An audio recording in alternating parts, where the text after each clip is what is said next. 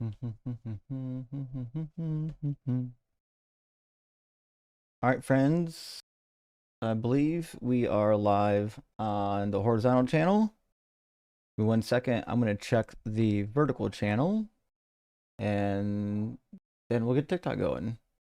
I got some stuff happening tonight. I spent like all day yesterday. No, we're live on the vertical. I spent like all day yesterday and all day, well, not all day, some of the day today, working on some streaming companion software so I could fucking get rid of some of these monitors that I've got going on. I got four freaking 4K monitors happening over here. Not because I want it that way. This wasn't my choice. It's because I have to run so many applications at once to do these live streams. It's messy. It's actually really messy. So I got around finally to doing some software. And you know what? I've got to clean up my desktop quite a fucking bit. So I'm pretty excited to, utilize my my software today. We'll probably see some tweaks that that need to be done still yet. When we're throwing up super chats and whatnot, we'll probably see some CCS, or I mean some CSS errors, or maybe not errors, but stuff in the CSS design that probably needs adjusted. But nevertheless, hey, everyone's here. Let me get TikTok started. You can do it. Come on, TikTok. All right, TikTok is going. Fantastic. Guest box is open on TikTok. Guest box is open for the YouTube crowd as well. The link on the screen, if you haven't seen this live before, the link on the screen, tiny.cc/DZ live, is the link you want to use to join the live stream. So if you don't have TikTok and you don't want to get TikTok, but you want to join the discussion, hey, use the link on the screen and we'll get you into the discussion. And we'll see how well it goes. I'll warn you though, like the last 2 live streams I had, it was so overrun with people running to run like nonsense tag arguments that this live stream I'm going to enforce the timer. This is so boring just to run. I mean, it kind of fun sometimes to watch tag bros crash out, but to be fair, it's boring. How many times can you like hear tag and still like care about the argumentation? Probably not many. Like if you've ever heard like Darth Dawkins or Matt Slick, do their discussions, or their tag arguments, like you've already heard them all. Like there's like 2 or 3 different variants, and that's it. And then they just get recycled throughout the community. That's it. So, nevertheless, I can't say that I care too much for the tag bros, but fucking we'll tolerate them if they show up. Hey, let's get friends a couple super chats. First super chat from our word. Hey, great to see you, friend. I hope you're doing well, and I hope your weather's a little bit better over there on the West Coast than it was for us. So it got, I don't want to say it got cold for us, but let's just say it wasn't warm for us. That's for sure. We're not having a warm day over here in the Midwest today. But what are you gonna do? That's what you get for living in the Midwest, I suppose. You're gonna have days like that. Yeah, Mama said there'd be days like that. I'm pretty sure that's the line I'm looking for. Hey, Shirley Temple Black. Great to see you. Thank you so much for the super chat, friend. Shirley says, please, no Philbros. If you allow one, the Philbro timer must be invoked. Praise Doug. I agree. Shirley, listen, you're 100% right. I think we have to really enforce that thing and kind of help people understand that these arguments are not just lame, they're really weak. And we've heard them all. There's not one we haven't heard. I mean, if somebody came up with a new argument, hey, look at the bees. Guys, remember Look at the Bees? Look at the Bees was a genuinely new argument. And you know what? It wasn't good, but I'm here for it, right? I'm here for a good argument. That just, that wasn't it. Nevertheless, Shirley Temple, I got you, friend. And mostly Gizzards, great to see you tonight. Thank you for the super chat. Says happy Friday. Doug be praised. Indeed, Doug be praised. Doug bless you. mostly gizzards. In fact, that reminds me, I had a note that I took Wednesday. Somebody was requesting a coffee mug that says Doug Bless rather than God Bless. I'm curious if there's like what kind of interest we would have in a mug like that. If that's something that would interest y'all, let me know. I'd be certainly curious to see if there's enough people around that would buy it that we should put it into the shop. For those who don't know, though, we do finally have. I've been saying it for a while. We do finally have merch in there for M's, so that's pretty exciting. Hey, Rational Atheist, good to see you. Happy Friday. Not sure if you heard, but Texas State Board of Education just voted to make reading the Bible passages required in schools. Doug, help us. Well, the only problem is they're not going to read the good ones, right? They're not going to read where, like, God has women sexually assaulted or, murdering babies. Or they're going to read all the, the flowery passages that not really good representation of what the God is all about. But listen, you know what? I don't know. There are worse things than making them read the book. I think forcing kids to actually participate in the religion that's where I think things get really fucking off the rails. But just doing some reading, I don't know how much I hate that. Obviously, I don't like it, right? Because it's you're forcing religion on people.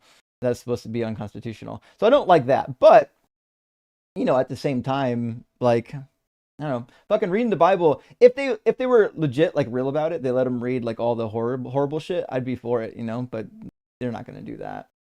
Forge the Gods, great to see you, friend. Thank you for the super chat for your effort on the new companion software and testing. Also, Burb, hey, how would you respond to the idea that literally the entire universe is subjective because it exists in the mind of God? I mean, I think the argument that a believer would tell you is that the universe exists objectively, even though it's dependent on God's mind. And I think that's really what they care about. I don't know if they care if the universe itself is subjective, because to us it does exist like real, right? I don't know if they care if it's like subject to God's mind. But just from a semantic point of view, yeah, you could say that for sure. I mean, it is technically true. So I'm going to grab one more super chat here, and then we're going to get our first guest, Technomancer Magus. Hey, good to see you. Thank you for the super chat. It says Phil Bros use Blunder because it comes from chess. I was wondering where they get that from. Also, we've got two people in the TikTok guest box. One of them keeps popping in and popping out. I don't know why. So that means Devil's Advocate's probably going to be first up. Whoever was popping in and out of the guest box, you were first, but now you're not first in line because you keep popping in and out. I don't know what to tell you. But it's a move that is so bad it gives your foe a huge advantage over you. Oh, okay. They mark it as a question mark in computer chess programs. Oh, I didn't know that. Okay.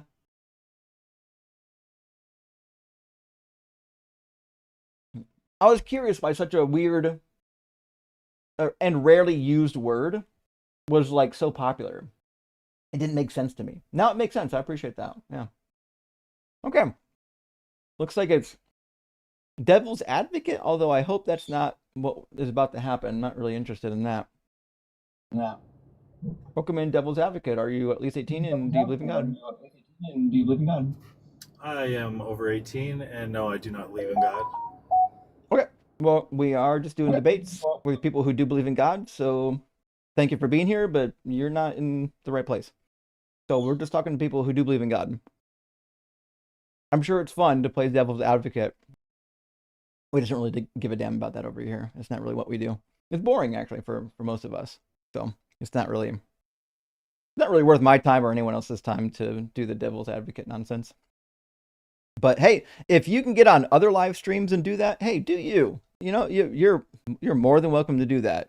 This just ain't the place for it. And those are my boundaries, y'all. I'm sorry. That's the other thing. I this summer I'm enforcing the boundaries. I try to be nice, right? And unless someone's really having a crisis, I gotta enforce the boundaries. That's just all there is to it. It's bad for metrics. if you don't enforce boundaries. So what are you gonna do? It's just one of those things. Well, since Devil's Advocate is in opposition and the other guest dropped out, I'll fill some time and read some of y'all's super chats. The guest box is open. Oh, speaking of which, someone just popped in. Okay. Well, let me grab what looks like the first guest, and we'll get some conversation rolling. How you doing, Chronicler? Are you at least 18? Yeah, I'm 24. I'm doing good. How are you? You know I can't complain. And do you believe in God? No. Oh. Okay. Well, do you mind you're if in the wrong place then. I don't know what's going on over here. People can't listen or something. Oh, it is what it is. Nevertheless. 1 second.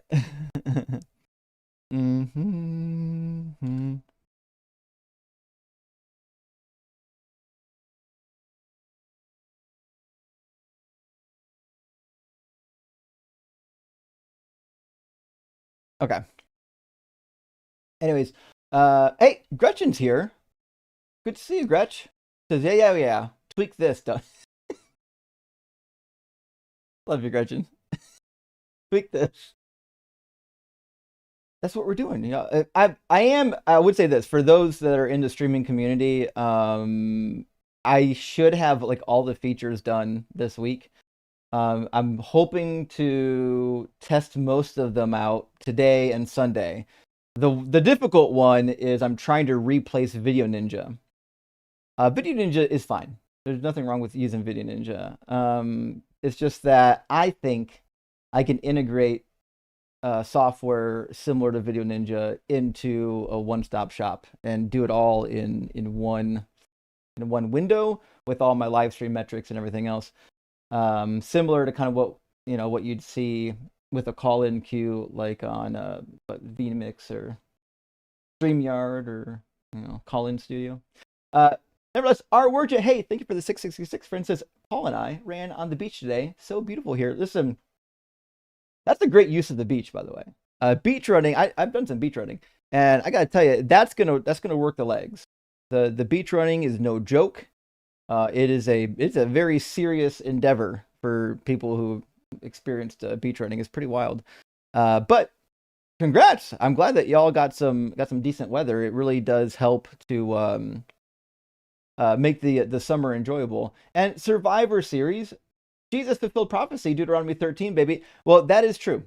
We do agree on that. If there's one prophecy Jesus fulfilled, it's obviously the false prophet prophecy in Deuteronomy 13. We definitely agree on that. I think we brought that up quite a few times. Last super chat for now, because I think we might have a guest from our friend Texas Panhandler. Hey, buddy. Great to see you. Thank you for the super chat. Has been on the road since 3 a.m. Couldn't be happier. This is going to be a great 2 weeks. Listen, buddy, I'm thrilled for you. In fact, Carnage is thrilled for you. We're all thrilled for you. You have to give us some updates. Let us know how it goes, and I'm sure we'll hear from the other side of the equation too. In fact, I think we already have. Give me 1 second. From Base to Shara. There she is. Thank you so much. Texas Panhandler is about an hour and some change from my house. That's what the fuck I'm talking about. Currently praying to my stony effigy that we may be rock hard for Doug and simply wet for Sharon. That's what the fuck I'm talking about. Y'all about to make Doug proud. That's all I'm saying about that. Hey, have a good time, friends. Be safe. Have a good time. All right, I think Mark, I think we talked to Mark not that long ago. I could be wrong. It looks like Mark might be our first guest tonight. Welcome in, Oops. Mark. Are you at Hello, least 18? Justin. Mhm. Oh, yeah. Sure. Have we talked before? Yep, sure. I tried to speak with you, but it got really hard, but it's okay. It happens. I try to keep track of if sometimes I think I've spoken to somebody and it turns out that I haven't. I just kind of like to know or try to recall at least who I'm talking to so I can remember a little bit of like the past conversation. But if we've never talked before, that's fine. I mean, it's not a big deal. Okay. So, okay. I mean, I am a Muslim. And I brought up something interesting to you. That I had a point of view. I think the The disagreement we had was my stances on evolution. Okay. And I brought a very, very niche, I would call it a niche opinion from my group, which is the idea of evolution. Instead of, you know how like you'd say we share, apes and humans share like a common ancestor? I Yeah. said the idea that humans, you know, like so example, monkeys and gorillas come from us, which is it's quite weird, but I know someone who believes in it, and you know, but then you know that's the disagreement that I had with you, and you Well, let thought I me. was trolling, I think. Yeah, that's a crazy take. Why would somebody believe that? Because all of our fossil evidence, bone evidence, DNA evidence, all the evidence we have seems to suggest that apes and humans are part of the same classification, and that we all came from a common ancestor a long time ago, millions of years ago. Hmm.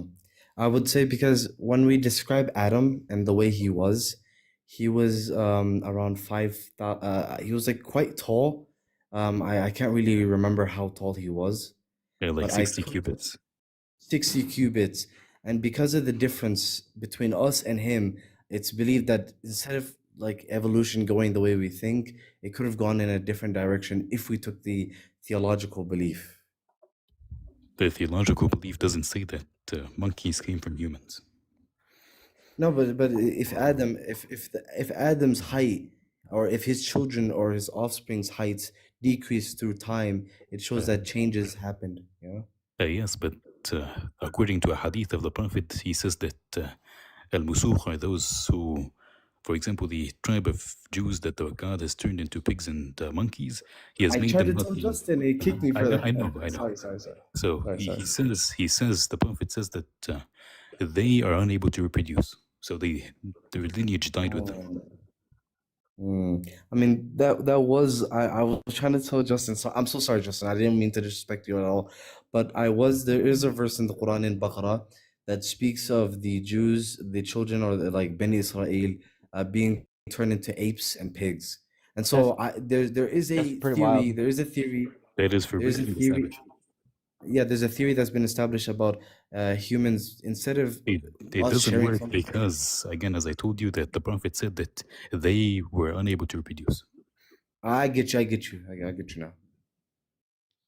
I mean, it's really niche and stupid, kind of. I mean, It's I do it's like, pretty niche. yeah. I mean, Especially since this would have meant that apes would have only existed for 3,000 years. Yeah. okay. I mean, I would like to go into the prompt, you know, your God is imaginary. I would try my best at least to kind of disprove, especially because if I'm Muslim and I believe in Allah, subhanahu wa ta'ala, I would say that his qualities could be seen in nature if we observe it, if we observe the universe and how it's created. Um, I would say because of how the possibilities, if we look at the percentages of, you know, the chances of life even existing, it's such a, you know, it's like what, zero, like zero Mark, point zero I think tenth. Mark, could you read the prompt, please? Yeah. Yeah. It says what? Your God is imaginary. So it is talking about your God. It doesn't make a claim about all gods or a God. So why, Okay. even if there is a God, why should we believe it's your God? I mean, my belief of God is purely rational, or a opinion of mine. So it's something that I can only Sure, but why should we believe in that specific God? There should be reasons if that God exists. There should be things you can point out that would make me believe that this God does exist. Okay, yeah, good question. I would say we could point towards ourselves. The existence of humankind could possibly allude to the idea that a creator could have Sure, created. but again, my question was, why should we believe if a creator exists, it is your God? Okay, my specific God. Okay, yeah. I would say because that is a great question. Um, possibly because you know, rational. If we rationalize and look at other gods, I think you could disprove due to the fact that it's either a polytheistic religion, and the fact that my religion is a monotheistic religion that has one creator in it, that has all attributes that would fit or befit him due to the way this universe is. I would say Can it could allude to my God more can than you help me others. understand why a monotheistic God is somehow more probable than a pantheon? Uh, Due to the fact, like, if we're looking at like pantheons such as like the Greek pantheon, I would say it's quite humanistic. It's like human centered. Whether like Zeus has human qualities, you know, many pantheons have like you know, god of war, god of this, god of that. It's like it's specificized, and it's Yeah, like a human figure, that's you why it makes know. more sense. But Yeah. but for me, it's like if a God that is encompasses all of that, has all of the attributes, and is above it, it makes more sense to worship that than Why? a human figure. But what makes more sense about it? That's what I'm trying to figure out. Okay. What I can, makes more sense is like I can tell you God's own argument. In the Quran, God explains why. He says it's in chapter 21, verse 22. And God's own argument is a little weak. Yeah, he said they're gonna fight each other, or like Yeah. they're gonna overthrow each other.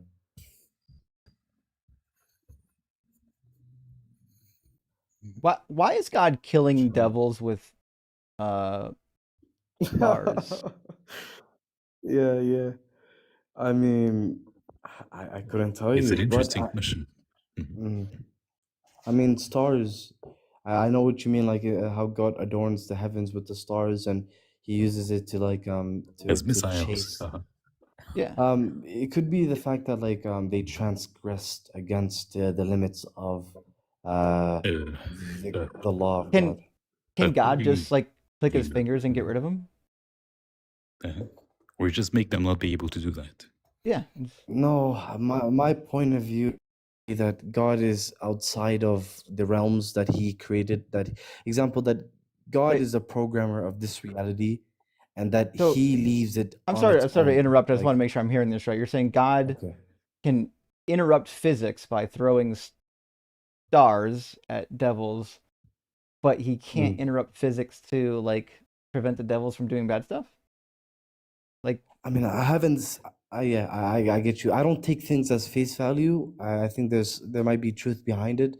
I think the verse, if I were to ask my teacher, he could give a good description or understanding that would not make it seem absurd. The prophet explains it and says that this is about eavesdropping by Yep. demons who go to the skies to try to eavesdrop on an angel. So God sends them missiles to push them back to the earth.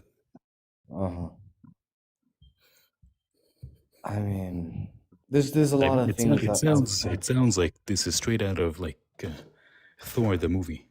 yeah, I mean, it's a really weird it thing could be to metaphorical. think about. Like they're protecting Asgard or something. It could be metaphorical, you know. Why It would we is think not that? because there is no reason to say that. Who knows?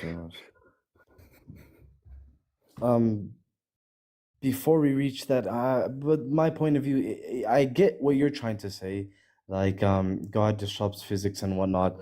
But I do take from my teacher, and he reads off of you know, a lot of ideas that originate from Islamic philosophy, such as the author Al-Kindi. I don't know if Ems know, I don't. but Because you don't? I don't know there is, and there is no Islamic philosophy. Philosophy is haram. You can't have ليس Islamic and حرام. philosophy. I'm It not is. I'm not Salafi. I don't care about the Athari viewpoint or Hanbali. What are you then? Me? I follow the mutakallimin in regards. The mutakallimin? Could you tell me what that is? I don't know. The philosophers, the people that come with the rational idea of religion. It's quite hard. It is quite hard to understand. But It's a weird name for a sect. His sect's name literally translates to the talkers. Yeah, mutakallimin, the speakers or the philosophers. Yeah, I get you. But they originated during the Abbasid ruling, and they brought ideas in, rational ideas, philosophy and whatnot. And so like I try to, come up into this life trying to use their words. Uh, And a lot of the verses that you do bring do have good interpretation by my teacher. Like my teacher has great interpretation. like what, for Yeah. example? Um, Mhm. one of the miracles that you'd hear like is like the moon being split. He Oh, doesn't no. accept that. He says Oh, thank he goodness. says the moon wasn't split, and that's not something that could even happen physically. It And he couldn't, says but it is claimed so in the Quran. no. The Quran says وَانشَقَّ الْقَمَرُ, meaning the moon has, I don't know how you could say the moon has been destroyed or something like that, or No, it's been shattered or split. split. Okay, the moon has been split, but the verse before it says the day of judgment has come near. But Yes, he explains it's it the like same this. verse. He explains it like this. He says, if you do calculation during the time of Prophet Muhammad and during the time he lived, the verse came down in the same year. A lunar eclipse happened. Also, during when the verse was revealed, a lunar eclipse happened, which people then attributed to that verse. And then Except the what people really, said that the two halves of Mm. the moon were on opposite sides of mountains. So that is not what happens in lunar eclipses. I don't think that's. I could check the athar or the This is link, but I do see this it's is by da'if. Anas ibn Malik in Muslim. It's a ahad though, but no problem. We can move on. Well, let me ask you a question. What's your opinion on Aisha? Well, how old was she when she got married? Oof. She was consummated at 9. Yes, that's what the Hadith say. You think that's Yeah. expected behavior from a God's prophet? I mean, he is human. He could be weird as he is human. He said that this was ordained by God. So I don't know about that hadith, but I will check onto it. I don't he think said I do that agree. the angel Gabriel came to him multiple times in his dream and told him that Aisha is his wife in this world and the hereafter. Oof. I mean, I did heard that, but I mean, it is a really tough scenario, if I might say. I when it comes to my point of view, him marrying her I think they got married at 6 and consummated at 9. I think there's other opinions as well as saying that There is no other opinion that is valid. weak. It's weak. It's weak. I'll give you that. It is weak. The only other opinions come from like 50, 60 years ago, and they have Yeah, no yeah. basis. Yeah. I mean, usually, like, if I'm, I'll be honest, if I'm speaking to like someone who doesn't believe in anything, I can't back it up. But if you're speaking to like a Christian, you could just say like, "Oh, your forefathers did the same thing," or I just do whataboutism. But Well, um, I hope you understand that whataboutism is not really helpful, because you would think that if someone is getting revelation from God, God would have better Yeah. revelation, better morals than, say, like, I don't know, Mm. guys living a couple hundred years ago. We would expect God's moral system to be transcendent. I think the thing is, I think Muhammad did do mistakes, and it is seen in the Quran many, many times that God is correcting him and saying you've fallen into a mistake, and that God forgives him. Can I give you the example of like the prophet making a mistake and God correcting him? That Yeah, was yeah. the example of that is, for example, when in 66:1 when he prohibits himself from sleeping with his slave because his wife got angry, and then God told him, "Why would you prohibit yourself from your slave? God has made it allowed for you." Like, how is that reprimand? Mm. I Pretty mean, gross. that's their culture. I couldn't tell you. Well, I mean, it's God. God doesn't have culture. exactly. That we say the same thing to the Christians, right? When Christians hear the laws of Moses and they start to eek, like, well, that's what people did back then. yeah, that's why the book is not believable as being from God. Because if God gave those commands, we would expect them to be better than what people were already doing back then. I get your point on that. And I would But say a couple of things too, yeah, like the science in the Quran and in the Hadiths are crazy, right? So like in the like Quran, example. it says quite a few things. Semen comes from the wrong place. Says that women have a worse memory than men. Scientifically untrue, actually. Definitely not the case. And then also in the Hadiths, there's crazy medical remedies. Like you can cure sciatica pain with like the fat of a sheep's tail. Like these are kind of like ridiculous Those things that certainly I've never couldn't heard be of. revelation from God. Can you pull up sources? Because I mean, I've not heard this. Yeah, Fat. yeah, yeah. 1 second. Yeah. Let's see. I got it. That Don't was worry. bizarre. Yeah, it's a wild hadith. But I jotted it down at some point. Give me 1 second.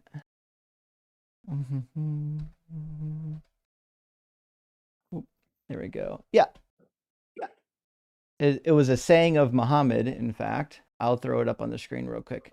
Give me just a Okay. second. All right. And then, oh, you're on TikTok. You should be able to see the screen just fine. Give me 1 second to throw it up. No problem. Let's see. There it is. Someone said it's taqiyya. It's not taqiyya, guys. Okay. So it's this Sunnah ibn Majah. It says, I 19. heard the messenger of Allah saying, the cure for sciatica is the fat from the tail of the Bedouin sheep or the wild sheep, which should be melted and divided into 3 parts, and 1 part be taken each day on an empty stomach. Mm. I mean, the only thing I could respond to that is when it comes to us or like our opinion, it's the hadith could get a lot tricky. So it's when it comes to like it being preserved correctly, who preserved it? Was it because of The how do you Quran was say? preserved in the same way. So I mean, the Quran was promised by God because Allah says that He would protect His remembrance or the Quran. that But includes the hadith. Mm, you understand that if God, Allah said He would protect His word, That is within the then word. yeah, that's within the word, and also it wouldn't be true because in Islam you already believe that the Gospels and the Hebrew Bible have been corrupted, which means God definitely didn't keep His word already. I mean, I think God maybe tries to.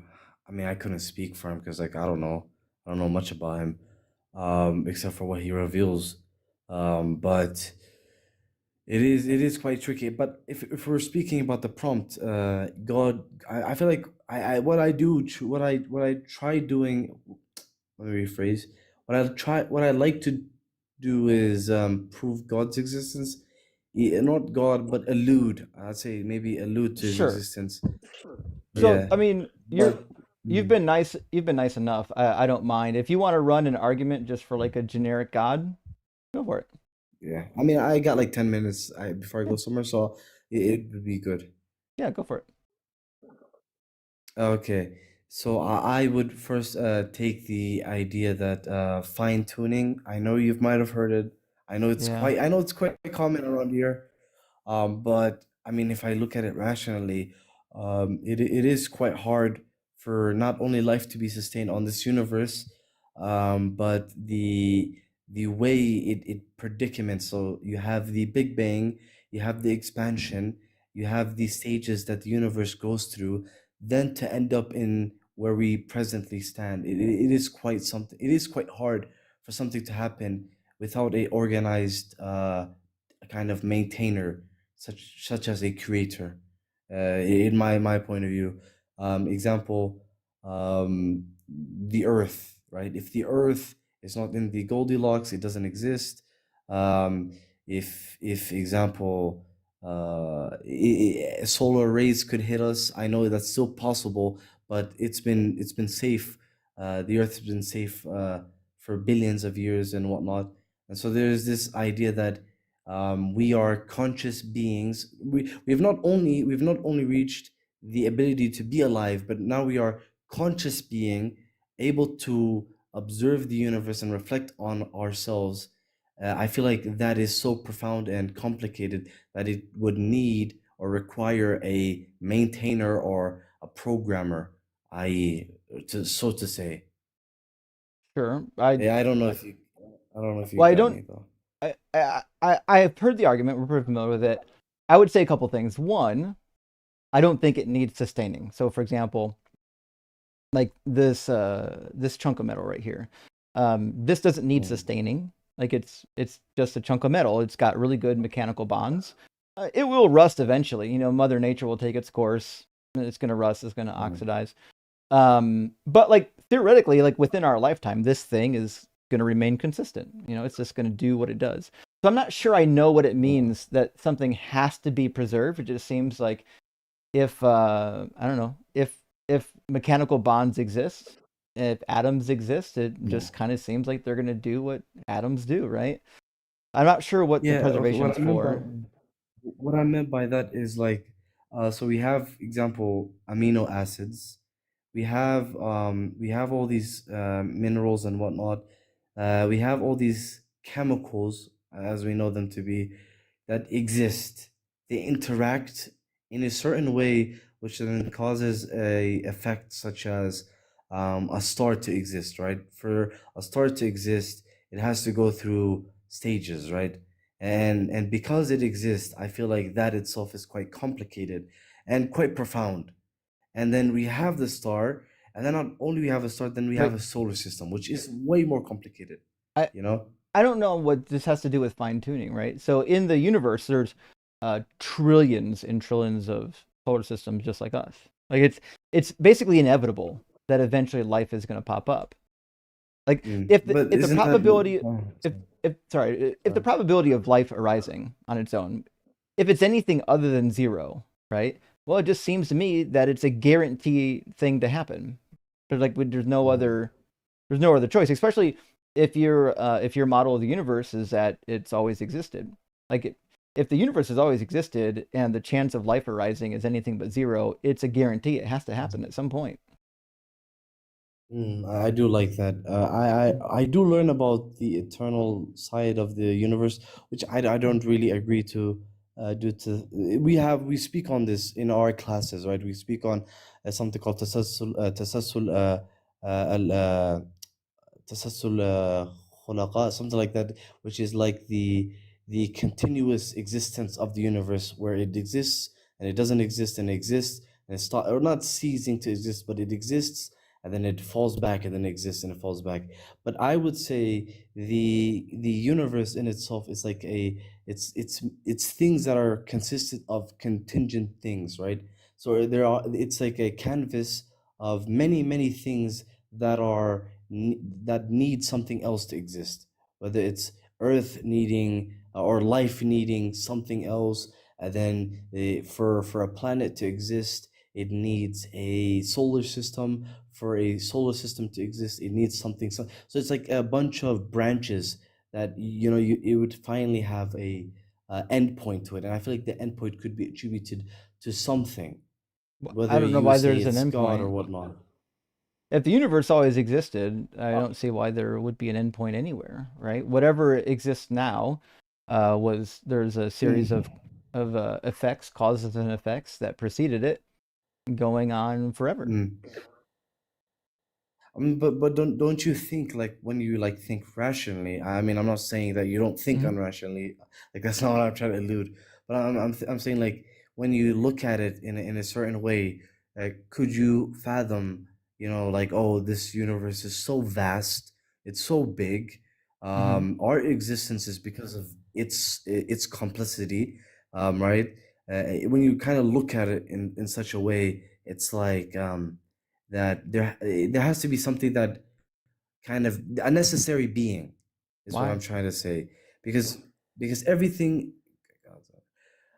Sorry, I was reading the chat. I'm so sorry. Because the universe, I was trying to say the universe to me is a canvas, right? And everything is in a certain way that it has to benefit something else, or it's in a line. Like there's like how you say, like branches. Like there's like contingent beings could only exist because of something else. Like I exist because of something else, something exists because of something, and it's just this like it's just this how you say uh cycle of existence. Is something existing on something, something exists on something. It just continues, and I feel like it has to end somewhere because I don't like it becomes something infinite. I don't know if you get me. It's Yeah. quite shitty the way So I explained it. I think what you're trying to say is that you don't accept an infinite regress. So you think that it has to go back to Yes, some yes, starting yes. point, but I don't know why that would be the case. I don't know what would be like a logical reason or a scientific reason to believe that the universe had a starting point. I mean, if we could logic be used to prove the way the universe works? Is my question to you, Justin. Well, I think logic explains it's a description of how the universe works, right? And so Yeah. I'm not sure like the laws of logic as far as my position is don't really exist. They're just like ideas that we created to describe how the behavior of the universe is, just like we created words to represent, things like apples, it's just an invented, idea. It, so the universe isn't like trying to abide by logic. Like we invented logic to describe what the universe was already doing. Okay. So if that same logic shows us that okay, there is something that currently exists, therefore there is something behind it. Example, whether it's the bed I sleep on, right? It exists in its current form, but we when we use our logic, right, we say, okay, because it didn't exist, something caused it. So we say the manufacturer caused the bed to exist, right? And I feel like there's just when you look at the universe, there's this continuous, continuous process of something exists, and then I will use my logic. Before that thing exists, something was before it, which caused its existence, and then it would be this, it would be this thing that will have. It's something. It's not one thing. It's many. It's billions and trillions of things that go through the same process, and I feel like because everything is going through the process of it existing because of something before it, I feel like it should end at something, you But know, why? Why would a we think necessary that point. it ends? Because if it's infinite, the problem of something being infinite, it doesn't start and it doesn't end. And so Right. it doesn't continue, like example, I don't know if you heard this. I know it's like surface level, it's like surface level stuff. Like if there's an infinite regress and there's like a ball being passed, the ball will never be passed to you. Like I feel like you've heard something like that, But right? the reason why that like those analogies hit is because they're all category errors, right? So if you're describing something that has no beginning and no end, and then you ask, well, where's the end? But there's no end. We just told you there's no end, right? So when you ask, when will it get to you? Well, you're the end point. It will never get to you because there's no end point, right? So all of these examples Mm. where people try to say infinity time is or infinity events is impossible, all of them are just literally creating category errors. They're just asking, where's the end point or the starting point on infinity? Well, there's not one. That's why these analogies don't work. Okay, no problem. I will be heading out. It was great speaking to you, Justice. I mean, what I was trying to do was, take some knowledge that I learned and that I've experienced with, try to do something with it, but I feel like, I kind of failed. But thank you. Thank you at least. It was But great speaking to you. it's good hearing from you again. You're nice and polite, so good luck on your journey. Hope you keep learning. You too, you too. All right, cheers, buddy. I Well, I'll haven't tell you seen what, one Ems. openly admit that they use whataboutism. Exactly. I sounded like he was being honest, right? Uh, Isn't that pretty wild? it Huh. is.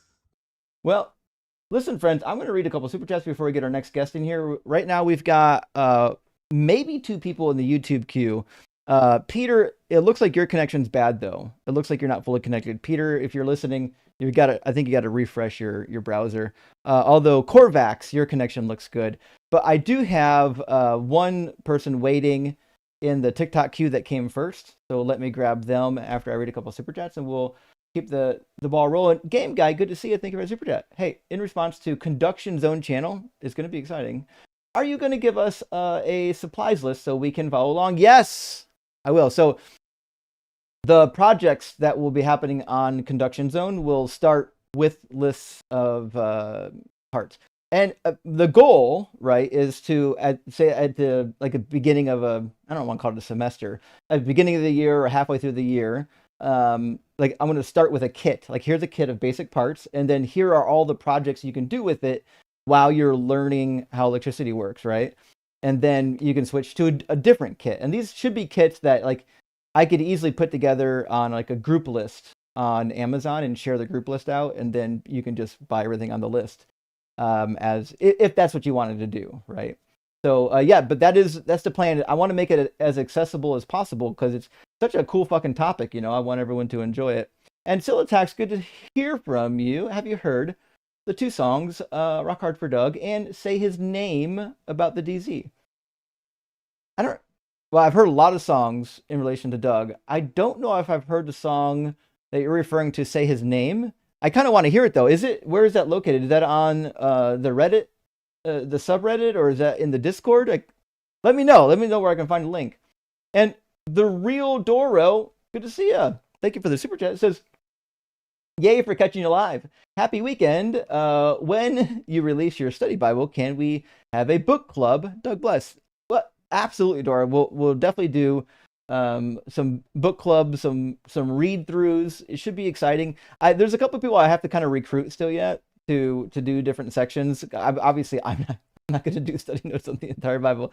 I mean, I could theoretically do what you would do in an academic paper, where you literally just take resources from commentaries and scholars, and then you can utilize those resources as long as you are crediting the text that it comes from. So theoretically, you could do that with a study Bible, but I'm trying to make it a little more authentic than making it look like a research paper, And Sabman, thank you for the super chat. Says, "Hey Justin, quick question. My in-laws are devout Catholics. Each time I ask them about why their God doesn't help babies with cancer, they say God works in mysterious ways. How would you address that?" Well, I would be like, it seems to me that God doesn't work in any ways, right? Because the most oppressed people in the world are the ones that God should be concerned about, especially according to Matthew 25. But those are exactly the people that God doesn't care anything about. He will fuck up your life in a second and not even care about you. God doesn't care about babies dying with bone cancer. I would take them to the Bible where it talks about, how God is a just God. That's Deuteronomy 32:4.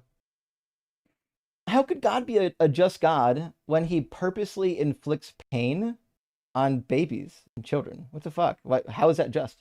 How is it that 40% of all fertilized eggs are miscarried? They don't even, make it to birth. And Ranger Spade, thank you for the super chat. "Hey Justin, you've helped me tremendously with my deconstruction and my religious trauma." Hey, I'm glad to hear it. That's what I'm here for. "I want to study the Bible more. What would you recommend to read in about any websites too?" So a lot of good websites. I like. I'm a big fan of Blue Letter Bible and also Bible Hub. They've got some good resources. You can also get eSword. eSword is a free study resource. A lot of these resources, their study material is old. That's why it's free. It's in the open domain. If you want good stuff up-to-date education, you might want to go for an all-in-one Bible commentary, like the Oxford Bible Commentary or the Jerome Bible Commentary. Those are pretty good. And there's just one big volume. You don't have to buy a whole bookshelf like what I've got back here. And they're very concise and very helpful. But that's where I would invest my money if you want to study the Bible more and you're just starting out. Also, you might want to get an Old Testament survey and the New Testament survey textbook. If you just go to Amazon and type in Old Testament survey, New Testament survey, you'll have tons of books come up by all kinds of scholars. My favorite Old Testament survey is the one by Hubbard, Lasore, and I forget the third author, but it's really good. It's really good. Hey, good question. Thank you for the super chat. Agree, Pharisees use traditions to sidestep commandments. Catholic clergy do the same. Indulgences, sales, mass blanket, pardoning of sins, pardoning pedophile priests, veneration of blessed pictures, etc. Yeah, this I mostly agree here. The selling of indulgences is like fucking horrific. It's like a pay your way out of purgatory. They did it for money. They didn't always do that. In fact, that's one of the things that made Martin Luther so mad. Because where he was from, they weren't doing that. When he went and visited the Vatican, he saw them doing that. And he's like, these fucking crooks. And I think that was the start of his Catholic deconstruction. But yeah, for the most part, this is mostly true. And Mr. Hario says, I like you, Justin. I've always liked you. You're the best of them. Best Doug Dam debater from the Timbuktu to Portland, Maine, or Portland, Oregon, for that matter. Stanley Kubrick, 316. Well, fucking thank you, Mr. Hario. I appreciate that. I do try to get better all the time. Obviously, there's room for improvement, but I'm trying. You guys, readers are leaders, grow every day. Power Ranger says, just talked to an economics student at the bar. Sounded like a Philbro. Oh, a Philbro economics student?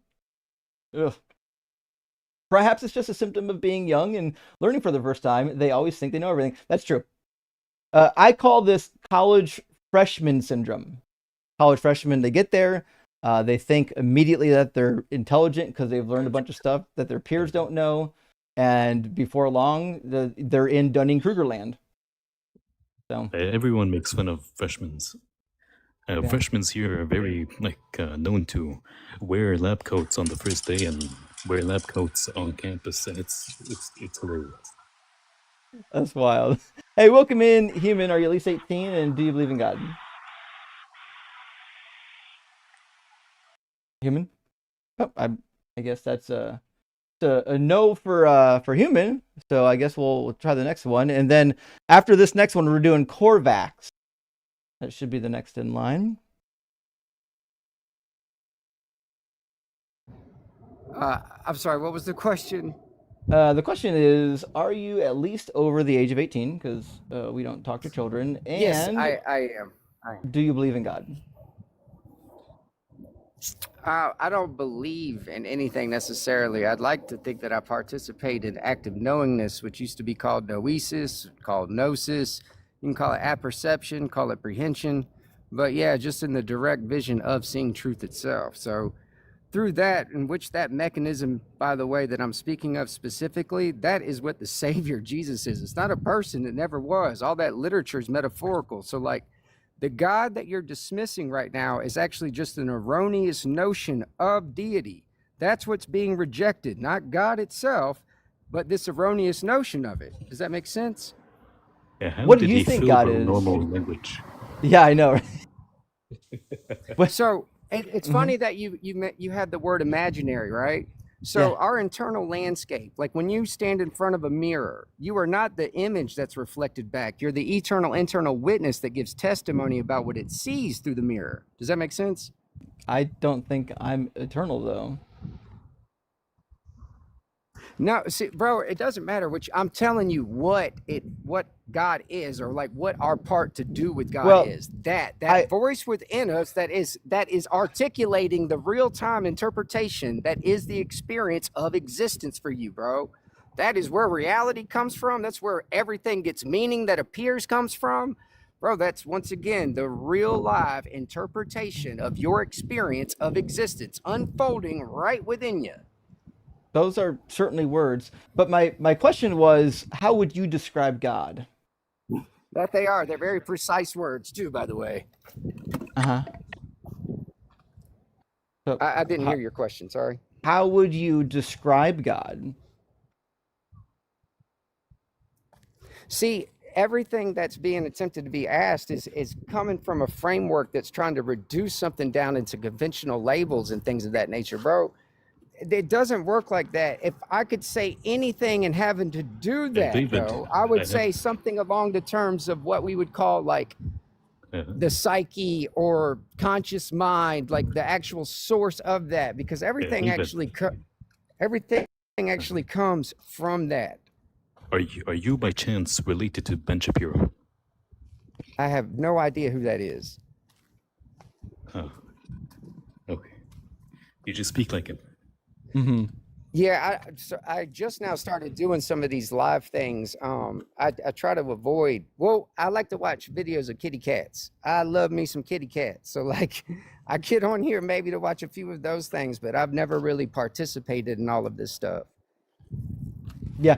So I'm not sure I heard an answer yet, right? I'm trying to figure out, when you say God, what do you mean, right? Do you mean like an invisible, Okay, so mindless I specifically, like I said, if brain I had to floating reduce it, around in if outer I had to, space, or no, is it like a no. Once superhuman again, that bro, lives on see, a you're talking about, mountain?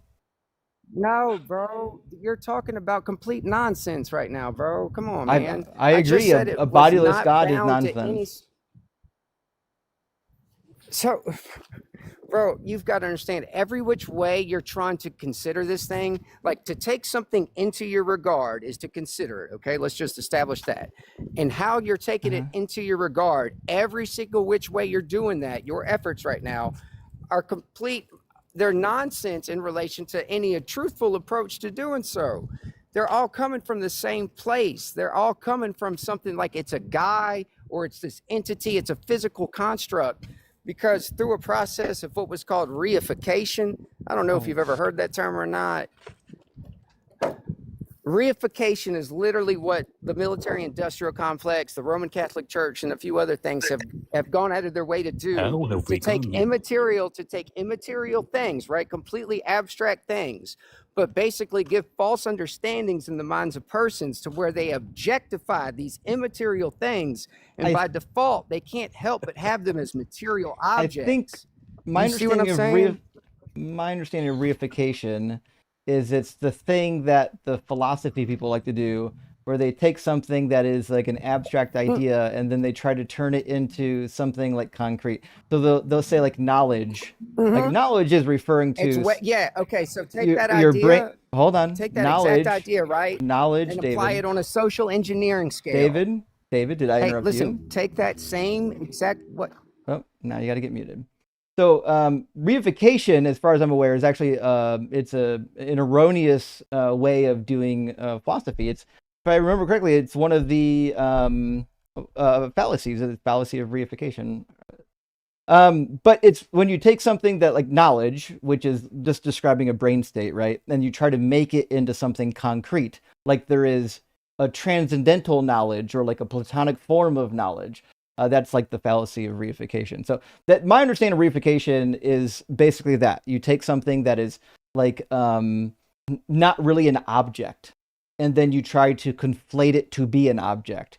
So I'm not sure how you're using the word reification, but I'm still trying to figure out like where does you, maybe I'm not specific enough. Where does your God live? Bro, reification, once again, listen, it's not a philosophy, it's a fucking subterfuge, man. It's a whole system of deceit. Subterfuge. It's taking immaterial and abstract things, like you were saying, immaterial and abstract things, but creating false understandings and perceptions of these things in the minds of persons. So by default, they can't help but objectify these things, which means give them some sort of tangibility that doesn't exist. Okay, so God doesn't exist. It's a whole thing of lying and deceit. So God, no, bro, that's God not does what or I'm doesn't saying. exist. I don't even know how you just deduced that. Huh? See, I'm hoping that Bro, once I don't even like know you're how going to you're answer getting- my how you're question taking that leap somewhere, logically. somehow. Where does your God live? Bro, you are that thing that you keep denying, okay? That. Oh, I'm your You God. are that thing, bro. I don't know what else to say. Oh, Dave, you think I'm your God? Every single one of us is an express. Have you No, ever I seen see. those? You keep this. Everything that you're saying is in relation to your level of understanding on these matters, which is infantile to saying? me, bro. What are you Listen, I'm saying? not saying that to try to create some superior edge, but you keep bringing up all this childish bullshit, and I'm trying to actually talk serious and make You're not points. even But talking. you raising You're some of making these sounds. questions is so fucking ridiculous. ridiculous. It's counterproductive. I think we've got a word. If Yes, you're in the God chat, is real. can you We double are check? Do we expressions still and have extensions. a Listen, do I have a word salad emoji still on the chats? Let me know. I'm curious about that one. Listen, oh, David, bro, Yeah, just I'm a just heads trying up. to to go figure there. If out you have to resort what to you insult, believe if that's about what you do, your bro, God. are That's you like that lonely? the You've got to that's resort to the that. goal. The Do you goal have of to do this that? is for you to give me some kind of like description of your God. Like, does he have a name? Does he have a gender? Is there a space that Bro, he you keep inhabits? trying to reduce it to Does something that I'm does not willing God to talk have about it like that. What part does of that God do you have not get? What desires? part of that do you Does not he get, have bro? a Your will? inquiries Did are he way too. write a book?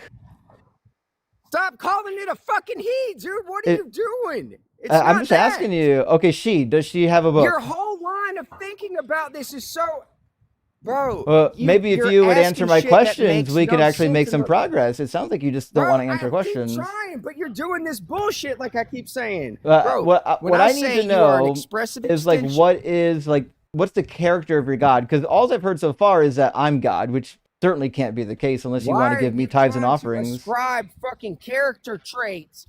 Why the So fuck God are you trying has to no drag character traits? deity down into the fucking dirt? Are you saying that bro, God has no character your traits? mind isn't even able to go there Just yet. just to be sure, I'm just trying to figure out, does Listen, God bro, have whatever does I would God say, have it doesn't matter. character You're not going to traits? hear.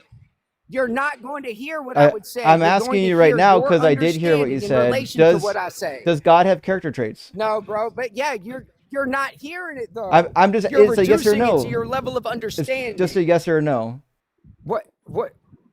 Does What's the question, God dude? have character traits? Fuck no! That is the dumbest, stupid bullshit ever. What So the then, fuck do you so think then it would have personality for? the question that Why I the need fuck would answered deity have then is, personality, bro? what's the difference between your God and absolute nothingness? That, bro, are you? How do you take This should that be leap this should be an easy logically? one. Did that actually make sense in your mind? Yeah, Did if that God seem like a exists, sensible line of query? if God exists, he must be somehow Bro, distinct from absolutely nothingness. That's what I'm asking. It's not a fucking he. What part of this do you not get? You keep trying to Listen, ascribe all these dumbass personality I don't traits really or care things if about it's a us. he or a You she can't or an help it. but look at it like Well, that. we'll reframe it then. If this thing exists, It's not a fucking entity. it must be true bro, that it's yes, somehow but it's distinct beyond, bro, from absolute nothingness, right? So what's the distinction between the God that you believe in and nothingness? It implies something. No, nothingness would be an absence no of such something. Thing as nothingness, you fucking dipshit. It's a concept. That is absence, you dipshit. Yeah, I know. That's what nothingness absence is a completely different thing than nothingness. No, it's an absence of all things. Something. No, nothing doesn't. It's the opposite of that. You are so below where you think you're at with shit, man. It is do you just need the definition? I'll just give you the. I'll show you the definition from the dictionary, since I guess English isn't really something that you do very well. So from the dictionary, it just says, at its most basic, nothing is the absence of anything. That's what I said. The complete non-existence of matter, energy, space, time, so on and so forth. Right. So nothingness is literally an absence of anything. So what I'm asking is, what's the difference between the God you believe in and nothingness? Surely there has to be one.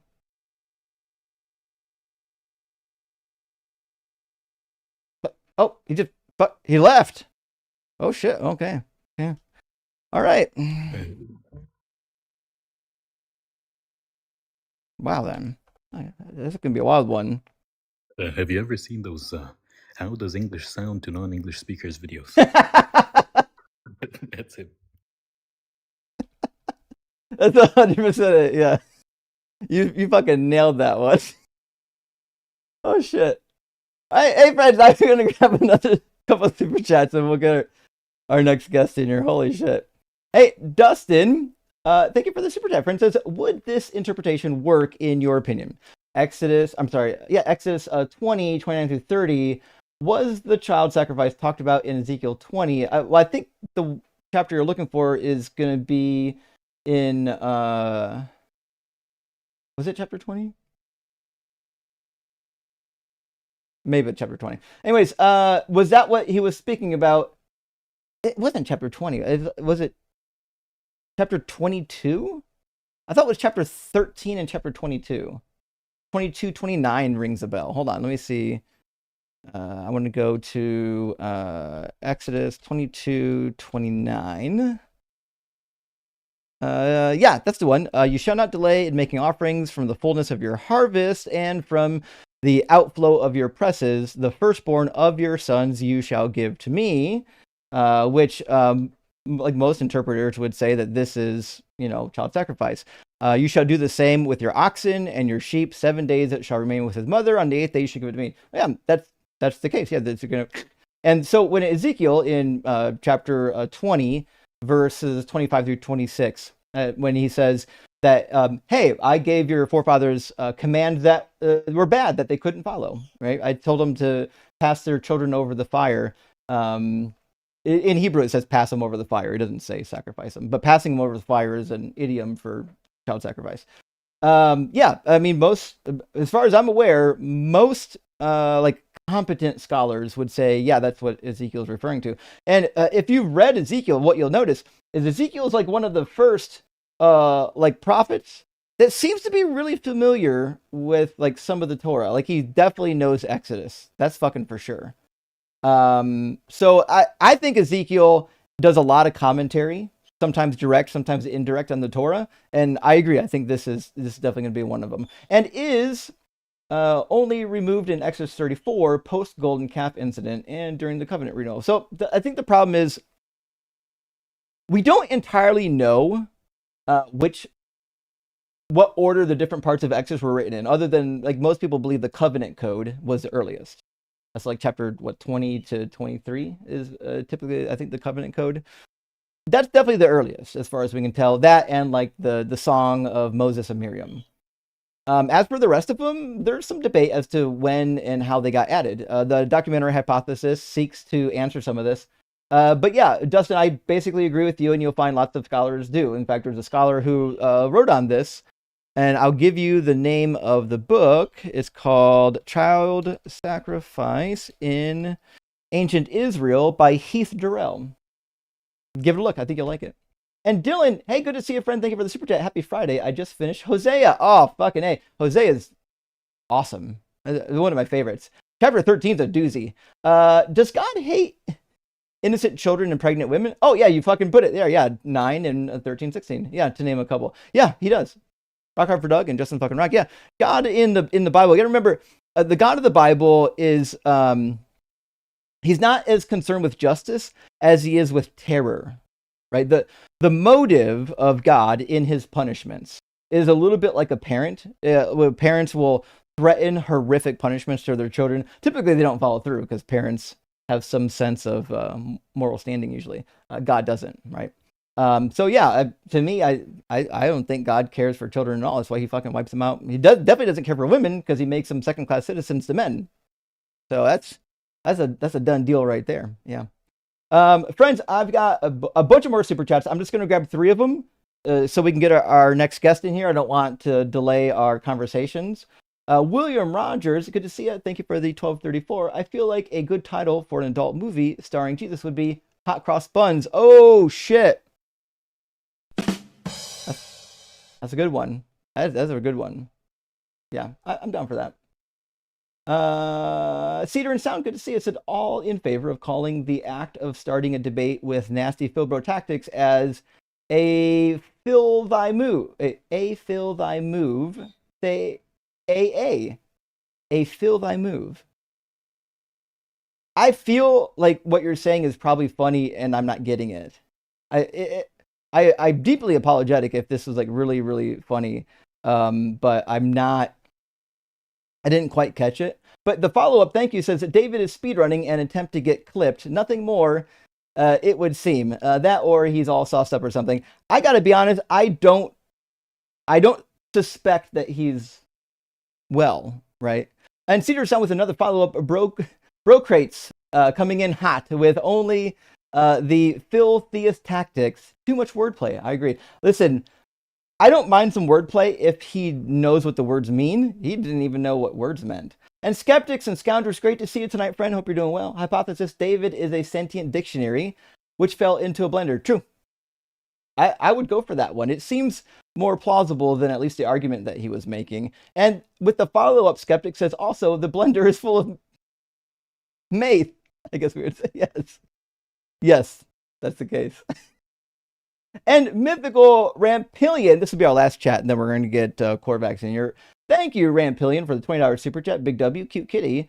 Just wondering what you do when someone accuses you of becoming atheist because you learned too much or were indoctrinated by university. I find it really hard to understand people, including my family, with this view. Justin fucking rocks. Okay, so here's what I say. And not everyone's going to handle it the same way I handle it, but here's what I'm going to say. People will accuse me of doing exactly what you said, right?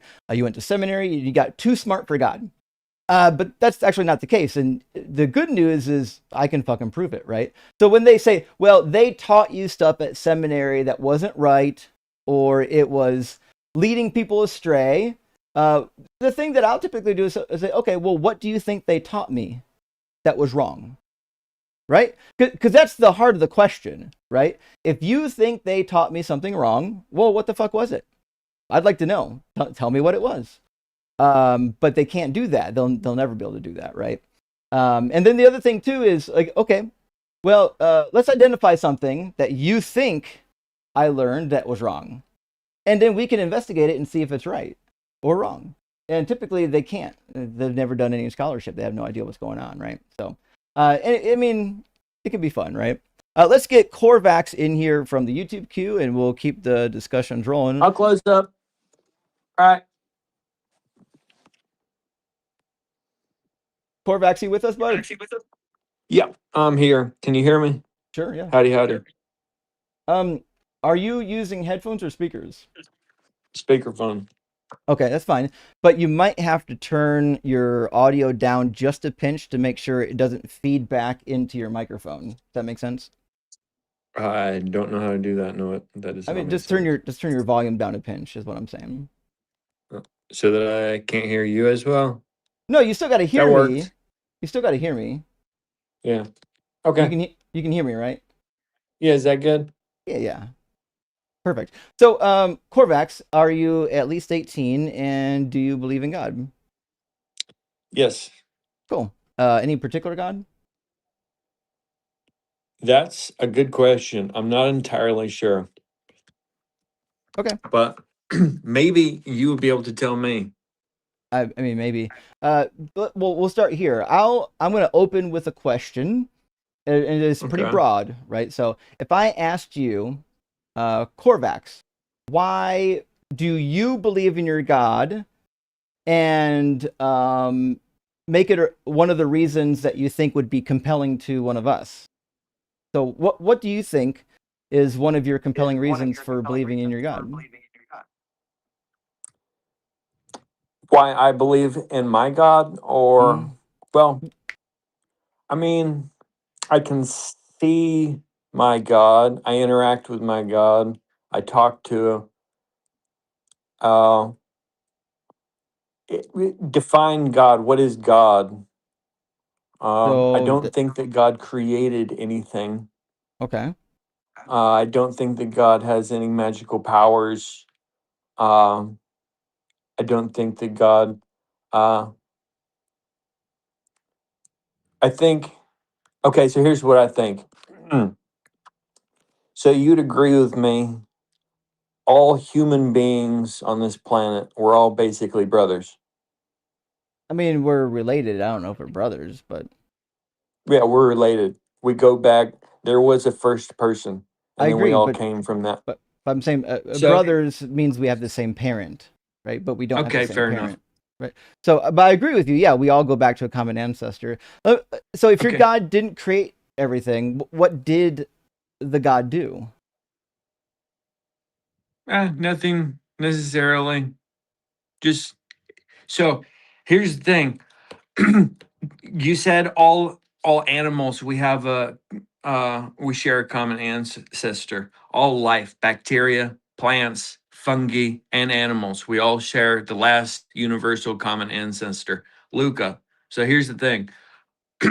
Just like ants, civilization can be modeled as an organism. Bees, individual bees, they don't have a personality, but you can model the hive as an organism.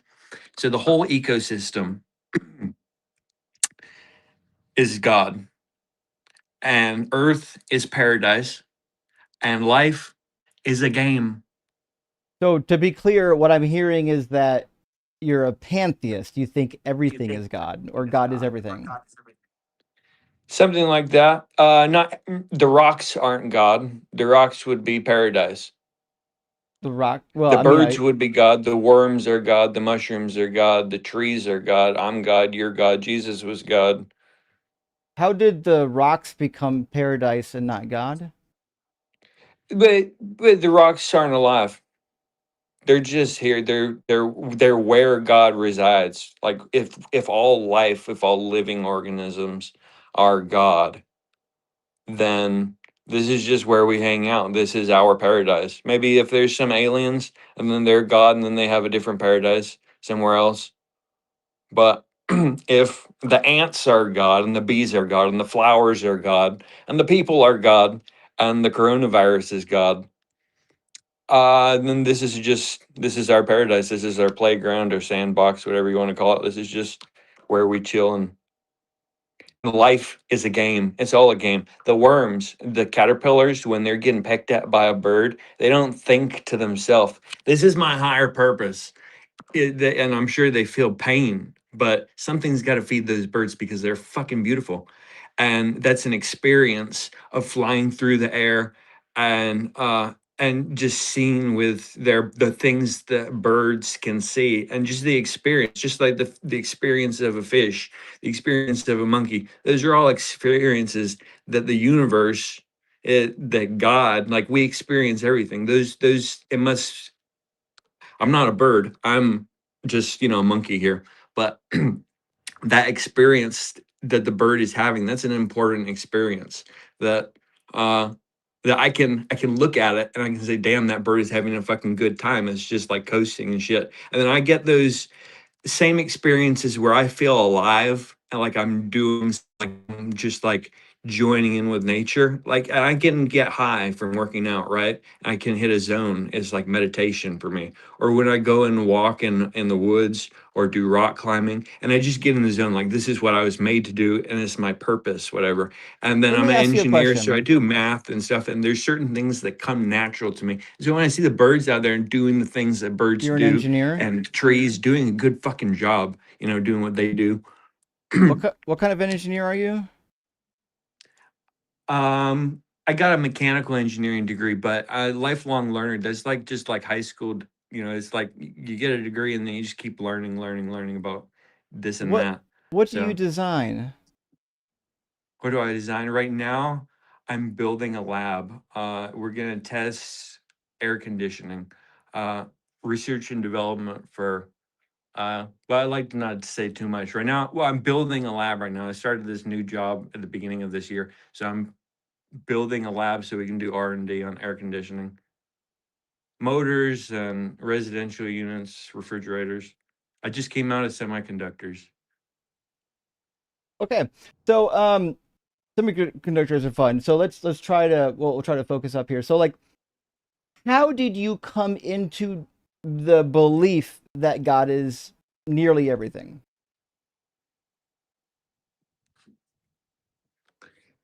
Well, people, it seems like people going back to the beginning of people, they've been interested in figuring out what the fuck is going on. And cultures from all around the world, they come up with different words, different ideas. Maybe some of those people are enlightened and they have a good idea, like, and it gets miscommunicated. Like they say that, I'm the son of God, or different things. Maybe Jesus, maybe somebody was confused about what he said. Maybe somebody was confused in a different religion. I don't know. And it kind of got twisted into a thing that, oh, this guy said he's God. We need to pray to him. And he said that, everybody else is God, but he's the real God or whatever. But like Maybe Native Americans had a So different relationship with the nature and stuff, the and thing I'm the trying to gods of find the out, Aztecs, like they had a god of uh, the volcano. Corvex, the thing I'm trying to find out is what method did you employ to come into this belief that you have? I take a lot of mushrooms and ayahuasca, different tryptamines from South America, Africa, North America, here in Texas. The thing is, so many of these different religions from all around the world, a lot of them, a lot of the natives, they come to the same conclusion. A lot of these psychedelics, they take you to the same spot if you take enough. They're different. They have different characteristics and Well, let everything, me ask but you they a take you to the question. same spot. How do And a you lot of these know natives that the difference they between a hallucination of God and like an actual experience with God? an experience with God is when I'm completely sober. I walk to work and I feed the crows. I give them a sacrifice. I buy special peanuts, spicy How peanuts. They're like $5 a bag, and I give them. That's my sacrifice. And my sacrifice isn't always accepted, but how did being you God is come to the nothing special. The ants realization? do it. How did you come to the realization that the birds were also God? Was that on a trip? That's like, I mean, if 1+1 is 2, it's logical, deductive reasoning, I guess you could say. What Possibly. I mean, what if I'm God, if how you're d God, and the monkeys are God, and then all the animals are God, but then what about the trees? Well, then they must be God too because we're fucking all related. is water And God? that what that means is I'm not special. That means you're not special. That means nobody's special. We all have the same exact moral superiority over everything else. Like a fish has, it's all a game, right? And so I place a little bit higher value on the birds than the caterpillar. Yeah. And I think I'm a little bit more valuable than the fish, but it depends what kind of fish maybe, or if that's a really cool fish, or if I'm just another generic fucking person that's like a little ant or something, that's like, if I'm not following my purpose, if I'm just a fucking slave to the machine, Well, living for the fucking weekends where I can was watch there TV or whatever, and ever I'm not living my life, the then maybe you can God just delete me. the God that you believe in, did it always exist? I'd say Luca was the beginning. So whenever So no. yeah, no, I mean, Okay. it's possible that there So is life somewhere else that we don't know about. well, Sure. the reason why I'm asking is because it sounds we got a little bit further. It sounds like what you're describing is not actually a God. What is So it then? it Because what would you call it? I wouldn't call it a God. Well, first of all, I don't think it exists. Like I don't have a reason to believe that like all of the living things on the planet somehow go back to a sentient hive It doesn't have mind. to be sentient, but Wait, define sentience. Where but is the but where's that's the line for but sentience? that's kind of part of the definition of God includes that he's a thinking uh, agent. Like he has agency or she has agency and it I can have think. agency. The birds have agency. Right, The ants have agency. The mushrooms but have some level of agency. outside of creation. Like typically a God is responsible for creation, for everything that's here. We have some special power that we have the opposable thumbs, and a smart brain like birds, and we can use tools and stuff like that, and communication like meerkats and different animals. But we have all these things so that we can actually do some creation. We can be the gardeners for this planet, and instead of destroying the Amazon Well, and going to war in but Iran and but stuff what like I'm that, and suggesting destroying is our own paradise, if there was realize that we're all never fucking God. Don't chop the trees down. Don't bomb the yeah, kids in Iran. And this is just a game, so let's have fun. if there was never a moment where only God existed, it could only mean that God is not responsible for creating anything. And based on Yeah. like the strict definition of God, if God is a product of like evolution, then it's just not a God. Wait, there's some random chance in order to get the abiogenesis started. So did God exist before life? No, I would So say no. then you don't believe in a God. So when you said when you came in here, I asked you if you believe in God, and you said you didn't really know. I think that, well, It what would you sounds call it? like Because I the said that's answer God. is. It sounds like the answer is no. You don't believe in a God. Well, Um, I say that I believe in a God. What would you call it? I mean, some people Like, well, might I would call say it. if somebody asks me if I'm God, yeah, but I think the trees are God too. So Well, you wouldn't call it God because it doesn't meet the definition of God. what's the So definition of God? so all you've done is you said every living thing is Uh-huh. a part of God or is God, but Yeah. that doesn't equal a God. It has to be something. There has to be a property of God that is somehow Uh-huh. distinct from just the collection of all living things. Because the collection of all living things exists. We know it exists. Uh-huh. But Yeah, we don't have a exactly. reason to think that it's God. Uh-huh. And so these monkeys are looking for something that they're never going to find because it doesn't exist outside of the singular fact that they're looking for themselves. It's been inside them the entire fucking time. What monkeys are we talking about? Me, people. Oh boy. We are God. And then we go out, all the people all over the history of the entire fucking world, they all go looking for God. Like, why the fuck everybody's going and looking for God? You're never going to fucking find it because it's you. Sure. Anyways, it sounds, to answer the question, not to belabor the conversation too long, it sounds to me like you just don't believe in God, and there's nothing wrong with that. Like, if you believe in this weird concept where everything is somehow connected, that's fine. I mean, it's weird, but it's not God, right? So, but we're interested in talking to Interesting. people who Okay. believe in like a legitimate God. And so you might not be the right fit for this discussion, but I do appreciate you coming by and sharing with us. I will say this one thing. I actually do like when people come up with things like ideas, concepts that are unique. I think unique ideas are at least fun to listen to. So we appreciate that. Hell yeah. Okay. Peace. I take it easy, bud. You too. I'll tell you what, I bet he's a lot of fucking fun in real life, but that was a pretty wild. Okay. Nevertheless, hey friends, we got some more super chats to read, and then we're gonna get Noah in here. After Noah, we're gonna get Rilo. So hang tight. We're gonna keep it moving. Cedar and Sound, hey, good to see you. Thank you for the super chat again. Says, forget about the character of God. David is quite the epic character. He's giving the tweaker version Denzel's King Kong speech from Training Day. I apologize. I haven't seen that movie, so I can't really speak to it. But for those who have seen it, they probably understand how funny this joke was. And Mr. Hario says, M's straight in with the no Shapiro here slap to the face. M's never ever change, you legend. Rock hard for M's. Fucking A. There's going to be a point in my career where my audience likes M's more than me. I can just already feel it. And there's no reason why you wouldn't. It's fucking legend over here. You mean like yesterday? What do you mean? What?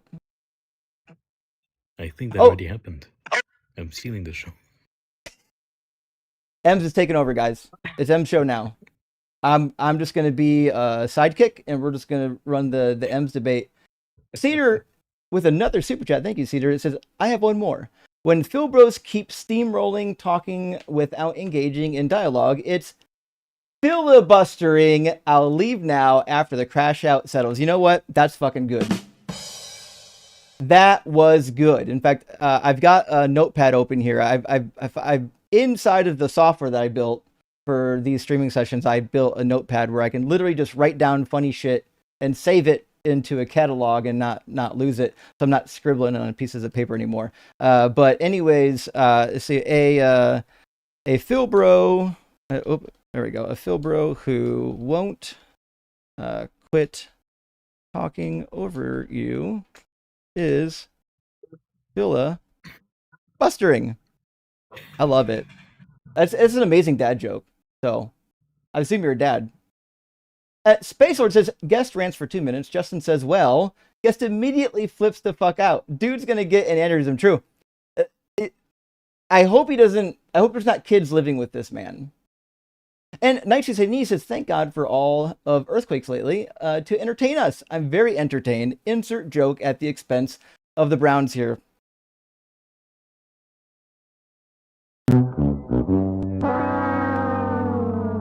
Rock hard for Doug, gay for Justin, and choking on Ian's hog. You know what? You've been a member for 6 months, Knights. So I'll allow it to make fun of the Browns. To be fair, we talk, like those of us from the region that grew up here, we talk some fucking shit about the Browns. But it's like we're allowed to because we're like insiders. You know what I mean? But you know. And hey, Jamie Scalabria, good to see you, my friend, or the artist formerly known as J Cow. Says, is this psychedelic night? I think it is. LOL, what's going on with these people? Rock hard for Doug. Gay for Justin to Justin fucking rock. Jay, I think that is the case. I think some people have been partaking, and then they showed up here. Atlas, my friend, great to see you tonight. Hope you're doing well. Says, exactly. Droogs from around the world. Yeah, we're gonna get a smattering of different types of them tonight. I got 2 more super chats. From Smola Gaming, hey, good to see you. It said, did Christians try to rebrand Judaism? Absolutely they did. How is it that these 2 religions draw from the same book where each other denies the other half? Are motel Bibles, New plus Old Testaments, just mutual market grabs? Well, no. The hotel Bibles are, because Christians, they say they believe in the Old Testament. They don't really. They don't read it. They don't understand how much it contradicts the New Testament. But they say they believe in it. And they say that the New Testament is a continuation of it. And so that's why Christian Bibles will have both testaments. Obviously, the Jews would just call the Hebrew Bible the Bible. They don't give a fuck about the New Testament. But yeah, that's Christianity. I think it started initially as a, how would I describe it? As a cult offshoot of Judaism. And then when it took hold, they had to fucking change it so that the Greeks and the Romans would join, because like this law of Moses is barbaric shit. Like, yeah, but what if we just got rid of the fucking laws? And here we are. Hey, and Hunter girl, thank you for the $10 rock hard for Doug super chat. Really appreciate that, friend. And now that I see the way this super chat is formatted, I got to do one thing real quick. I'm gonna have to adjust my CSS format for that. But thank you so much, Hunter girl. And now it's time for Noah. I could be wrong, but I think I've spoken to Noah before. I'm also going to bring in, I was going to bring in Cyber. There he is. Cyber, you come to hang out, buddy. You come to hang out? I am coming to hang out. Fucking A, let's make it happen. Noah, welcome in. Are you at least 18? Yes, 27 actually, but sure. Have we talked before, or is there another Noah on here? No, this is the first time I'm encountering your live stream and your content. Okay, cool. Well, I just asked because if I have talked to somebody in the past, I try to make a mental note of it. But Noah, you're at least 18, it sounds like. And do you believe in God? Okay. Any particular God? I'm Christian. Yeah. Sure. Any particular variety? Catholic, Protestant, Orthodox? Protestant, Baptist. Okay, cool. What do you think? My background. Fair enough. What do you think is the best piece of evidence or the best argument for the God you believe in? Well, yeah, I think I would probably consider myself a moral realist, meaning I have to. I believe that there has to be some objective truth, and that truth has to be grounded in something. And you can, in the moral realist kind of camp, ground that truth in, I think, different ways, although I'm convinced that the revelation in the biblical texts give us a very good account for where those truths come from. Sure. So moral realism is an interesting position. I'm not a moral realist. I don't believe in what you might classify as morals or objective truth.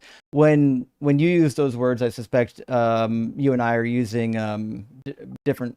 We have a different sense of how those words get interpreted. But if you have an argument for, say, how morals would get you to your God, I'm more than happy to engage with it. Or if you want to make an argument from the Bible, like there's something in the Bible that is so remarkable we need to know about it, I'm always game for that.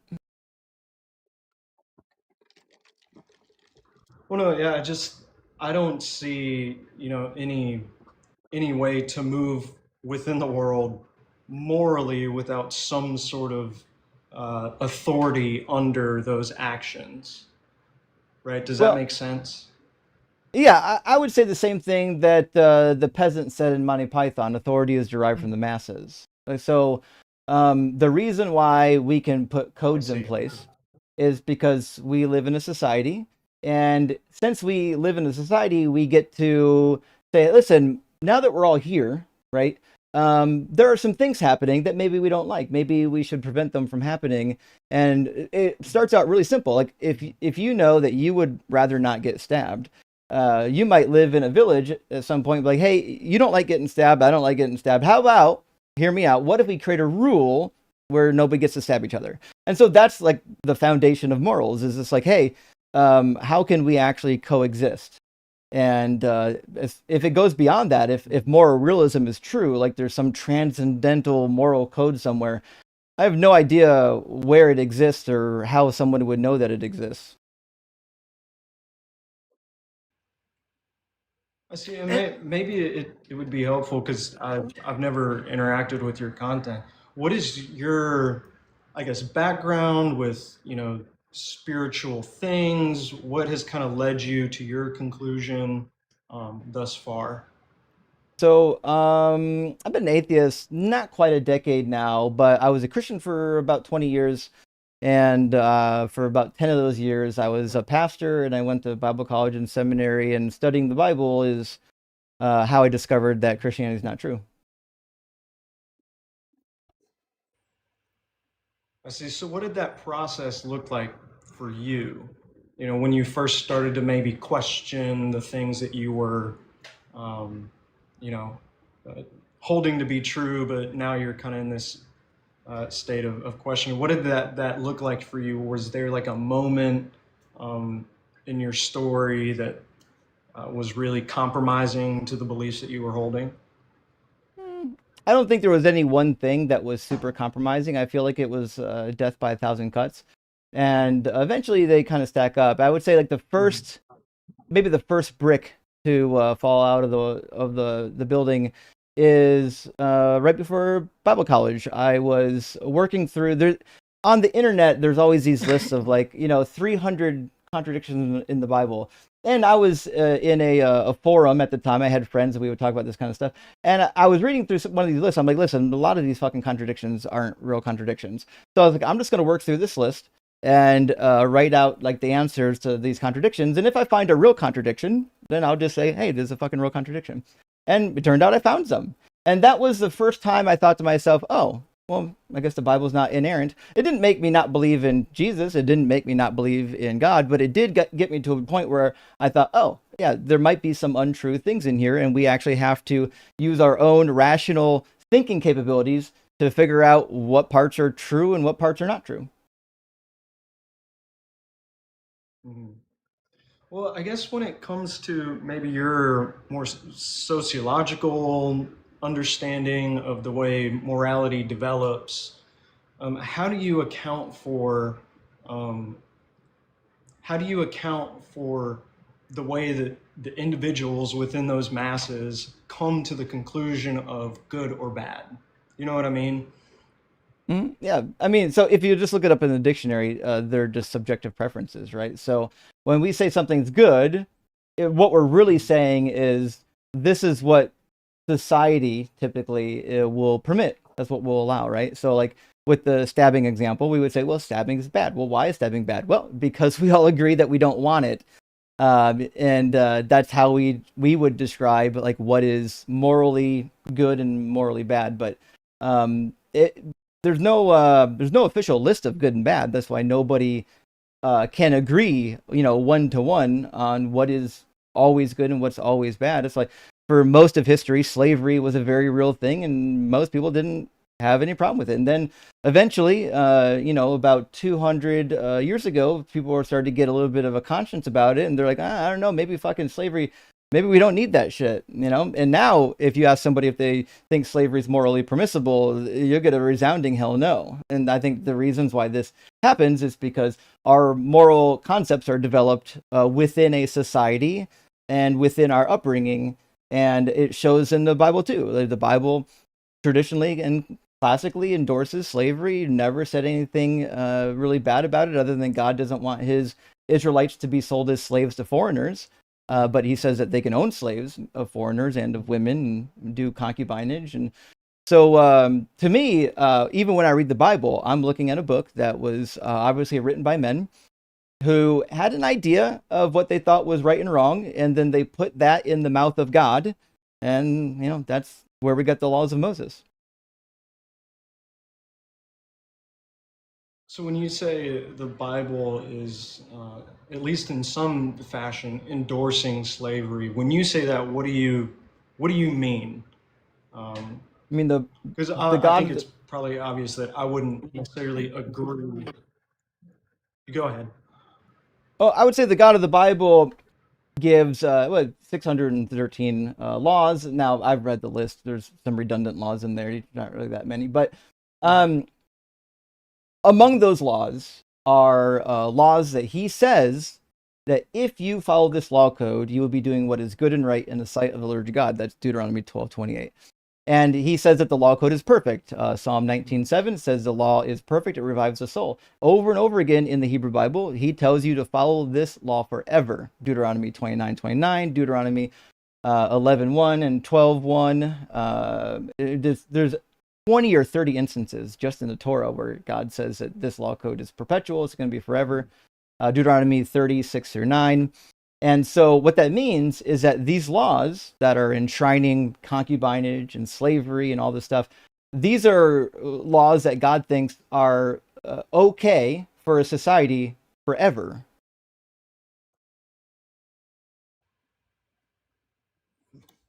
Yeah, I don't have an extensive knowledge of this particular subject. It is my, I guess, question is when we're referring to places in Scripture where it talks about these specific laws given to the Israelites, are we sure that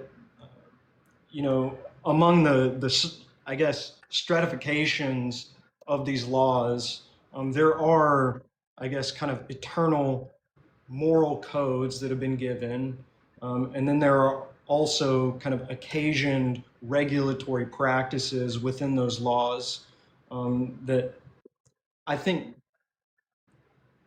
we take those references in other places in the Old Testament and can kind of impose them on certain slavery regulations and whatnot. And I think it's sometimes important to note in discussing the so-called endorsement of slavery in the biblical text, just to say that there are other societies in that time surrounding Israel that were creating regulatory practices around slavery. However, I think it should be noted that there really isn't much evidence for any other societies in that time that were going to the extent of the Jewish law.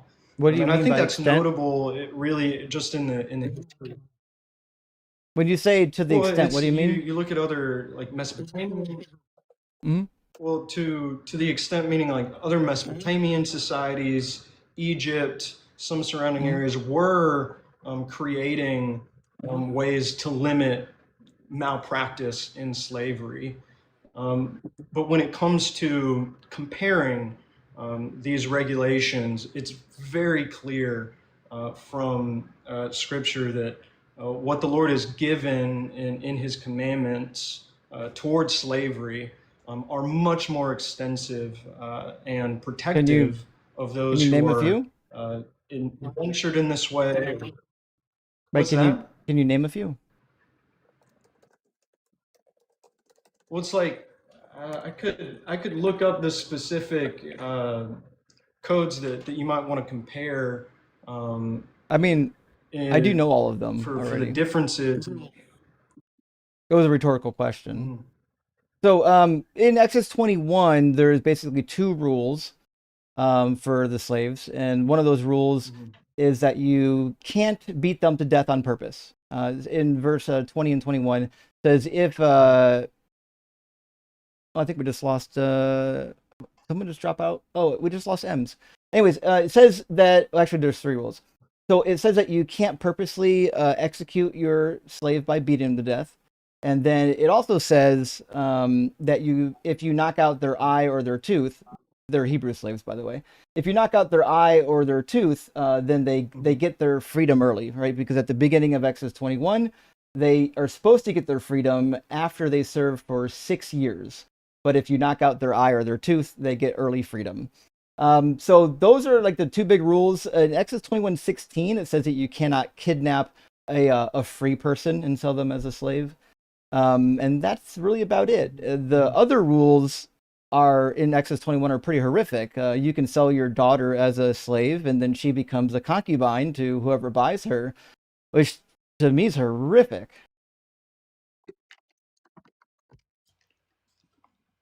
Well, I think we should also note that the practices of slavery or indentured servitude are very much different from the slavery, the transatlantic chattel style slavery that we're probably accustomed to thinking about in these discussions. That's not to say that there wasn't malpractice. That's not to say that there weren't cruel slave owners. But I would also just say, in the context of the redemptive story of Scripture, I think to say that Scripture endorses slavery is to kind of, I think, miss a bigger point. That is to say that this was never really God's design for humanity, right? I think why what did we're he say to dealing do with it is forever not the then? consequences or endorsement. Well, I have a quick question. Here's what real I was fast. getting at. I just have a quick question. What's the semantic difference between the slavery commanded in the Bible and the transatlantic slave trade? Can you tell Right, me like yeah. the semantic differences? Well, I wouldn't say that. I don't know if I could affirm that slavery is commanded necessarily. I think what is commanded is the regulations within that particular relationship, right? I think But the point that I was trying to get to was, I don't think that slavery in itself, as if we want to view it as an institution, I don't think it is something that's being affirmed or encouraged by the scriptures. What I think is we're living in the consequences of original sin, and that's how I think we kind of misread that part of scripture. But Noah, I'm trying to And figure that's out, really like, to say because that. I'm sorry, I don't mean to interrupt you. I just want to make sure we don't forget No, what you're we good. discussed earlier, right? So you said it's not God's plan, but this is his morally perfect law code that he said to follow forever, which means it would forever be permissible, right? So then to say, well, this wasn't God's plan, I just don't know how you can get to that conclusion when he says this actually is my plan. Well, yes, and I think I was trying to ask this question earlier when it says things like, you should follow this law forever. There is a stratification of the Jewish laws and ordinances, right? There are higher. The Mosaic law is probably at the top, and then there are other ordinance and laws within that ethical framework, right? So I think dispensational theology really gives us a good idea of the temporal, like, what would you say, the chronology and kairos of these events and these revelations of divine law, I think matter when we discuss these things. And I don't think that the laws regarding slavery are necessarily the laws that are being referred to when Scripture says that you need to follow these forever. I think there's probably some semantic distinction that needs to happen there. Well, Again, let me read I'm not exhaustively informed on this. let me read you a passage, Bible and too. we're gonna step through Deuteronomy 30 real quick. It's a short passage.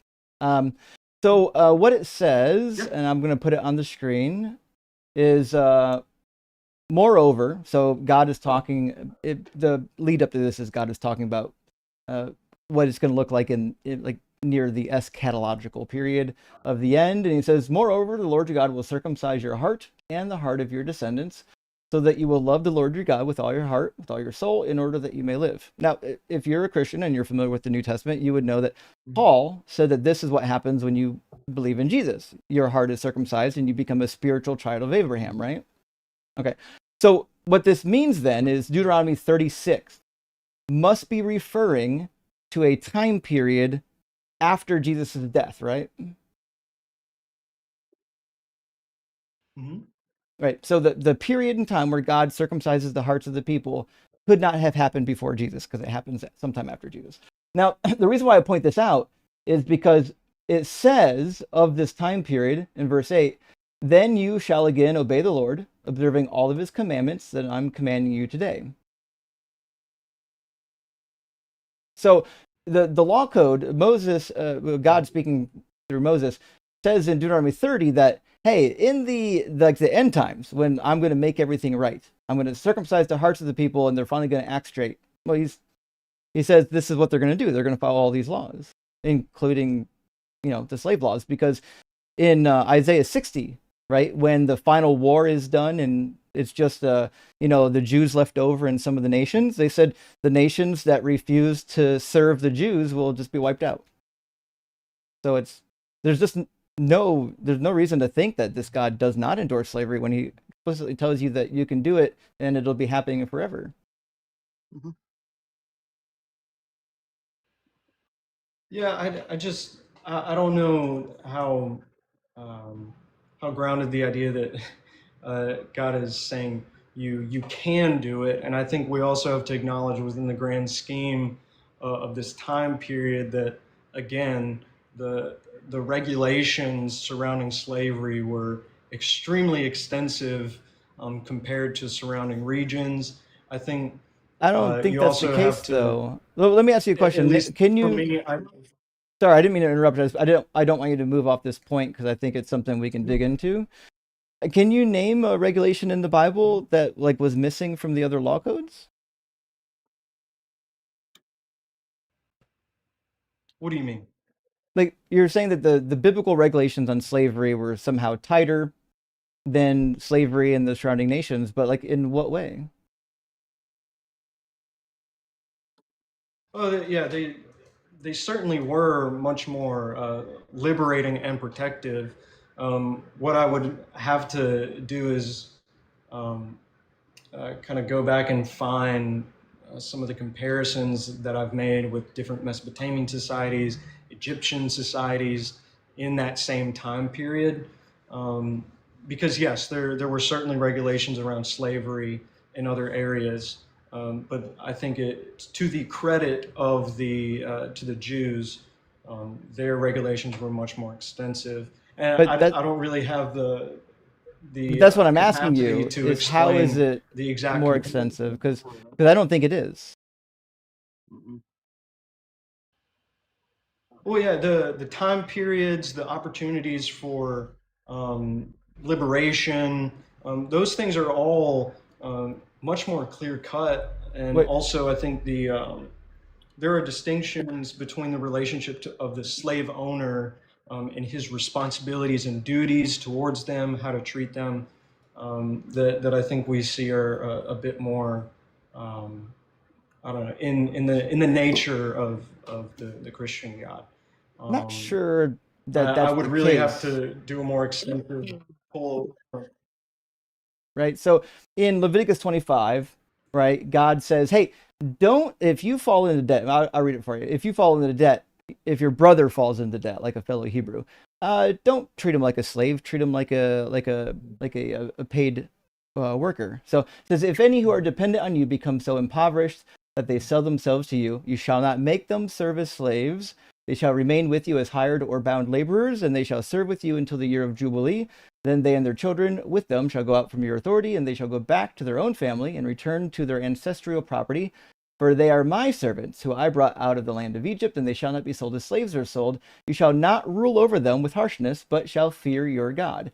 As for the male and female slaves who you may have, it is from the nations around you that you may acquire male and female slaves. You may also acquire them from among the aliens residing with you, and from their families who are with you, who have been born in your land. They may be your property. You may keep them as a possession for your children after you, for them to inherit as property. And in fact, in the Hebrew text, it actually just says property forever, le'olam. These are permanent slaves forever. Like, that can't be good.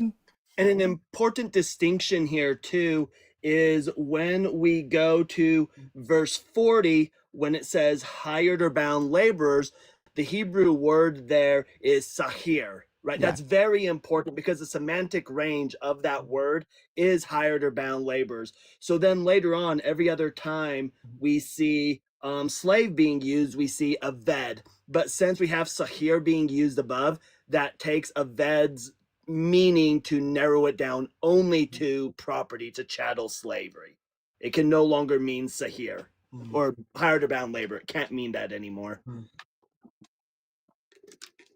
And something else that's important too. I completely. I was going to say too, one last thing that's important here too, in verse 44, when it says, as for your male and female slaves, whom you may have, that's kind of a misnomer in the thing when it says you may have. The Hebrew word is yahiyu, which is an imperfect tense, which means you will do this because it's an imperfect tense. Right.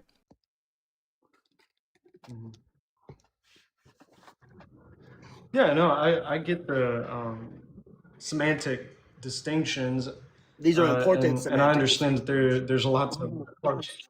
Yeah, and I understand that they're necessary to parse through. I think for me I think we very much disagree on the idea that just because these practices are described in the Bible means that they're also prescribed. I think that this is not, slavery as an institution is not necessarily the consequence of the cruelty or, an immoral side of God. I think the slavery, bloodshed, the wars that are described within the scriptures are never the consequence of God, even though he might be working within them. But I think that these are ultimately the consequences of humanity, right, rebelling against him in the beginning. And I think these things should be read in that context. I'd like to hear what you might say to that. So what I'm trying to figure out is how we get to the idea that somehow God doesn't want them doing slavery, right? So if he told them, don't put your penis in another dude, don't eat shellfish. Hey, if it chews cud and has divided hoofs, we're going to have a conversation, right? And even Numbers 15, he literally murders a guy for picking up sticks on the Sabbath. He didn't even know that it was against the law, right? So God is very, very clear on what he thinks is bad and wrong. Adultery, very bad, very wrong. He knows they're not going to follow the law. He does it anyway. He says, don't fucking do it, right? So when he tells you something's bad, he'll tell you, this is bad, it's an abomination, right? But with slavery, he doesn't say that. He explicitly says that you can have slaves. He says you will make slaves. And then he says that you're going to follow these slave laws forever. Like in Exodus 21, maybe to me, I think there's one verse in Exodus 21 that often gets overlooked, but to me, it's like super important here. So like this is talking first of all about Hebrews. So it says, when you buy a male Hebrew slave, he shall serve you 6 years, but in the 7th he shall go out a free person without debt. All right, easy enough. If he comes in single, he shall go out single. If he comes in married, then he and his wife, then his wife will go out with him. Okay, cool. So if he comes in married, his wife gets to leave with him. You get a 2-for-1. So the next line is where it gets crazy. If his master gives him a wife, and she bears him sons or daughters, the wife and her children shall be her master's, and he shall go out alone. Now, this is the interesting part. We would think God says in Malachi that he hates divorce. Jesus says the same thing in Matthew 19. The problem that we seem to have here is God doesn't think that in the law code. He says, listen, if a Hebrew falls in the debt and he becomes an indentured servant, hey, while he's serving you, you can give him one of your slaves to mate with, but when he leaves, that slave and the children of the slave are permanent slaves of the owner. That family's going to get broken up. That to me tells me that God is more interested in preserving slavery than in preserving family.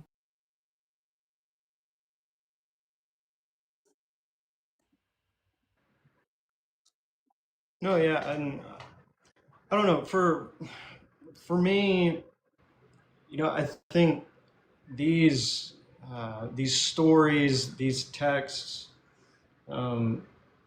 oftentimes are not giving explicit, prescriptive doctrines unless they were specifically intended to do so. I think, even with the idea of polygamy and monogamy, oftentimes people would hear these stories or engage with these texts and understand that either the context of multiple marriages, you can see that throughout the scriptures, just because multiple marriages, even within the prophetic,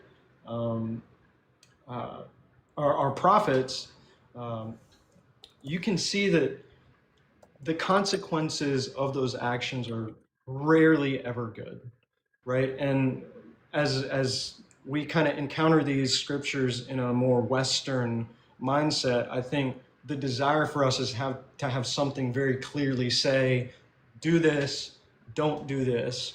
When I think that's what it says. That's just not how these texts were formulated. But that's what the text says. Well, yeah, he says, that's what I'm saying. If a guy comes in and he's a slave, hey, give him a wife, and when he leaves, the wife and the kids are still a slave. It's an explicit reference. He just says to do it. Yeah, I think I would say that things like the Mosaic Law, these ordinances, and other things in Leviticus, Deuteronomy, things like that, certainly serve as unique moments of divine revelation where we get very distinct, explicit, and prescriptive utterances from the Lord. But I think a lot of the New Testament and even or the Old Testament and parts of the New Testament should be read with an understanding that not everything that the Lord would deem as bad is always in this very clear, do this, don't do that framework. Why would we think that? And that's all to say that just because something is described in the scriptures, and even if there are ordinances surrounding certain practices, doesn't mean that these are necessarily an endorsement of things like slavery or polygamy or why would God like tell you you can do it if he doesn't want you to? Yeah, why didn't he just say no slavery?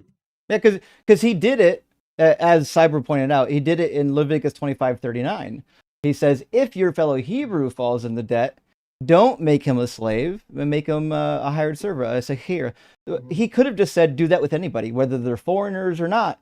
He says, if somebody falls in the debt with you, let them work it off. Don't make them into a slave, but that's not what he said. He could have said it. He said it about the Hebrews, but with the foreigners, he just doesn't care about them. Yeah, and I think as we encounter like these particular ordinances, I still do think that the uniqueness of these particular ordinances around slavery actually give us reason to believe that the Lord was working through people and giving these laws to highlight his grace and the way that he is set apart among the nations. How is I this think setting? it's pretty clear. How is this setting them apart? Well, again, I think you have to compare them and the nature of Israel's practices towards slaves compared to other nations during that time. I have. Do you think and kind of look other at what nations was going on? do you think other nations were more lenient or more strict and harsh than Israel? I think that's what he's suggesting, but he couldn't name anything in that category. Because, like, for example, the Code of I'd have Hammurabi, Yeah, 117, right? yeah, 117, they get to go free on the 4th year, whereas in Israel, it's the 7th year. If you look at Law 170, if a man's wife and his slave woman bear him children, and the father acknowledges the children of the slave woman during his lifetime by saying, "These are my children," then those children are counted among his heirs. However, the children of the free wife receive the primary inheritance. So, in the Hammurabi Code, the children that are born to a slave woman can be free, they can get an inheritance, whereas according to the Mosaic law, they don't go free. They are slaves forever. And there's another law in Hammurabi that shows up in the Middle Assyrian laws, where if a man, if a free person marries a slave, like the slave does get to go, whereas in Exodus 21, the slave doesn't get to go. So I'm just confused on what you mean by, like, it's setting Israel apart. Like, what do you mean by that? Well, like I said, I'm not. I don't have a very extensive knowledge of this, but this has just kind of been my understanding of it, and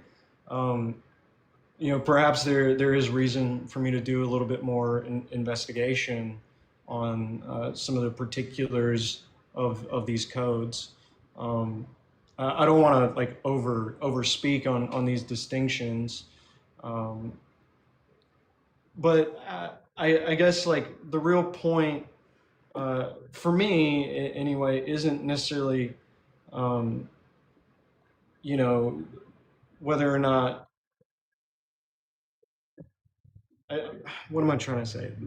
I guess my point is I don't see this as a fault of God. I don't see the institution of slavery or other practices that we may deem morally reprehensible simply because they are described in the Bible as a reason to believe that he is somehow of moral fault. Do you know what I mean? But what I'm trying to figure out is, I don't understand why a God who doesn't want you to do slavery says that you have permission to do it forever. How is a normal person supposed to read that and think anything other than, oh, he thinks slavery's okay? Well, I think there's also reason to believe that in the New Testament, and there are some brief commentaries on slavery within the New Testament. I understand that, but I think what Jesus does in his ministry and what we would probably consider the fulfillment of the law and the prophets. What do you mean by fulfillment? What he does is, I think I'm sorry, what? What do you mean fulfillment? What do you think that means? Because Jesus said to follow the laws too. Mm-hmm. In fact, a lot of people. Right. Yeah. I think. Go ahead. Well, I think you see Jesus do a number of things, and he says to follow the law, but also he does certain things on certain days that he's not supposed to. I don't think so, actually.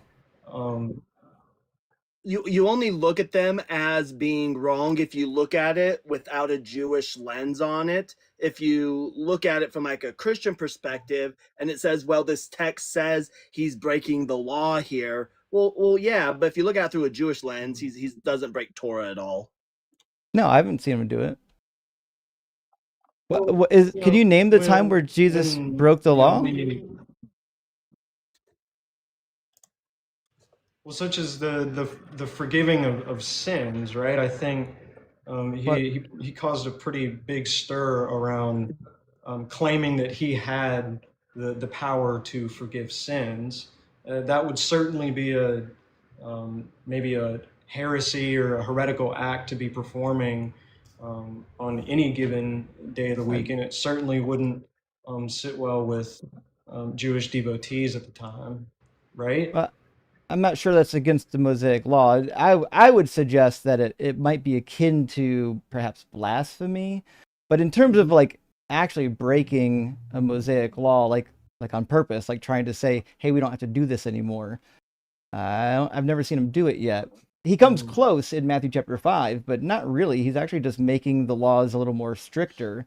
So that certainly can't be what you're referring to. So like I gotta be honest, Jesus just explicitly says in Matthew 5, chapter 5, verses 18 and 19, says, hey, whoever doesn't follow this law code and teaches others to not follow the law, they're going to be called least in the kingdom of heaven. And those who follow the law and teach others to follow the law will be called great in the kingdom of heaven. There's really no other way to read that other than, oh, Jesus thinks that the law is good to follow. Mm-hmm. And in fact, a verse that gets looked over quite a bit is in Matthew 23 at the very beginning, where Jesus is telling the crowds and his disciples, because the scribes and the Pharisees sit on the seat of Moses, meaning they have the authority to teach, listen and do what they teach. Just don't do what they do because they're hypocrites. And then he begins to list why they're hypocrites. Well, Right. what were the scribes and Pharisees teaching? The Mosaic law. Mm-hmm.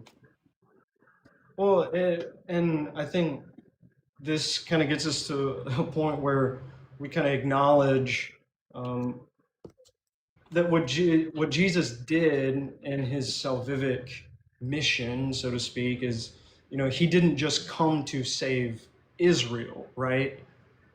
He opens up salvation for all nations, and you see this really. What do you mean? What do you mean like he opens it up? Really interesting time. Can you help me understand what you mean when you say he opened up salvation to the other nation? Because in the Hebrew Bible, it says that the foreigners are allowed to join Israel and worship Yahweh just fine. Well, yes, but during the time of the apostles and when Paul is, doing a lot of his work, particularly in Romans, there's a pretty big, dispute among, Israeli communities and Gentile communities, and it's pretty clear that you don't have to become a Israelite, or you don't have to become Jewish in order to follow in what Jesus has done.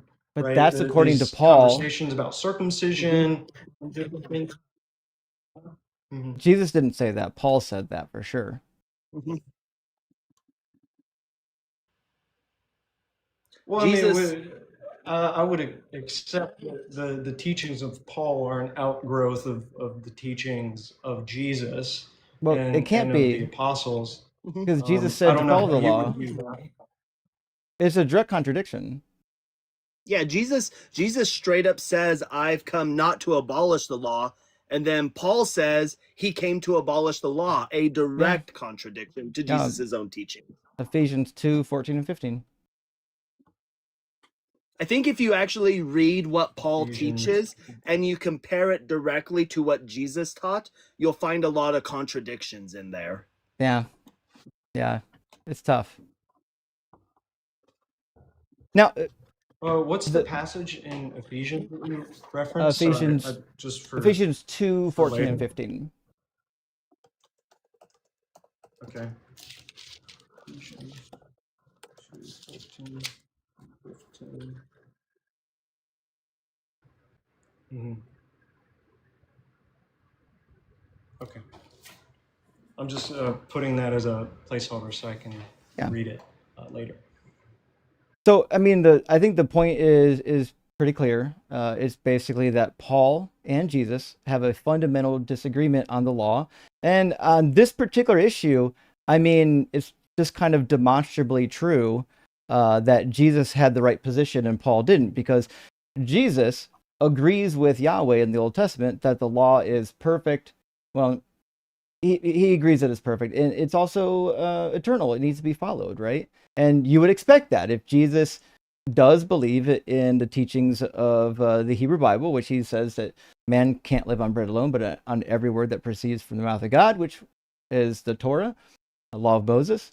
If that's the case, we would obviously expect that Jesus had an understanding that the law was good, and that's why he says to follow it. It's hard for me to. I haven't seen a single verse where Jesus said not to follow the law, and he explicitly did say to follow it. Mm-hmm.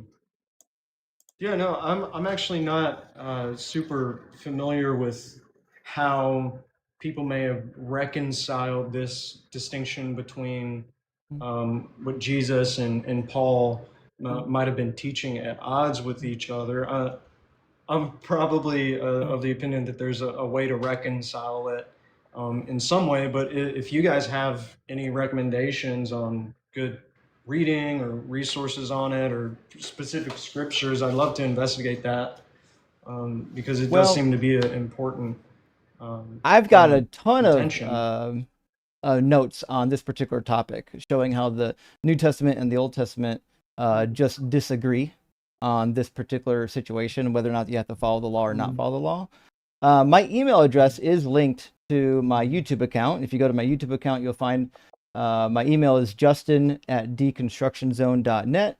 I'm more than happy to send you my list of notes to demonstrate the root of the problem, and maybe you can read over it and come on back and have another chat. I would say the other thing that first of all, I think the law of Moses is horrific. God says you can kidnap women in war and do war brides. He allows the warriors to take war brides of little children in Numbers 31. But to me, the reason why I think Christianity fails, not just Judaism, the Christianity specifically fails, because if you read the Hebrew Bible, you get all these parameters for what's going to happen when the Messiah comes, who the Messiah might be characterized to be like he's going to be a little bit like David, he's going to be a king, and what is the Messiah going to do when they get here. And if you just look at those passages, Jesus didn't do any of it. And if you look at the Gospels, when they say the prophecies that he did fulfill, they're all nonsense. Most of them aren't even prophecies, and the ones that are, if you just go back and read them, it's actually pretty clear that he didn't fulfill them. So it's like, to me, Christianity is just straight up dead in the water. You got a Messiah that didn't do anything the Messiah was supposed to do. He got hung up on a cross. And people will say, well, he rose from the dead. That means he's the Messiah. I don't think it does, actually. A lot of people in the Bible rose from the dead. There's a guy that fell into Elisha's grave and rose from the dead just because he touched Elisha's body. There's another guy well, there's a couple. We'll talk about that later. But the thing of it is, the resurrection to me is meaningless. First of all, I don't think he resurrected. But even if he did, it would still just make him the false prophet predicted in Deuteronomy 13. God said he's going to send false prophets that will do signs and wonders and lead the people astray. And he says, hey, don't fucking be fooled by them. And to me, that's all Jesus seems like. One thing I guess the parallel between this moment in Ezekiel and with Jesus, Ezekiel, in that passage is very jarring because it kind of just like moves right on, mentions it. Wait, which passage? In 37? This passage in 37:24. Ezekiel, yeah, where the man is thrown on the grave of Elijah and he raised from the dead. That's in Kings. That's in 2 Kings, I believe. Yeah, 2 Kings. Okay, right. But either way, I think that Because I've read that not super recently, but it was enough to remember because it's very jarring, that passage. It just kind of mentions it, moves on. But I think the parallel between the two is what I think it signifies with this man being raised after being thrown into the grave. There was a lot of um, doubt whether or not God's covenant through his prophet was going to continue even after his death. And what you see is this man being restored just within the grave by being thrown on his body. And similarly, I think with Jesus, that's the parallel. Is it signifies that the covenant is still very much alive. I think that's You really mean my the covenant of only Moses? understanding. Which covenant? Well, the promise is specifically made to Elisha with just regards to. I think there were some. I really have to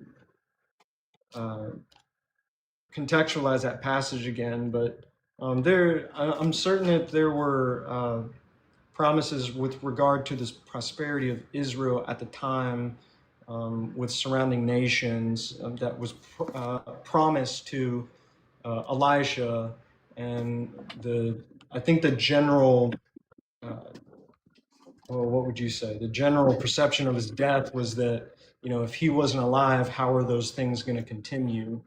And that act of being raised from the dead upon his prophet's dead body was a symbol, essentially, to say that my promises are still alive.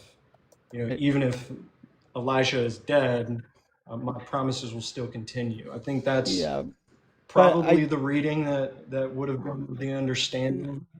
but I think that debunks the Christian position, right? If the covenant that was made with Moses on Mount Sinai is eternal, which it does say in Jeremiah on 3 different occasions, then I mean, it could only just mean that Jesus didn't bring a new covenant. In fact, the new covenant in Jeremiah 31:31, it's not even really clear how they would have interpreted it, but we know it didn't happen, right? According to Jeremiah 31, when this new covenant comes around, it's they're going to follow the law again, and it says that everybody will know the Lord. It says nobody will say to one another, "Know the Lord," for they will all know the Lord, from the least to the greatest. That didn't happen. If the new covenant came with Jesus, it's astounding that nobody seems to know who the Lord is still.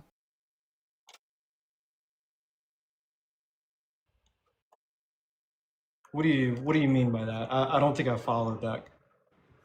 Okay, so Jeremiah 31 is where we get this notion of a new covenant. It's Jeremiah 31 and Ezekiel 36.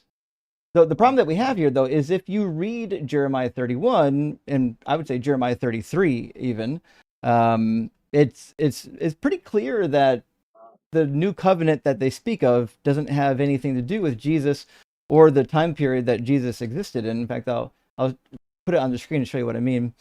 So if you go to the new covenant section down by 30, it says, the days are coming, says the Lord, when I will make a new covenant with the house of Israel and with the house of Judah. So first things first, this is a covenant with the Israelites. This doesn't say the whole world. It's just a covenant with the Israelites.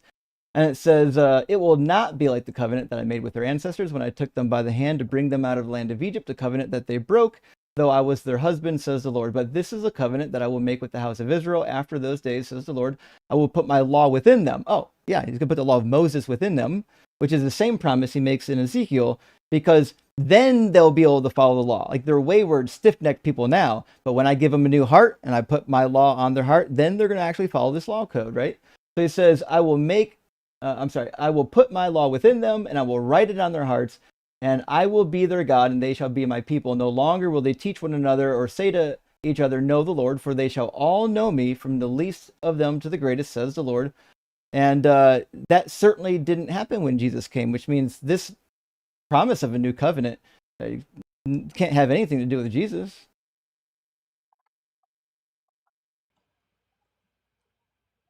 When you say that didn't happen when Jesus came, what do you mean?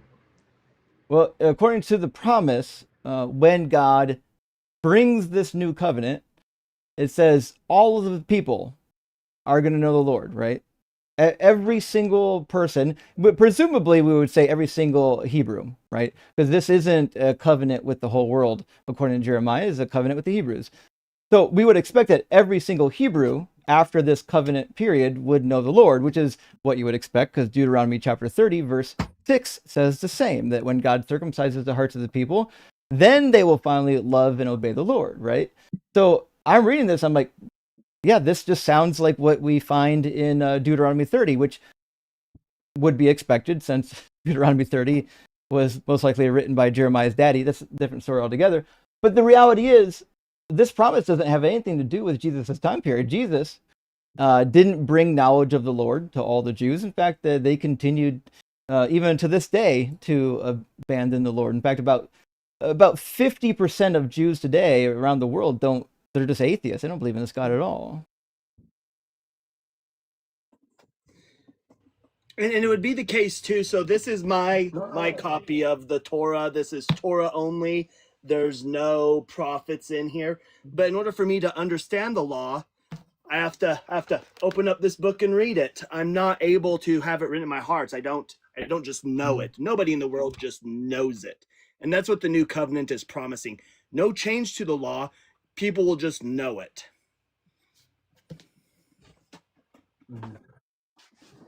But you don't think there might be some semantical distinctions that in this particular passage that might, because it seems like we're reading this very literally, right? You believe in objective truths, right? Like all people know.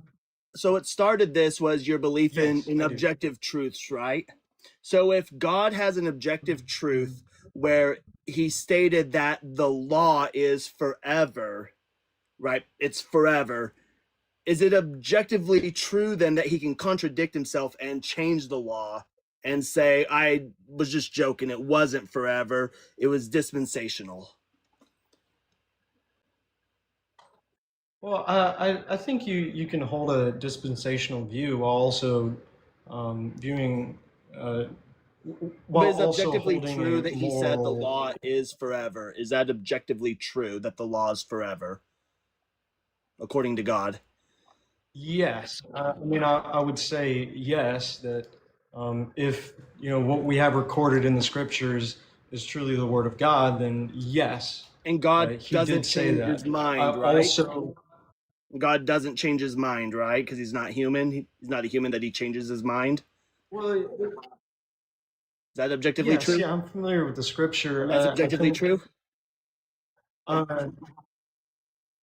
I would also say that within a moral realist framework, you have to have some grounding for your morals, and if that grounding We're just is talking about God, objective truths right now. then We're just asking whether or not right, yeah. God objectively, if it's objectively true that God said, one, that the law is forever, two, that's objectively true that God is not a human, that he changes his mind. If those things are true, then the law is forever. Thus, any future law cannot change this, or else God would be contradicting on he's either not giving objective truths when he was given this to Moses on Sinai. That wasn't objectively true, and he was just given subjective laws.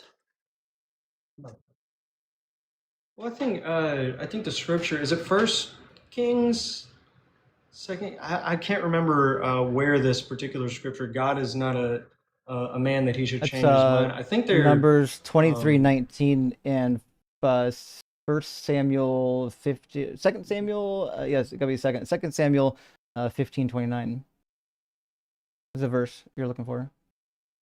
Yeah, I would.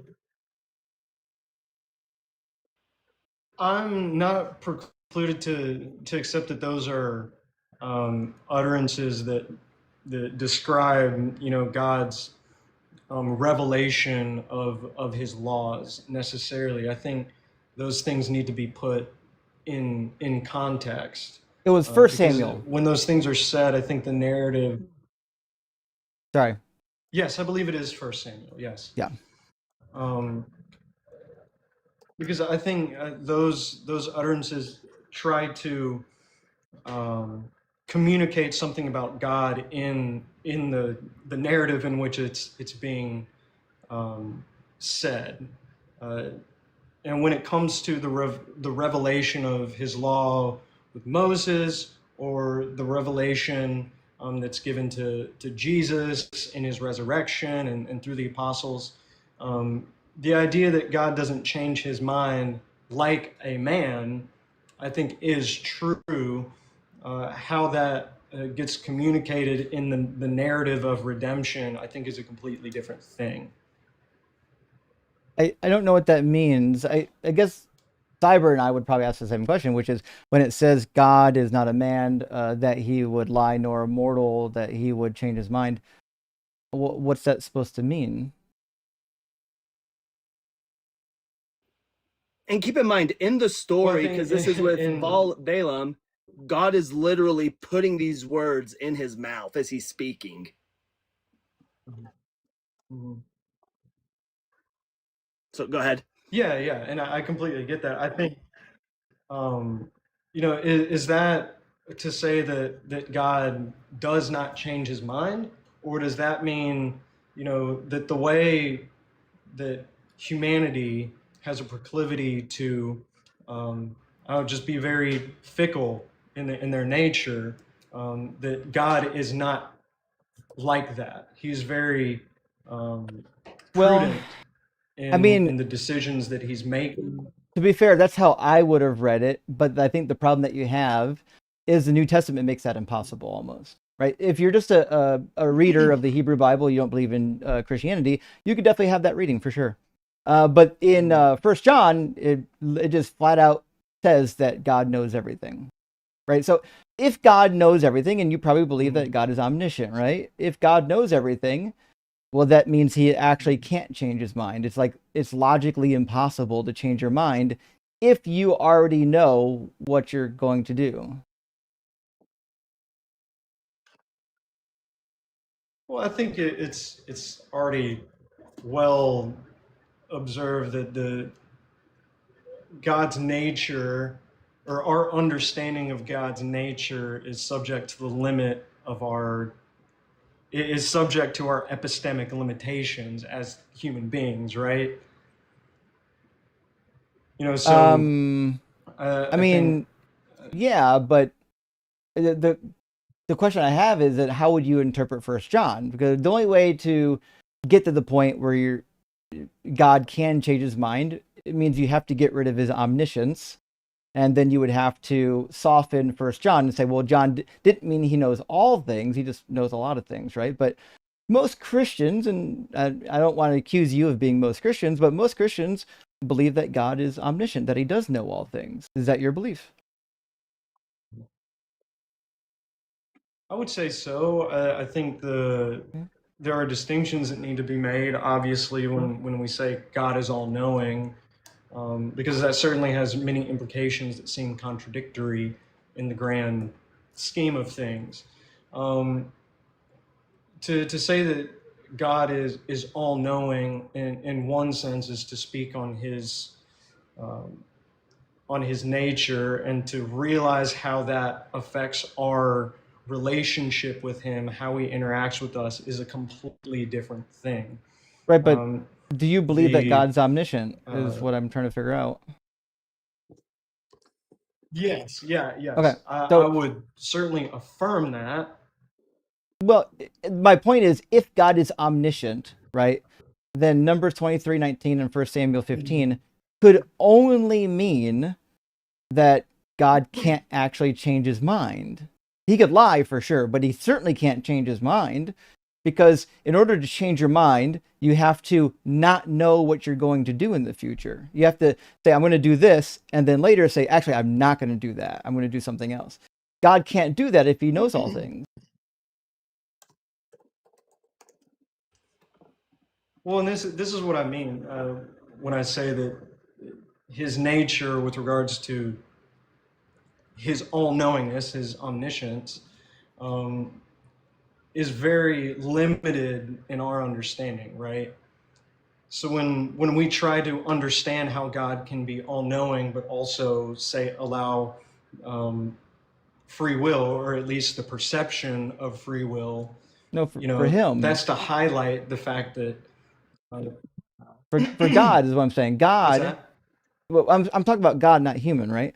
If God knows everything, it means that he cannot change his mind. That's just what it means, right? So it doesn't matter if humans have free will. That's a whole different topic, right? God cannot change his mind because he already knows what he's going to do, and he decided what he was going to do trillions of years ago, right? So that means the way to read Numbers 23:19 and 1 Samuel 15 is that it literally means that God can't change his mind because he's all knowing. Right, and I think my reading of it of the text would be something like the way in which man changes his mind is fundamentally ontologically different than the way that God would change his mind, Well, right? God Like, can't change his mind. That's we my point. cannot understand. Well, yes, but I think we have to understand that if a all-knowing, God like the Christian one exists, we may perceive actions that are documented in these texts that imply that he changes his mind, right? Like a human being. I'm aware, but also I'm trying to stay really focused on this one point because we keep getting off of it, right? I'm trying to help you to understand that based on the properties of God that you granted him, that God like literally cannot change its mind. It's logically impossible to change your mind if you're all knowing.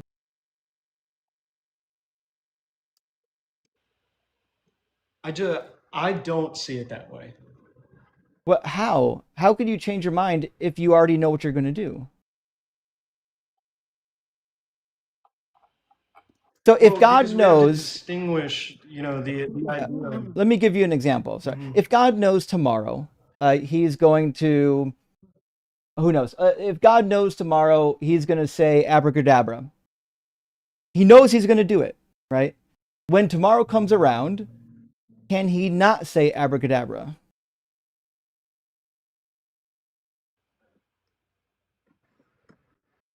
Sure, I don't know if the I don't know if the question actually gets at what I guess I'm trying to articulate is that Well, I even in just this need a yes or a example, in no. this thought experiment, Like, is God capable well, this of is why not saying abracadabra when he knows that he's going to do it?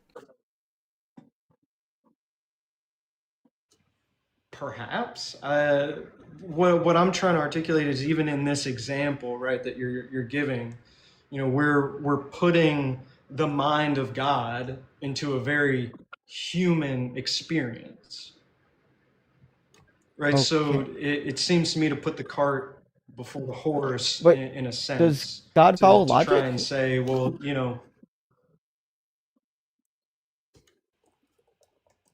I think he's the origin of what we would consider logic or human But reasoning. does I think God those follow logic? faculties come from him.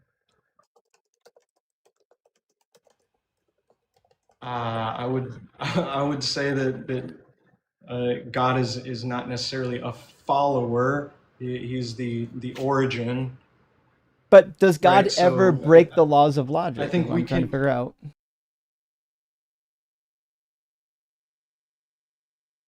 I'm not sure. Well, If he's the origin of these laws, right, then it does the question doesn't make sense in my mind. well, I'll ask you a better Let me ask- question. Can God? You already know this question. You've heard it 1,000 times. Can God make a rock so heavy that he can't lift it?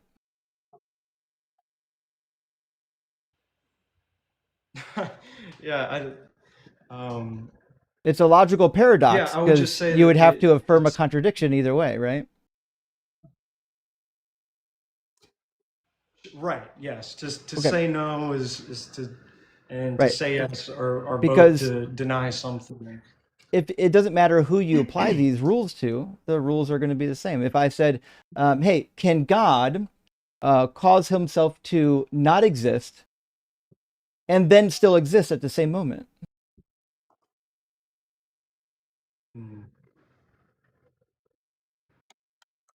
Like, what would you say Right. if I asked you? And to Right? that, I would say that even right now, we're imposing, you know, human limitations onto this being that is obviously outside of those paradoxes, right? Does that make sense? Well, I don't know if you're following, right? I'm trying to ask you a logical question to help you understand that it's absurd to think that anybody can break the laws of logic.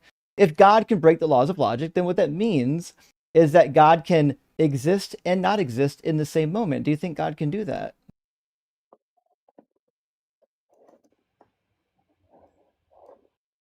Can God make atheism true? Again, what's that? Can God make atheism true?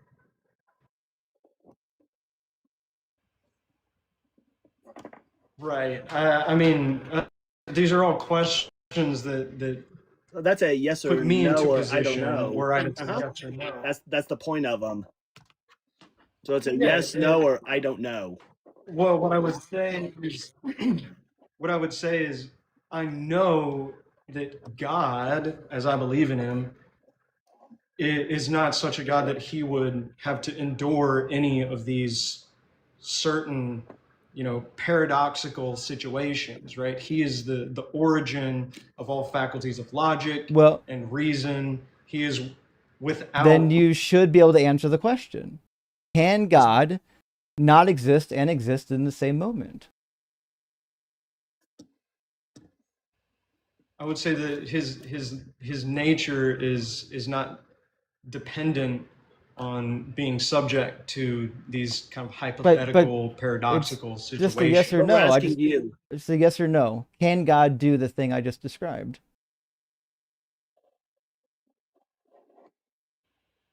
I think that he can only do things that are within his nature, and because his nature is outside of the sort of Buddy, I just need a yes or no. outside of the. Maybe we have a maybe Well, there's a I don't know. I better feel like question it's here to take unfair, him though. down. Maybe there's a different line that he'll understand. Well, Does I God mean, only command good things? oh, there you Things go. that are good. Does What's God that? only command things that are good? I would say so. Yes. Okay, so if God only commands things that are good, God commands slavery. Was slavery good? Yeah. I just I don't. He doesn't want to I don't answer think it. that he explicitly. No, I don't think. I genuinely don't believe that he explicitly endorses or commands slavery as a We just went ideal over it about institution 30 for minutes human ago beings to where be he involved in. explicitly commands it. Well, I think what you see in the growth of slavery, He's not gonna as an answer. institution is simply a consequence of a fallen nature. Right. That doesn't Right? I don't that doesn't think address anything. if No, I in think the this is why beginning. Cyber and I are getting a little bit irritated. You're not addressing the things that we're saying, right? Every time we bring something up, rather than engaging with it, you go do like a politician speak about something else, right? It's not actually helpful in dialogue, right? Cyber and I have spent lots of time demonstrating from the Bible that God said that these laws are good, they're perfect, and you're going to follow them forever, right? Which means there's no reason to believe that slavery God thought was wrong. It's just not there, right? So to do like more politicians speak on it after we've already read the Bible and the Bible agrees with us, I don't know where you think this is going to get you, my man. No, I'm actually trying to be sincere. I don't I want believe you. seem I don't know, pedantic or like whatever, but I genuinely don't see the paradoxical situations that we put God in as genuine refutations of his good nature. I don't see But slavery as a human institution speaking to, some moral fault in God when slavery itself is the consequence of the free will of humans to reject God and his original design. so what? So is adultery. God Does that said make don't do it. sense?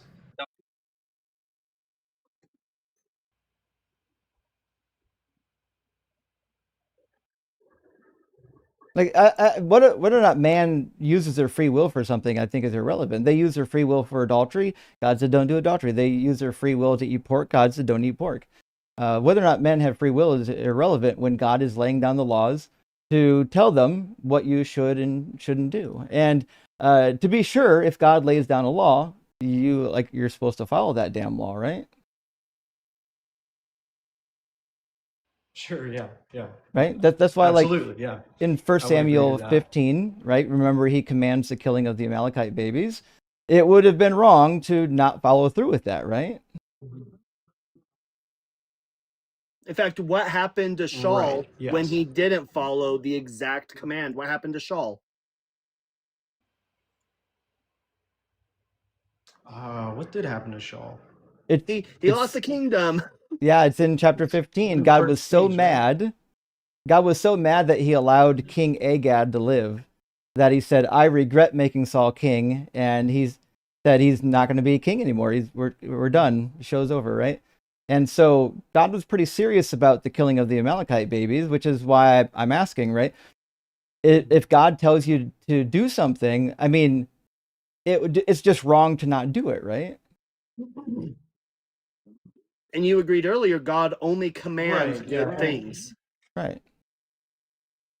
So, like, so in your position, and so we're gonna, and we're I gonna. still Well, let's tie this up. We've been an hour and 15 minutes, so I'm gonna end on the same point we started with, which is for sure. the moral system, right? So, if God tells you that you need to go execute a baby, like 1 Samuel 15:3 does, right? Then obviously that would be the right thing to do, wouldn't it?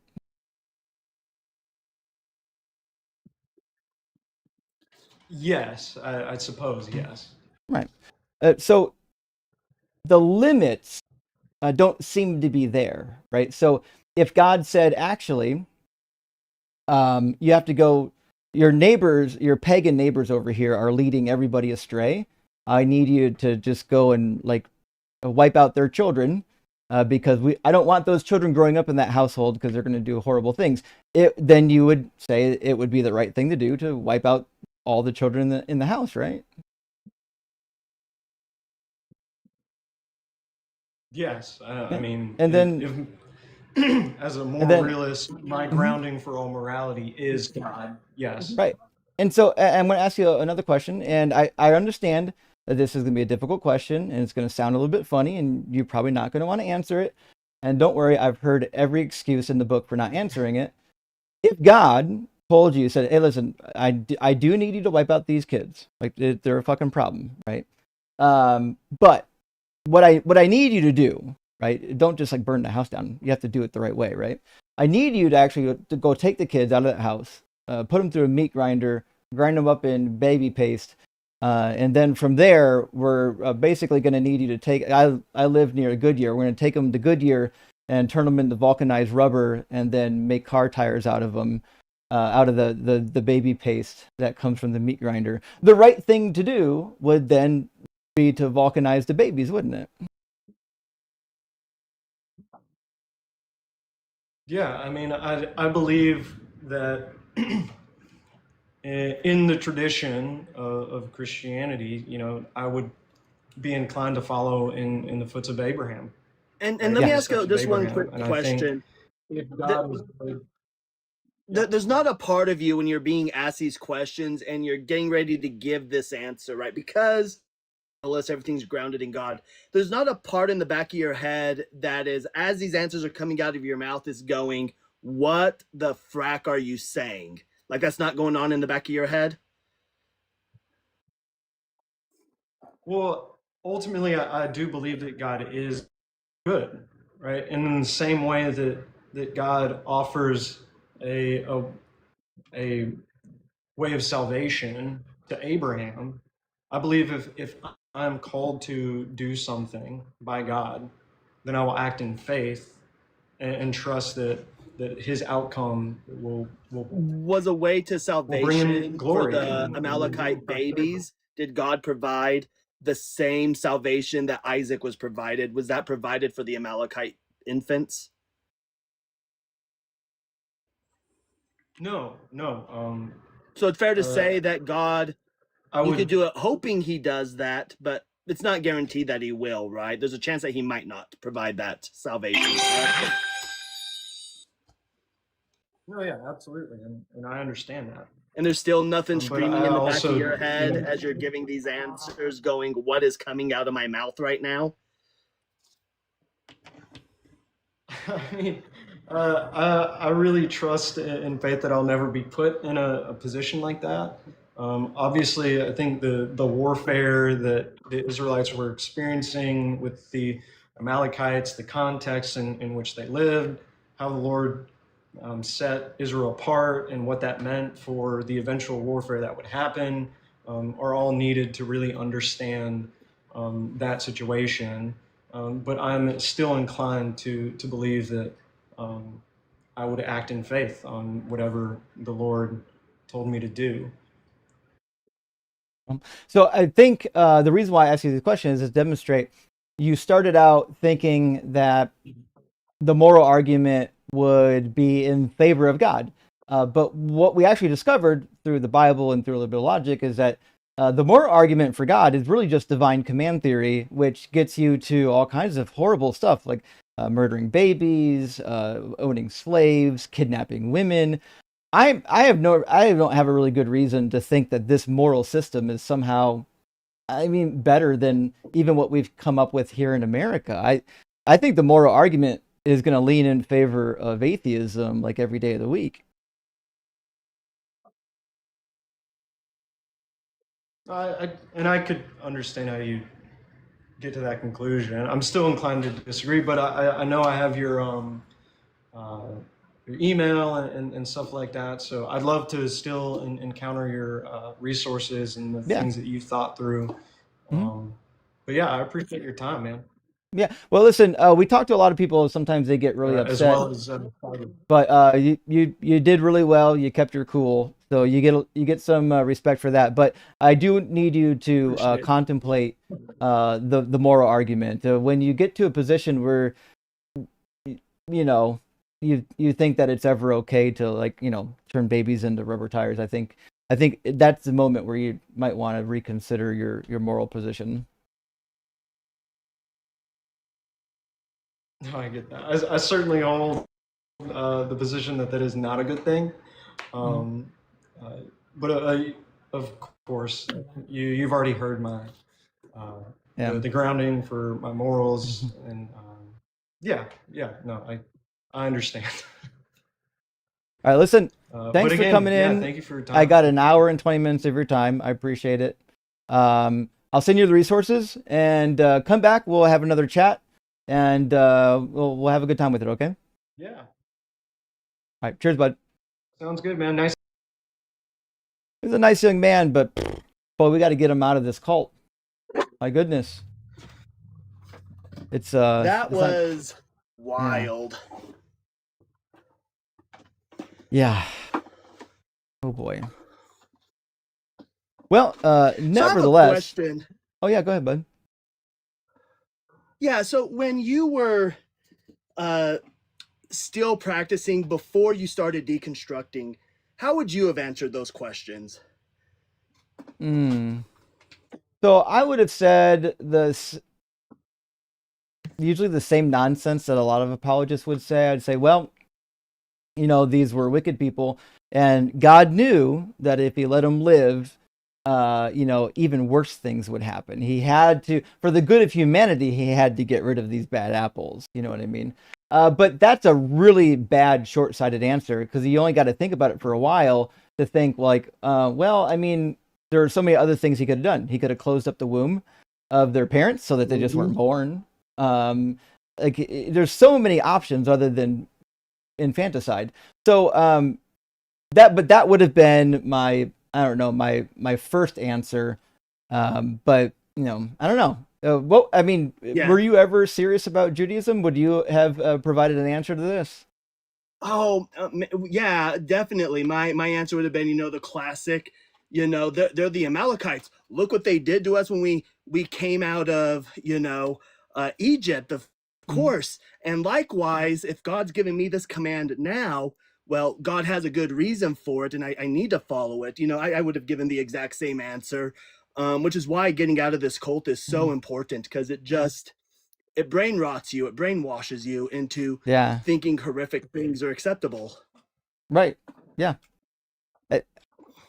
If you can convince somebody that God exists and that you have to listen to him, there's no end to what was going to happen from that. I mean, it's going to be horrific. But let me grab some super chats. Rilo has been waiting patiently now for at least over an hour, so I want to get Rilo in here. Bazkuda, hey, good to see you, friend. Thank you for the super chat. Zechariah 2, 1-2. I looked up and saw a man with a measuring line in his hand. Then I asked, where are you going? He answered me, measuring. I replied, fair enough. That's a good rendition, actually. I do love Zechariah and Ezekiel, for me, are some of my fucking favorite prophetic books. Just because, like, you can tell that there was a lot of development in the religion in their time period. We didn't see as much of it in like Amos and Hosea, but you do get to see it when you get to like Ezekiel and Zechariah. You can tell that they've internalized some of the stuff from the earlier books and are now making up predictions, try to line up with it. Pretty wild. 100%. And Ray Gatto, thank you for the super chat. And Beautiful Kitty, if we were making fun of the Browns, can we make fun of the Chargers too? Fucking of course you can. Such as, what is the best way to teach your dog to roll over and play dead? Have him watch a couple Chargers games. True, boring as shit, Chargers. I mean, at least when I watch the Browns, I have the emotional roller coaster because we always start out strong and then blow it in the second half. So at least you get a little excited at the beginning before they let you down. And Joe White, hey, thank you for the super chat. Advocate to support or argue for a policy, law, or system condone, accept, or allow the God of the Bible, advocates for and condones the institution of slavery. Totally flaccid for slavery. I'm with you, Joe. I am hard for Doug and fucking flaccid for slavery. I will never understand why there are Bible-believing Christians out here that are willing to say that slavery was acceptable even for a time period. I don't know. Design, hey buddy, good to see you. Thank you for the super chat. If they believe in a moral code, then they must believe that God means to follow your programming. Incidentally, they also believe that God doesn't want robots. True. God doesn't want robots, but if you don't follow my fucking law perfectly, oh, shit is going to hit the fan. And Genji, my friend, great to see you. Thank you for the $20 super chat. Much appreciated. Back in the early days of the atheist experience, Christians defending slavery were few and far between. G-Man was probably the most visible. Now, the entire lot of this religion are just fascist slavery lovers. In a sense, G-Man's view won. That's true. Because what happened is, for a long time, before the information age, most Christians weren't actually aware of these problem passages, right? And so they didn't really have prepared answers for them. And so when they came up, they'd hem and they haw and, well, I don't know if it really means that. But now that, like, it's abundantly clear in this day and age that the Bible just fucking tells you that you got to do it or you're allowed to do it. And atheists know about it. Atheists are reading the Bible. We know more about the Bible than the Christians do. And so they had to coalesce around some kind of answer. And the answer, obviously, is either, well, it was temporary, or actually, it's okay. G-Mind, by the way. This is also... go ahead. Well, and this is also why it's really important to kind of dive into the Hebrew and in the Greek with the New Testament, because it's really easy for them to try to skirt around Aved, because its semantic range includes chattel slavery, and servant, right? It's encompassed in its semantic range, but you have to read the context. A lot of Hebrew is reading the context, knowing which verb form is being used to know what's being said. And that's why when we were in Leviticus 25, I pointed out verse 40 because Sahir completely eliminates Aved, meaning servant. It erases it. It makes it only mean chattel slave. Yeah, especially in Leviticus. In Leviticus, we see hired workers show up a lot. So we know that the vocabulary of the priests who did Leviticus, they would have understood these words to be fundamentally different. So, and Genji, thank you for the additional $20 super chat. Huge W. There is little difference between Christians like Noah and Andrea Yates. Well, I mean, it's depressing because I suspect, like a lot of the Christians that we talk to that endorse slavery, I suspect they're normal people. The problem is just that they've been led to believe in nonsense, and they don't know how to get out of it. You know what I mean? They don't have a good means for getting the fuck out. So it's tough. It is tough, but that's what we're doing here. That's why we're here, friends. We want to free people from the toxic sludge of this religion.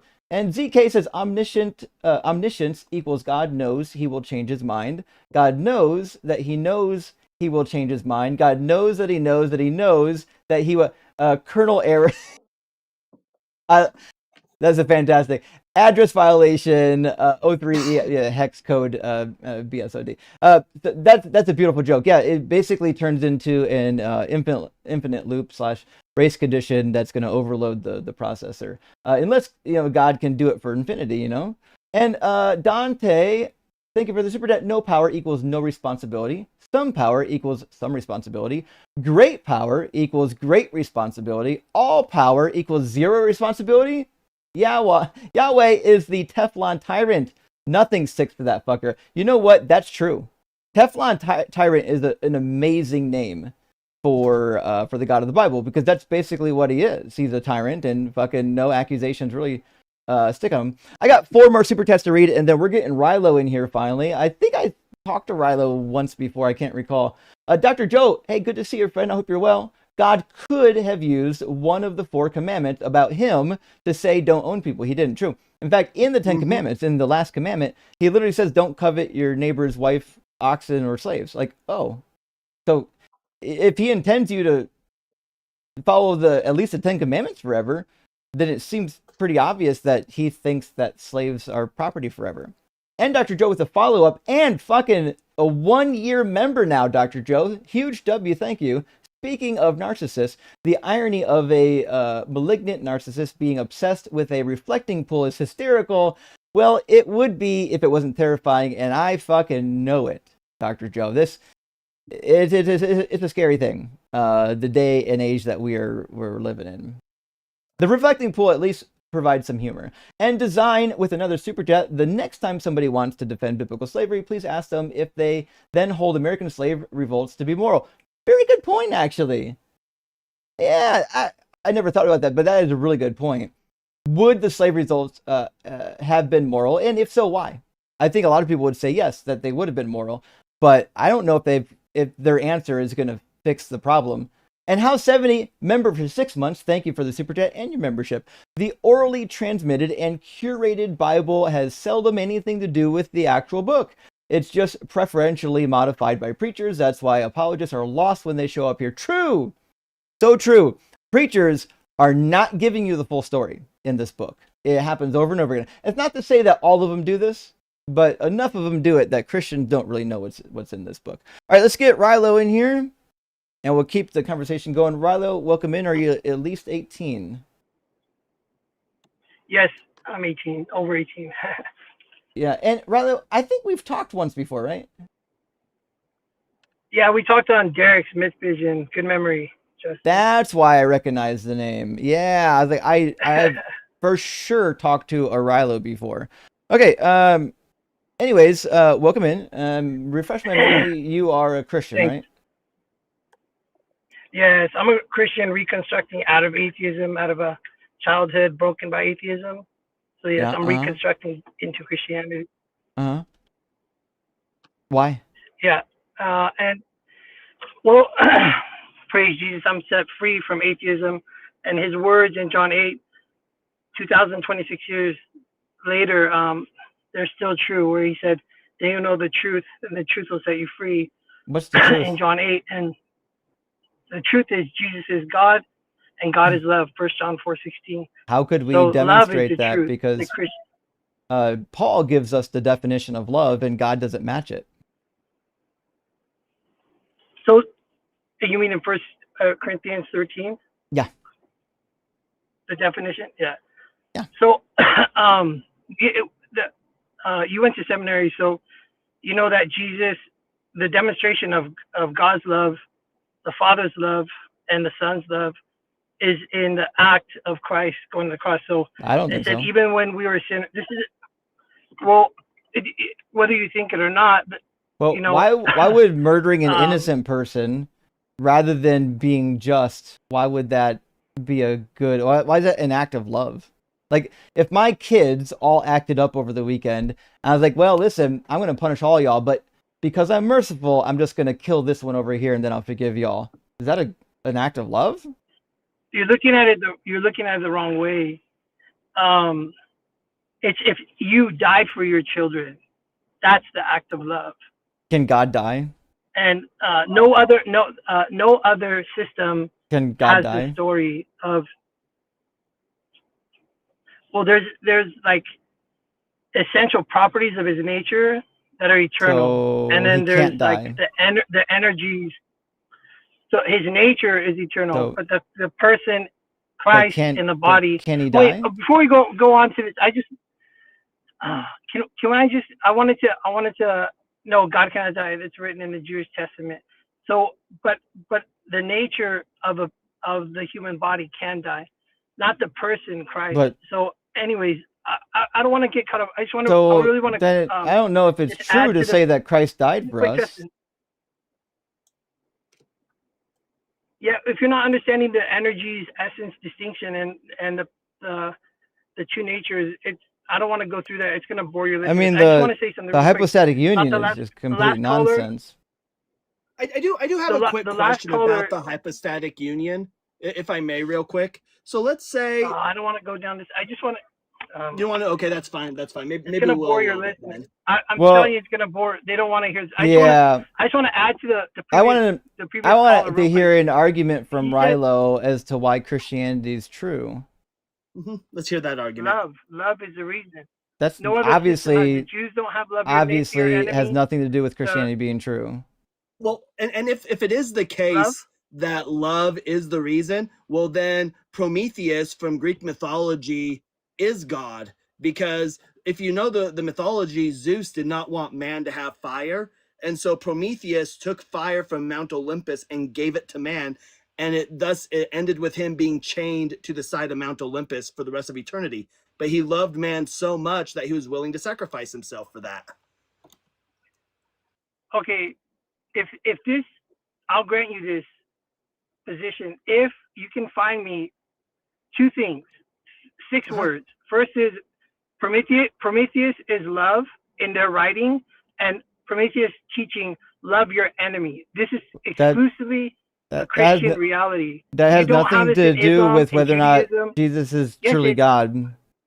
Yeah, that has nothing to do with it.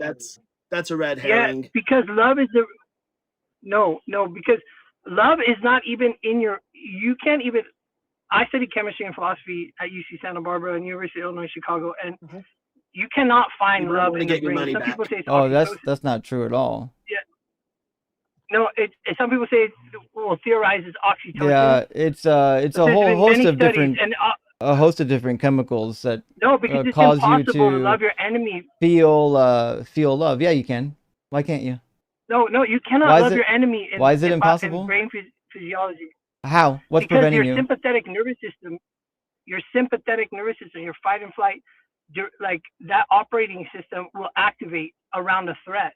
So it's actually Not biologically always. impossible to love your No, enemy. it's certainly not. You have mirror neurons in your You don't brain control that that system. actually make you empathetic and feel the pain of others, even if that other person is your enemy. It's actually uncontrollable that you will That be proves able that to Christianity is sympathize true. with. No, it proves that biology allows you to behave in this particular way. No, there's no pathway. There's no pathway. That then it Yeah, goes I just against the told you Bible. You have to pick your, they're if called you're a mirror materialist neurons. atheist, you have to. No, I Yeah. know about them. That's not true. Yeah. You're making stuff up.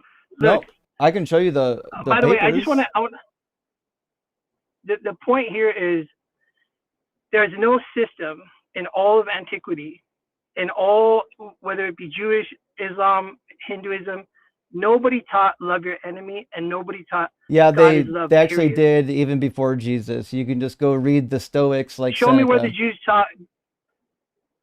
Show me where anyone taught those three. If you can quote "love your enemy," Matthew 5:44, you win. Find it anywhere. Though it has to be those three words, not the idea or the concept. But anyways, while you're looking, let me just. I want to add to the previous callers.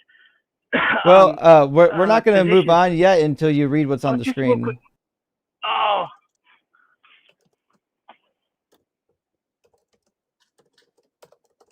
So it says a know mirror about neuron is a mirror neuron that fires both when an animal acts and when the animal observes the same action performed by another. Thus, the neuron mirrors the behavior of the other as though the observer were itself acting. Mirror neurons are not always physiologically distinct from other types of neurons in the brain. Their main differentiating factor is their response patterns. By this definition, such neurons have been directly observed in humans and other primates as well as in birds. So it's just one of those things that we do know from science about the brain that yes, part of the reason why we have empathy towards people, even if they're people we don't like, is because when we think of things, when we see things happening to them, we feel it.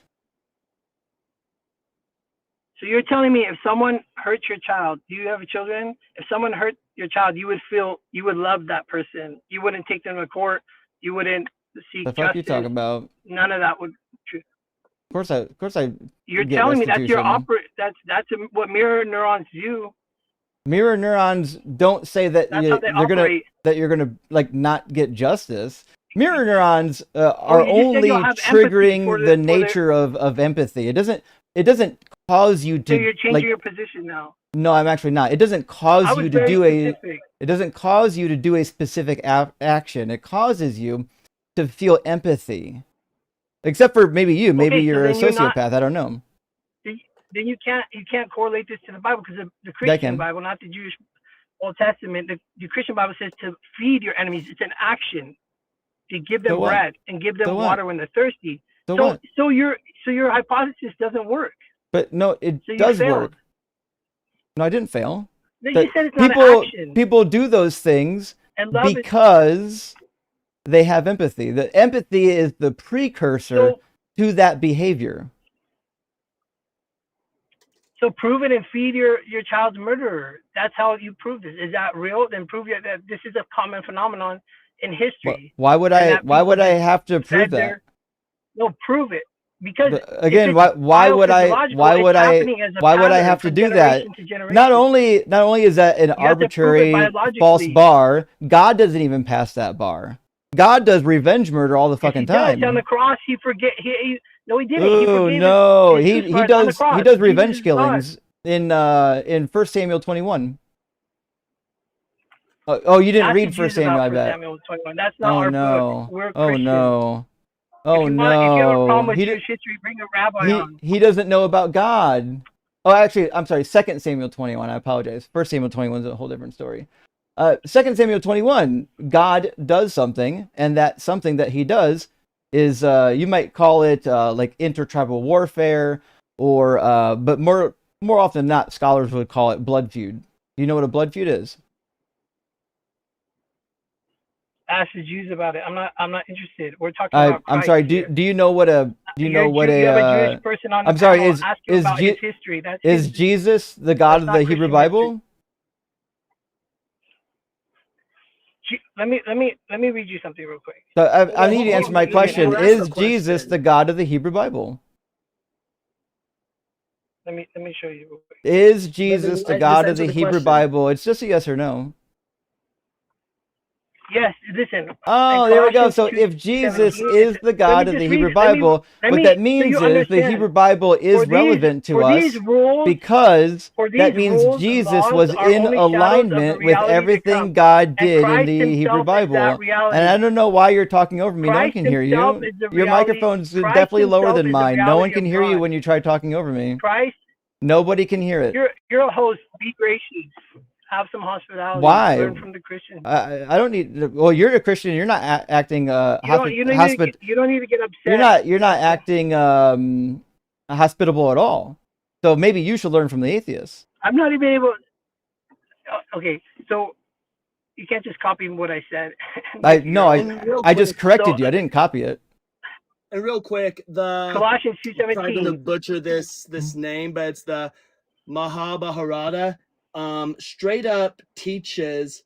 Let me go up here. It says one should conquer anger with love.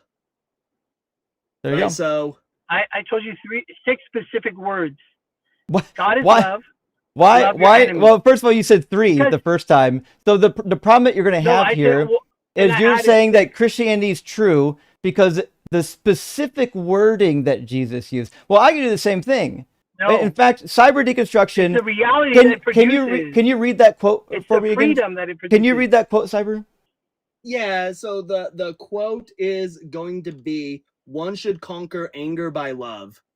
Oh, that's fantastic because actually Jesus didn't say that, which means Jesus isn't really God. Whoever this person, he said it, that person was God. Jesus kicked it with prostitutes. He was the coolest guy on earth. So what? You can't mess No, with he Jesus. wasn't a Nobody cool guy. close. He advocated Not for Moses, murdering children. Not Isaiah, not the rabbis. Nobody comes close to Jesus. Did you forget the part where Jesus said to follow the Mosaic law? Did you bother to read that? He said he'll fulfill it. No, he said to follow it. Oh, you haven't read it. I keep forgetting. Christians don't read anything. The Jewish leaders. It is embarrassing. You mean in Matthew 23 where he condemned the Jewish leaders, right? No, Matthew 5. What does he say before he condemns them? Wait. What part in Matthew 23? So if you read Matthew 23, what he says, which is important here, is he specifically says, because the scribes and the Pharisees sit on the seat of Moses, which means they have the authority, right? Therefore, whatever they say and teach, do it. And then he's not what? Wait, we could bring it up, like Justin can bring it up, and you can just read it. And then he says, however, I really wanted to talk about freedom and slavery. Hold on, listen. He says, whatever they do, that because they're hypocrites, and then he starts listing why they're hypocrites. There's a big difference between saying, so he took their authority away. They have authority. What they teach, but just don't do what they do. There's a big difference there. No, you don't see what happened. All the law, all the prophets point to Jesus. Everything. That's why. No, they don't. Listen. That's why you guys were talking about. Isn't it crazy? I wanted to read the Old Testament, and he's like, no. One thing. Just one He's like, thing. no. Just one thing. Don't read the Old Testament. That's for the Jews. And now you're like, well, the Old Testament pointed to Jesus. I'm so fucking confused. Is the Old Testament important or not? Come on, don't. This is baby talk, Justin. It'd be baby talk if I'm pointing you. If only you were in the room. Let me just. Is the Old Testament important or not? 2 Samuel 7. Is the Old Testament important? It all points to Jesus. Is it important to read? It's important. But Jewish history is not it our history. important the to wars read? are not our history. Is it important to read? It's not important to read in the sense that you shouldn't read it. Christianity is relational. Holy Christianity is relational. Okay, We're to know Jesus. So if we don't know the Old Testament, most Christians in history couldn't even read. Is Jesus always in accordance with his Father? God is our Father. Yes or God is no? our Father. We're his children. Hey, Sir Yaps a lot. Yes or no? Is Jesus always in one accord with his Father? I mean, does he always agree with his Father? In essence, in DNA. No, I'm talking about in opinions. Yes, they're one. How can they not? Okay, so what that means God. is that Jesus approves of blood feuds. because Jesus always agrees with the God of the Hebrew Bible, and or he is the God of the Hebrew Bible, which means in 2 Samuel 21, when God says, hey, we're going to settle a blood feud, Jesus is in agreement with that. Jesus loves blood feuds. He's not a cool guy. Those are Jewish dealings. They're not Christian. No, Jesus did it. That's no, Jewish history. Jesus did it. Ask a rabbi about that. Jesus did it. Bring a rabbi on, ask him about 2 Samuel. Jesus did it. See what he has to say to you. No, Jesus did it. No, Jesus hung out with prostitutes. He turned water into wine at a party where nobody had alcohol. He doesn't I mean, catch it tell at me all. how cool. So, Rilo, you're still not paying attention. Rilo, you're still not paying attention. Here's what I need you to do if we're ever going to move forward in this conversation. I need you to actually engage in some questions and answers, okay? I'm trying to figure out why you think Jesus is so cool, and I'm going to give you, or I did give you an example of why I don't think Jesus is cool, and you won't engage in it. So I need you to slow the fuck down and engage with what I'm talking about. Jesus explicitly said on multiple occasions to do things that I don't think are cool. Jesus also always agrees with his father, or whatever the fuck you want to call him. Hey, dad, I mean dad, or me, I don't know, I'm fucking confused. It doesn't matter. However you slice it, Jesus either always agrees with his dad, or he fucking is his dad. So what that means is anytime God did anything in the Hebrew Bible, that means Jesus agrees with it, one way or another. Can we agree on that? Those are Jewish dealings in history. Okay, so what you're saying is when God acted in the Hebrew Bible, Jesus thought that he didn't approve of it? Did Jesus approve of God's actions in the Hebrew Bible or not? Ask the Jews about it. I'm asking about Jesus. Jewish people. I'm asking about Jesus. Domain. I'm asking about Jesus. Look to Christ. I'm asking about Jesus. Listen, you're not looking at the Christ because I'm asking you questions about Christ, and you're crying about it. So again, I'm going to keep asking you until you answer it. This is what's going to happen. All right. So I'll ask for like a fifth time. If Jesus always agrees with his father, or he somehow is his father, does that not mean that every time God did something in the past, Jesus agreed with it? Is that not what it means? It wasn't God doing it. So I'm going to ask you again. When God does something in the Hebrew Bible or any time in the past, would it be fair to say that Jesus would have always approved of that? When Jesus did something, you can see it. You can. I'm just waiting for a yes or no, Rilo. I'm going to keep muting you every time you don't say yes or no. Right? So I'd love to move on from this question and get some real dialogue. It'd be great. It'd be fantastic. But we're never going to get there until you answer my question, because I'm trying to figure out what your actual position is. See, I'm not even giving you an argument right now. I'm trying to deduce what you believe so we can talk about it. So we'll try this again. Since Jesus either is his father or always agrees with his father, does that not mean that every time God does something, whether it's in the Hebrew Bible or not, doesn't it mean that Jesus agreed with that thing? Hello. Yes or no? Hello. Yes or no? Am I muted? You were. Yes or no? You can't control my answer. Yeah. Actually, I can. You're just doing it right now. We'll try this again. I need a yes or no. Maybe yes or no is difficult for you. So we'll do this. Clap once for yes and twice for no. Okay. And the question is, since Jesus either is Yahweh or always agrees with Yahweh, is it true that Jesus always agrees with whatever Yahweh does? Justin, you're weak sauce. So just waiting for the answer. If it was such a weak question, you'd answer it. You're so weak, dude. He can't do it. Are such crybabies. He can't do it. I love it when Christians show their true colors and refuse to answer easy questions because they know exactly where it's going to go. I do have a question for him, though. I do have a question. Oh, yeah. Real quick. Go ahead. because it seems like he doesn't Justin wants to come from. believe.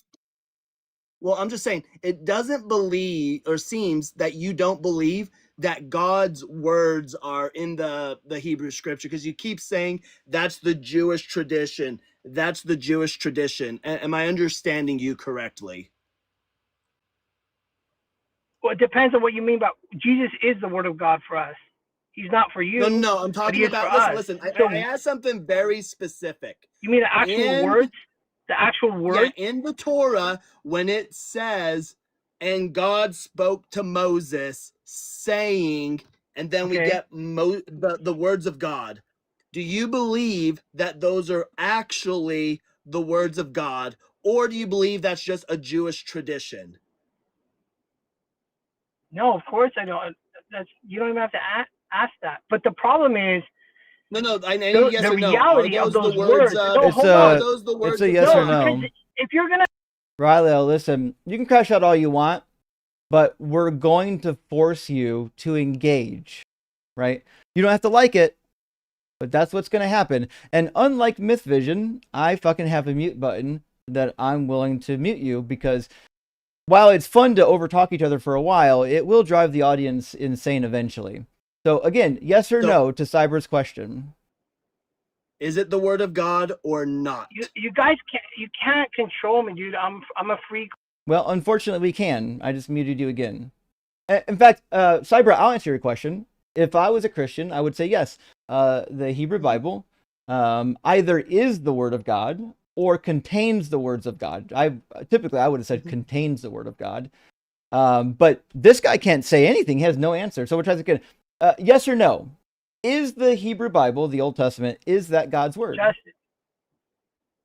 Justin, I got 3 kids. I'm going to go waste my time, but I'll tell you the answer is in Colossians 2:17. It sounds like you're the one wasting time right now, because you're afraid to answer easy questions. He waited over an hour in my guest box to come up here and to not engage, not answer questions, and then cry when I force him to answer questions. And now he's running because apparently he's got kids to tend to, which is great. Actually, you should have been fucking doing that all night. That would have been the preferred thing to do. Listen, this is my job. I get paid to do this, right? You don't. You should be spending your free time with your fucking kids. Are you mad? You don't. You should be spending your free time with your fucking kids. Justin, are you mad? Are you mad? Are you muting me? Is that why you got mad? I'm not mad at you. I'm not mad at all. What I want is a productive dialogue, and you're actually not capable. Let me speak. You're not capable of providing it. And no, I'm not going to let you speak until you answer my question. That's how these things work. You don't get to ramble. You don't get to preach. You get to engage in honest dialogue. And if you don't answer questions to clarify your position, we can't move forward. Again, I'm not asking you this question because I need it to be a yes or a no. I'm asking this question because I need to know what you believe so we can move forward. Same thing with Cyber. We have 2 questions. One, is the Hebrew Bible the Word of God? Yes or no? Second question, does Jesus always agree with Yahweh? It's very easy questions. I'm not going to submit to your atheist control. This is why my childhood was ruined, because of atheism. It sounds like you guys don't have kids. I have a great kid. He's fantastic. But it sounds like atheism didn't ruin you. It sounds like your bad attitude is ruining you, and your inability to be honest is ruining you. Your inability to engage in rational discourse is the thing that ruins probably most of your friendships, I would imagine. Rational is. You would be free if you're rational, not controlling. I am free. I'm free from a religion that's clearly not true, which is why you can't answer questions. If it was true, you could just answer questions. Fuck, when I was a Christian, if somebody asked me a question about the Bible, there's nothing I wouldn't want to do more than to answer their questions about the Bible. But you're terrified of doing it. You're terrified of engaging in actual conversation about the Bible because you know that you can't defend your position. So I know that you came to preach. And I know that what you want to do is tell people. No, but I'm not getting. I know that what you want to do is tell people about the gospel, and you don't want to be interrupted and all this stuff. So I'm going to make you a deal because this conversation obviously isn't going well because you have no self-control, right? So we're going to put a timer on, right? We're going to put a timer on the screen, and I'm going to give you time to talk, and then I'm going to talk. Do you think, is that fair? Am I muted? You didn't hear anything I fucking said. muted? Yeah, you were muted. So try this again. Dude, try to listen. Atheists are Try such to cowards, man. The fucking coward is the one that won't answer questions about what he believes. Oh, he's gone. Yeah. Okay. So for those who don't know, the 5 Ds of dodge debate is dodge, deflect, distract, distort, and derail. And that derail can also be turned into disappear when sources are requested. I mean, what are you gonna do? I mean, he had all the Ds, didn't he? He did. I would say he was loaded with D. I mean, just it is what it is. If he wasn't in Christianity, he could have all the D he wanted, but now he's probably self-hating. Lynn, thank you so much for the $10 super chat. Appreciate that. Have you considered having an ongoing baby pace tally keeper? The things people will say is quite shocking. Rock harder for Doug. So we actually have discussed this before. And I said, and I didn't do it. I used to do this way back in the day, back when like Skits and Bits was still streaming. We would have a question like slavery or, deleting a child. And we would ask them the question right away. And then we would drop them for the next guest. It's hard to do that now because the algorithms are different. You don't get quite as many guest requests as you used to back in the day. But I can still pull it off with the Christians that I talk to. I'll ask everybody the same question up front and just keep a tally and see what we can come up with. We do need. I'm gonna make it today. We'll do a baby paste counter. We'll keep track during the live streams how many baby pastes we get. I think it'd be a good time.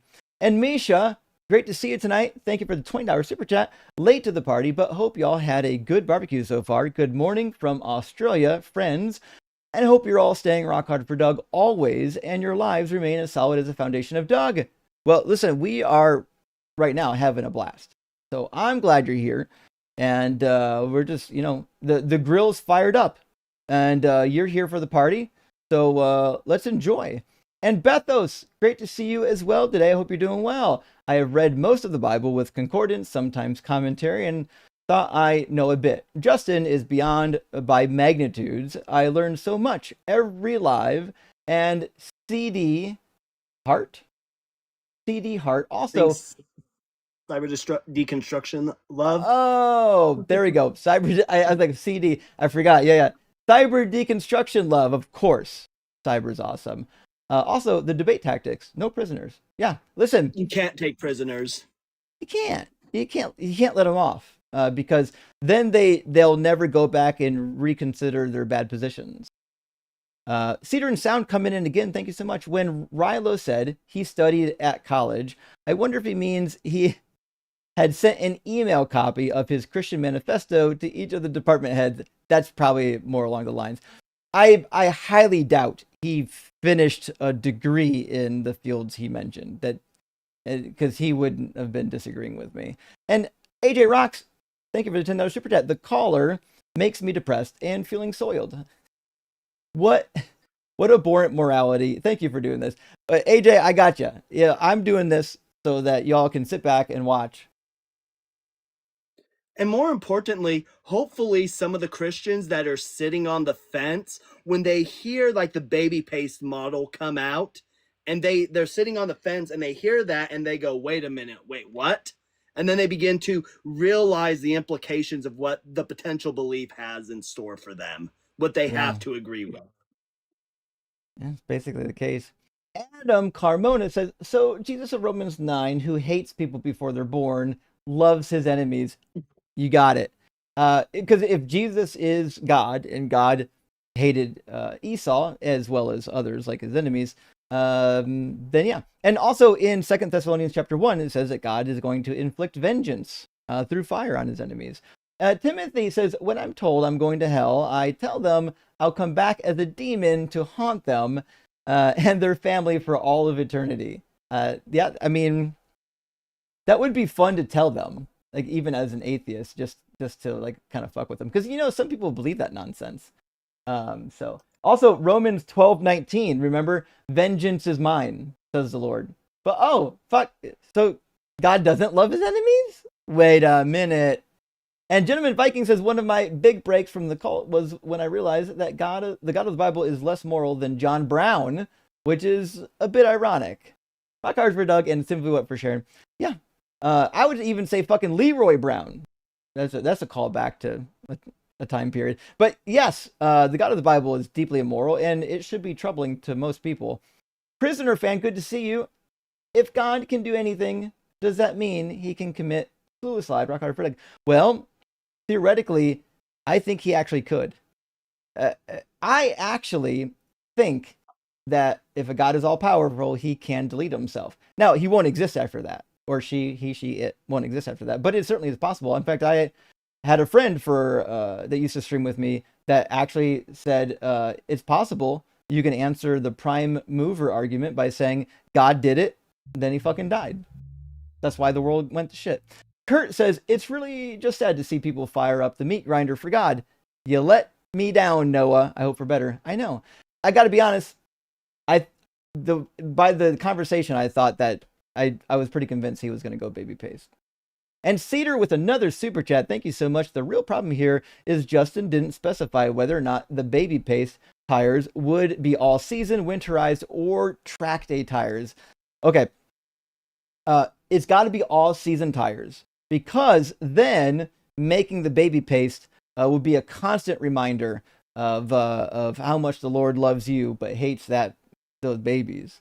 Game Guy, member for 6 months, says Noah went to great lengths to dodge questions about the Bible but didn't hesitate to make them baby tires. Shake my head. You got it.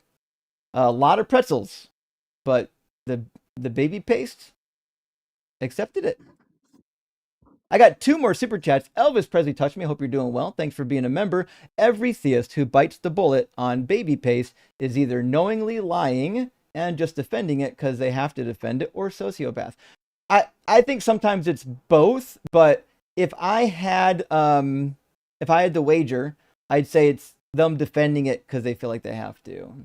That's why people feel so free once they're gone. Oh, I don't have to defend this bullshit anymore. Akram, good to see you. Thank you for the super chat, friend. Try an experiment. Put the word character behind every name you use from the Bible. Want to see if there is a reaction. Oh, you mean, Jesus character Moses. Character Moses. I've never heard of that. I'd be curious to know how people react to it. I don't know. But I hope you're doing well, friend. We've got people waiting to get in. And I believe the one that was first in line was Joyland, and then David, and then Earth. If my memory is correct, that was the order that they came in. So I'll try to grab them in that order. So incoming Joyland 9118.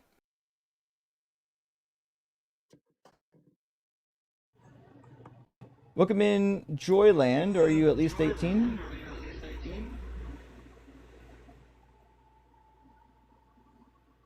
Joy? Did you request by accident? Are you awake? Did you fall asleep? I do love it. Sometimes they'll fall asleep in the guest box, and then you can hear them snoring, but that's not the case here. Well, Joy, I'm sorry we couldn't chat with you. Come back if you figure out that you got dropped there, and we'll try to get you into the conversation. Now I guess it's time for David Melton. Although I believe I've talked to David. It was a long time ago, like back in the Hanji days, but I'm pretty sure I talked to David. In fact, I think we talked about slavery. Hey, welcome. Yes, we did. I thought, yeah, I was like pretty sure we talked about slavery. Welcome back, David. I already know you're over 18, and I know that you're a Christian, so I don't have to ask those questions. But the question I will ask is, what would be a good reason to believe in the Christian God? The Christian God is the truth. Sure. And how could one demonstrate that? He does everything he said he's going to do. Oh, that's not true. You want me to show you places where he doesn't do that? Why am I in a diaspora then? What's a diaspora? I'm Jewish. Why am I not in my homeland? Why are all my It costs the a people? plane ticket to go to home. That's all. But I'm talking about the time of Jesus, right? If Jesus is the Messiah, why were we booted out after the Bar Kokhba rebellion? Why was that able to happen? Because they hung him on a cross. Bar Kokhba was not hung on a cross. No, Jesus was hung on a cross. But he talked about Bar Kokhba. Yeah. Well, I was mentioning that Emperor Hadrian, after the Bar Kokhba rebellion, is when we were exiled out of Judea. But if Jesus didn't fulfill that, though, because you said he fulfills everything he says, well, if he is the Messiah and the Messiah is supposed to bring world peace for the Jewish people, well, he failed. You just fed right into what Justin said. I disagree. With what? But Him failing to fulfill his promise. so the question then again is, oh, go ahead, Justin. I would say, did you hear what the promise was? What was the promise? Cyber, restate it because I don't think it was listening. Yeah, so the messianic prophecies that are given in the Hebrew scripture are that the Messiah is supposed to be a descendant of David through Solomon, who's going to reunite the tribes. So Judah and Israel will be reunited. And through this reunification, there will be peace for Jerusalem, which is the symbolism for the reunified Judah and Israel. And through this world peace, the rest of the world will recognize that Yahweh is the one true God, and the rest of the world will turn to worship him. However, after Jesus was crucified, just a few decades after, the temple was destroyed by Rome. And then within 100 years of the crucifixion of Jesus, due to the Bar Kokhba rebellion, Emperor Hadrian booted us out of the land and renamed it to Roma Palestine. So how did Jesus fulfill the messianic prophecies when there's no peace for the Jewish people? Through the way. Say that again? Through the way. When How? he sent out the disciples, to preach the ministry of the good word, they were united, Gentiles and Samaritans and Jews. I don't think that answered the question. Yeah, after the disciples went out, why are we still in a diaspora? What's a diaspora? A diaspora is when a group of people have been removed from their ancestral homeland and they're dispersed throughout other lands. Some people left. We were forced out. We were forced out tons of times. We were enslaved over centuries. Yeah, why did Jesus fulfill this? Why did that happen? Because that goes against the messianic prophecies. He didn't cause the slavery or the removal.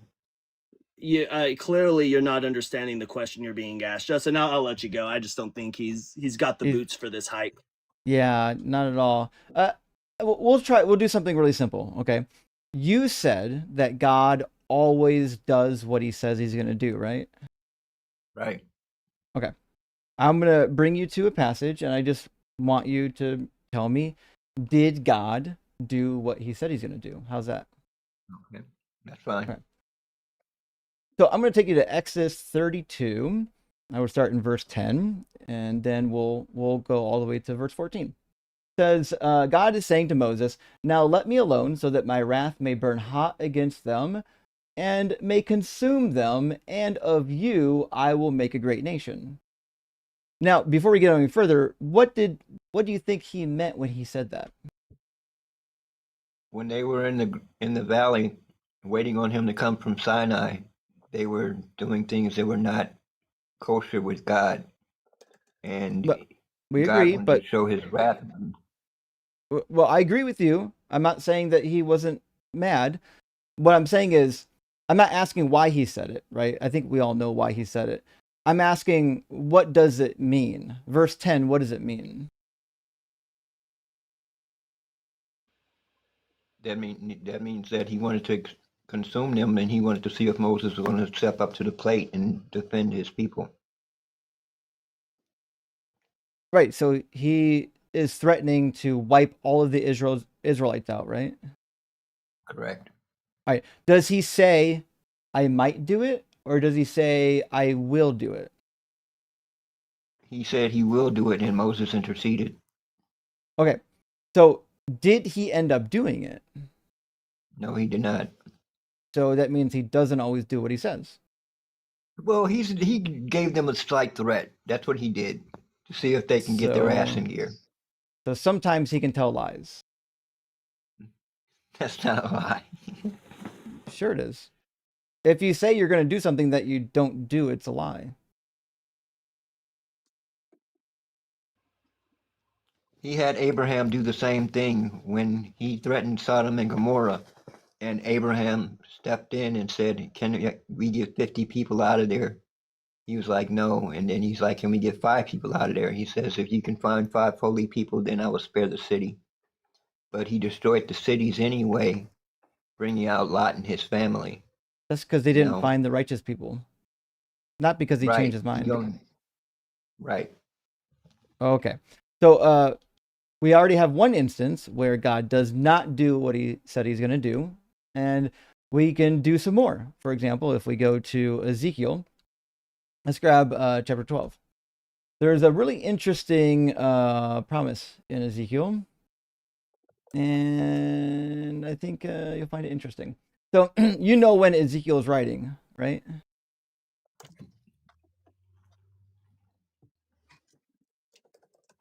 David? Yeah.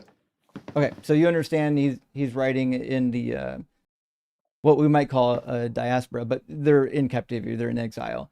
And Ezekiel's got prophecies, and the prophecies, the Israelites don't believe them. They're like, no, these are for a long time from now. This is not happening. Yeah, for a long time now. Yeah. Yeah. Now, God says in Ezekiel 12, the word of the Lord came to me, mortal, what is this proverb of yours about the land of Israel that says, the days are prolonged and every vision comes to nothing? Tell them, therefore, thus says the Lord God, I will put an end to this proverb, and they shall use it no more as a proverb in Israel, but say to them, the days are near and the fulfillment of every vision.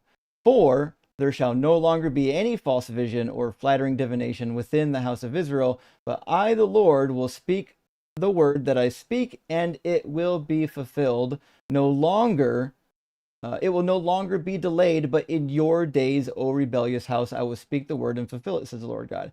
So you would take that to mean that all of Ezekiel's prophecies came true, right? In the manifestation of Jesus Christ. My question is, do you believe that all of the prophecies in Ezekiel came true? Yes, that prophecy came true in the manifestation of Jesus Christ. His word was made flesh. Have you read chapter 40 and beyond? Of Ezekiel? Yeah. I read it, but I don't remember it right now. Did you even see like the lead up to the new temple? Like say 37:24. I'll read you the passage. 37. This for sure did not happen in Ezekiel's lifetime. Remember, again, Jesus can't fulfill any of this because this is stuff that's supposed to be happening in the lifetime of the exiles. Ezekiel 37 is a promise for a Messiah. And it says, my servant David shall be king over them. Different David, not David Melton. They shall all have one shepherd. They shall follow my ordinances and be careful to observe my statutes. They shall live in the land that I gave to my servant Jacob, in which your ancestors lived, and they and their children and their children's children shall live there forever. And my servant David shall be their prince forever. Okay, so the question is, did that come true? Yes, and when Jesus Christ was born. Okay. Did So you they're looking when they were did looking you for a did you Messiah. hear verse 25? Yes. Can you read What's verse it 35 say? for Justin?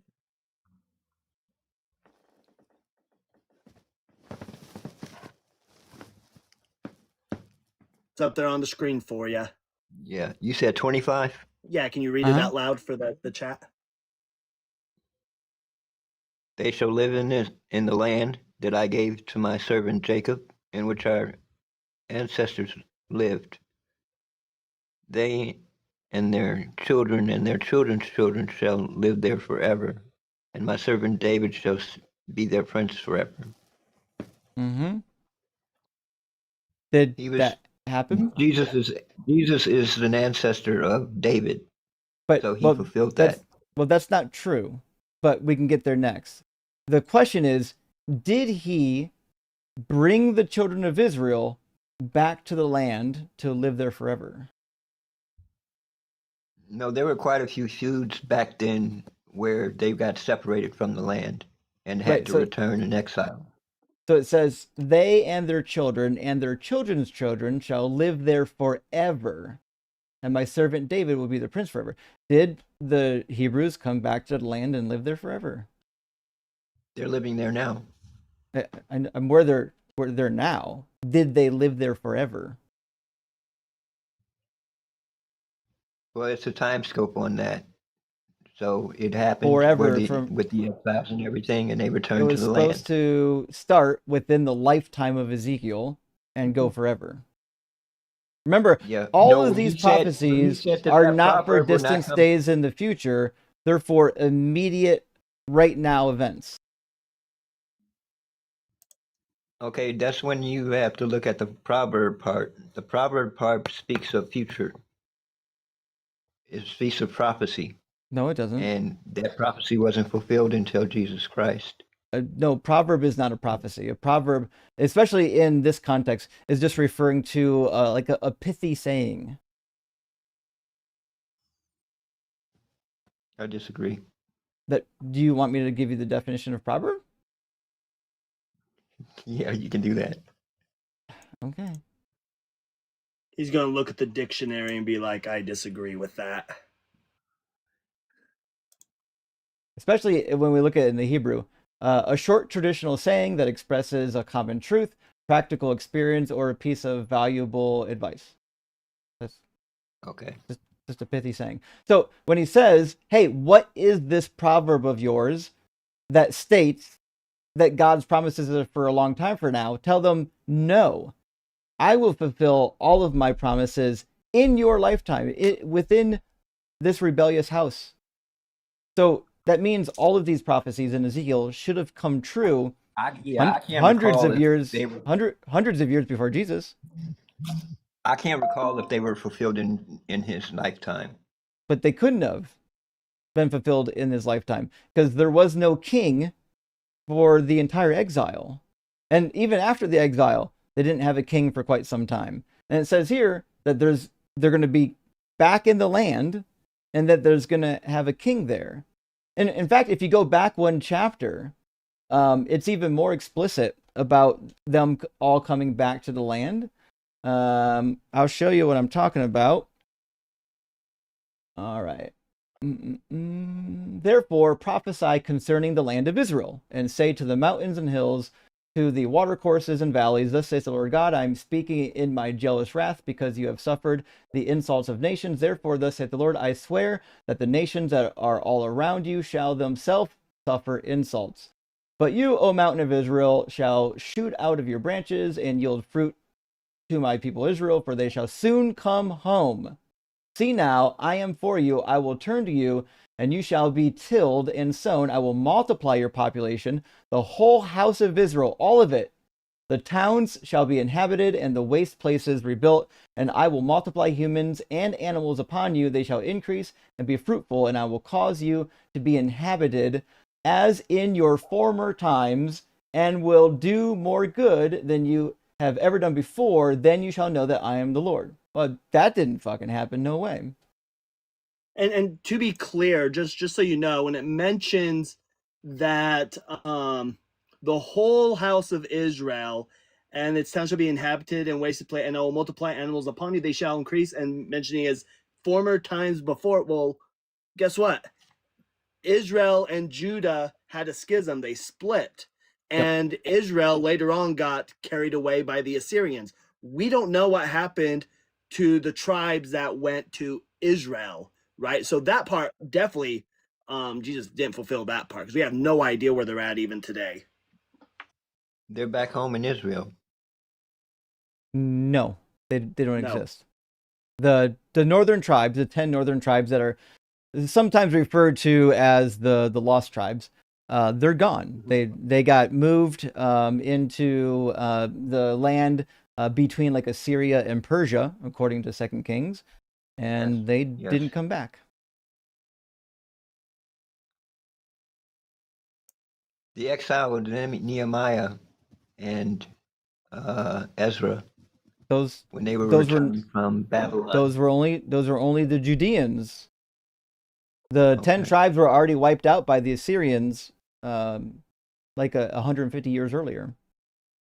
And to be clear, just so you're aware, the Judeans make up the tribes of Judah and Benjamin and Levi. But so we're talking about the other tribes that aren't part of those two. I'm from Naphtali, and Naphtali still exists in Israel. You're from Naphtali. How did you do that genealogy? My grandmother did it. And how'd she do it? Yeah, how'd she trace your lineage all the way back to the tribe of Naphtali? That's what I want to know. She did it. Well, just saying she did it doesn't tell us anything.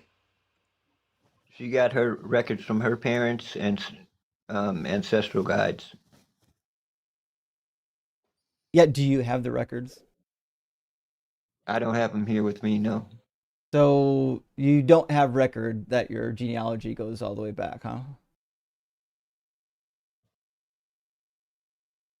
I don't have it with me, no. So if we were to, because this claim of Naphtali specifically is one claim that's starting to become extremely popular with people saying they're from the tribe of Naphtali. But the ones that have submitted... Can I interrupt? Well, hold on, let me finish.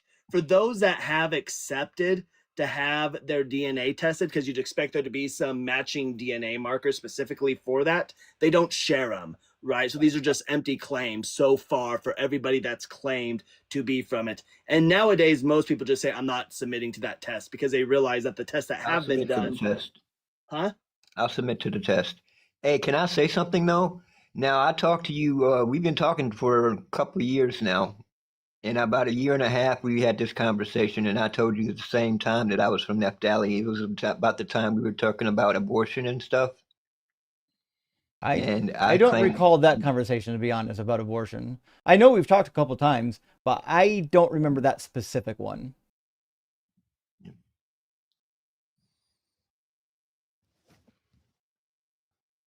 I'd be willing to submit to a DNA test to prove that I'm Jewish. Well, being Jewish would mean that you're not from the tribe of Naphtali. You would have been from the tribe of Judah.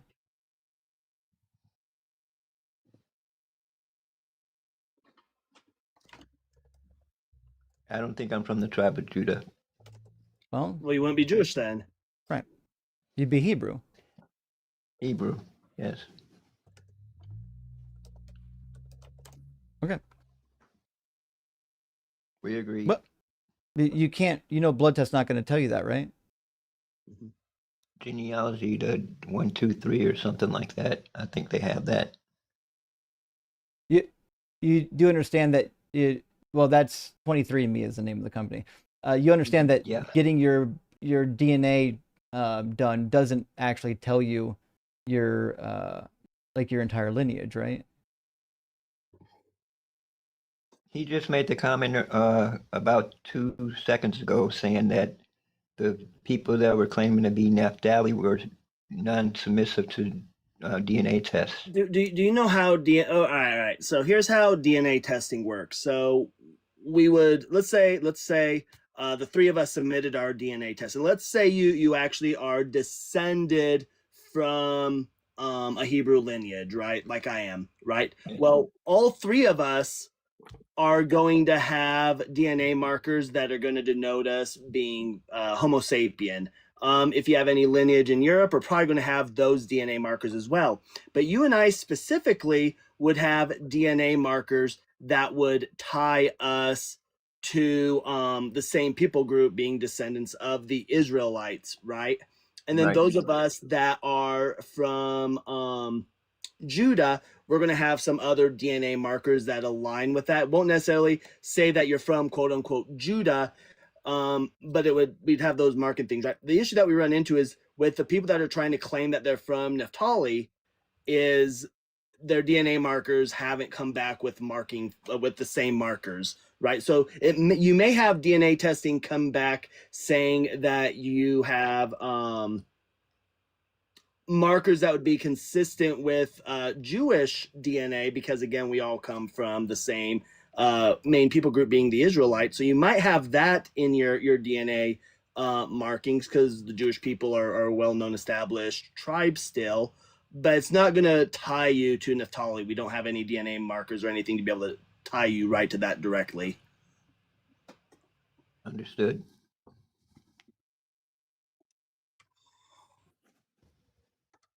So, David, Are we supposed to? Yes. you said when we started this conversation that the Christianity is true because God always fulfills his promises. But The way we've got the a way couple, is true. but Jesus doesn't fulfill his promises either. How does he not? Oh, well, he promised that he was going to have his second coming, Daniel 7 style, within the lifetime of his followers, and then he didn't. He's been gone for 2,000 No, he years. The didn't. dude's dead. Yeah, it was 2,000 years on April the 26th of this year. That was the 2,000-year marker. Right, but he said he was coming back within the lifetime of his disciples.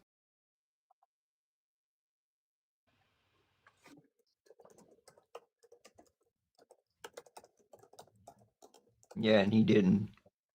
Right, which Oh, means he say that doesn't again? fulfill his promises.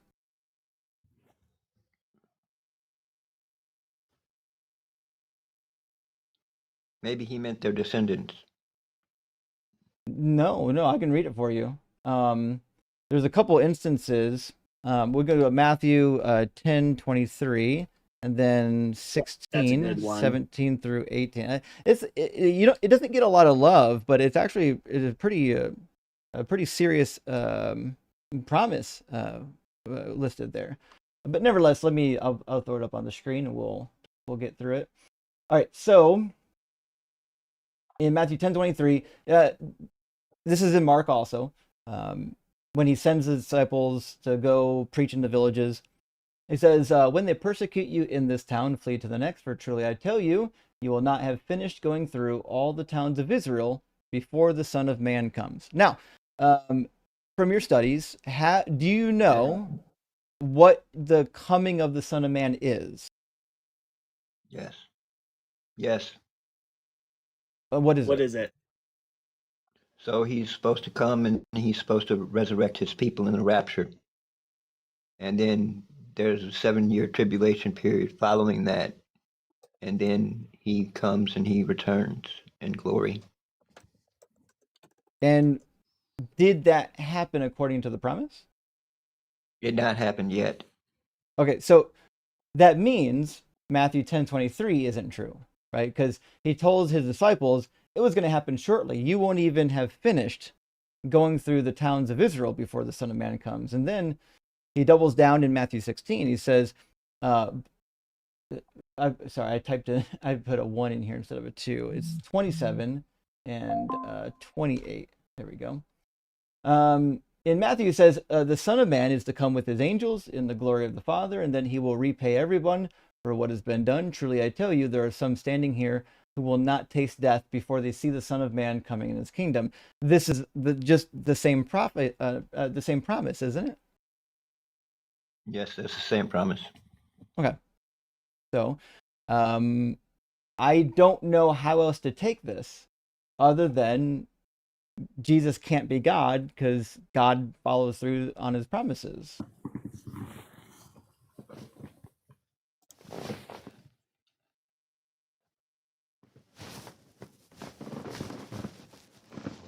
His time is not our time. Yep, but he told you when it was going to happen. He says, before some of you standing here have tasted death. That's not it's not like a year. He didn't give you a date. He just said, hey, some of y'all are going to be alive when it happens. That's It's kind of like how milk has expiration date, best buy date. He had resurrected by time frame, and he just didn't fulfill it. It was before the generation passes away. When he was speaking to the multitudes of people, this generation shall not pass away. When he's specifically talking to his disciples, he says, some of you standing here will not have tasted death. And then here he's talking about, in fact, you guys will not have even been able to visit all the towns in Israel before I come back. So can I ask a question? yeah. When the rapture actually happens, what's going to happen? What are you going to have to say then? Well, there isn't one. Mhm. When you get You know how sent many- to Islamic hell because you don't follow Muhammad, what are you going to say?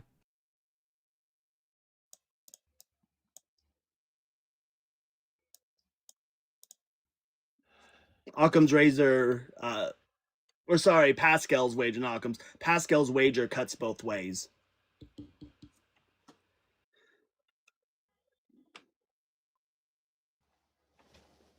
Muhammad copied the Bible, and he took a lot of stuff out of the Bible and made it his own. And No, the created- Bible was corrupt and he fixed it. The angel Gabriel fixed the corruption that the Jewish people and the Christians had added into it. So are you Muslim? No, I'm not Muslim, but that's their argument. That's what they tell you.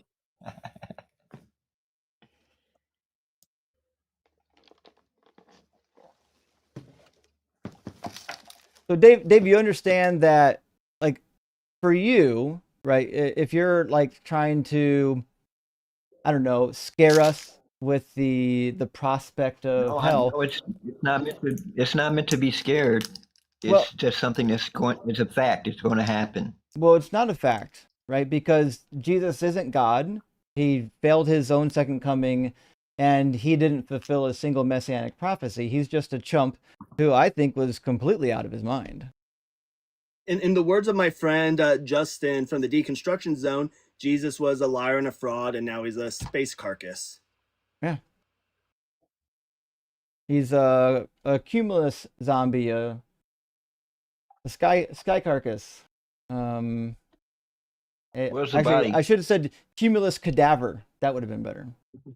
Where's the body? We wouldn't expect there to be a body. One, if he was crucified, chances are his body would have been thrown in a mass pit. Second, during the time period, the Jewish people were utilizing ossuaries, so he probably would have been put in a tomb, and then shortly after, his body would have been put in an ossuary. When the ossuary got filled with other bodies, it would have been buried. So we wouldn't expect to find a body with anybody from that time period. When they put him in a tomb, and they checked him on Sunday morning, he wasn't in the tomb, and no one had removed him. Well, that's according to the narrative that was written much, much later after his passing. Decades after his passing, it's a narrative. Why don't we believe the narrative? That's the truth, Why do you think it's a truth? because it was seen by people. Do you believe that everything in the Bible is the truth? I do. Do you believe the Bible ever makes a mistake? There are some mistakes that Oh, are so it's not always true. So how do you know the Bible didn't get the resurrection of Christ mistaken? How do you know the disciples weren't having grievance hallucinations? Because he came to them.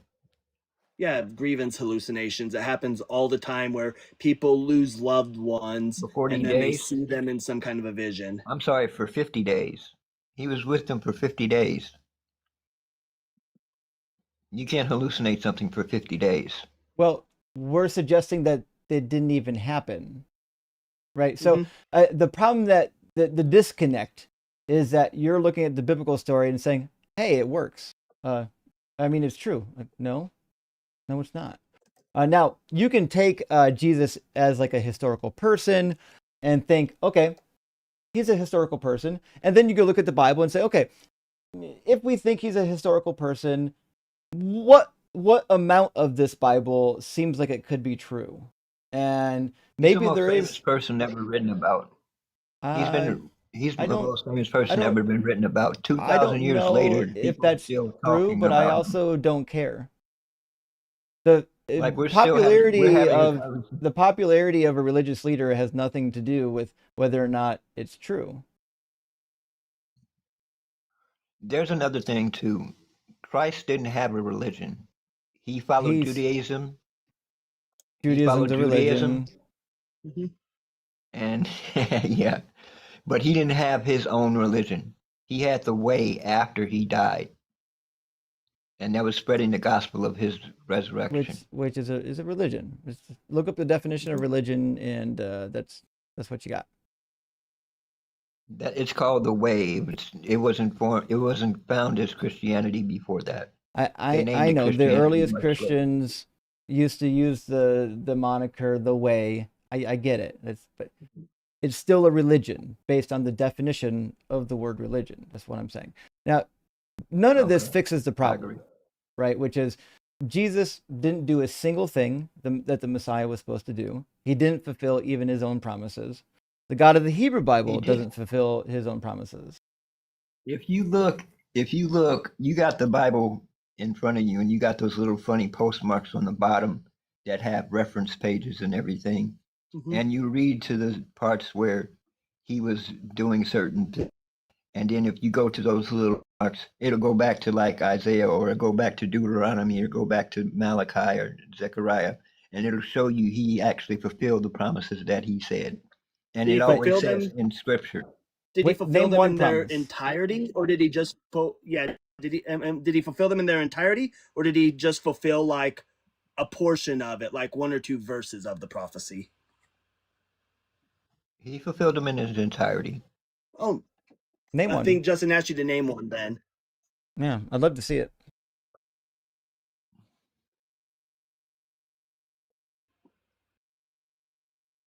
Keep in mind, chat, he said it was fulfilled in its entirety.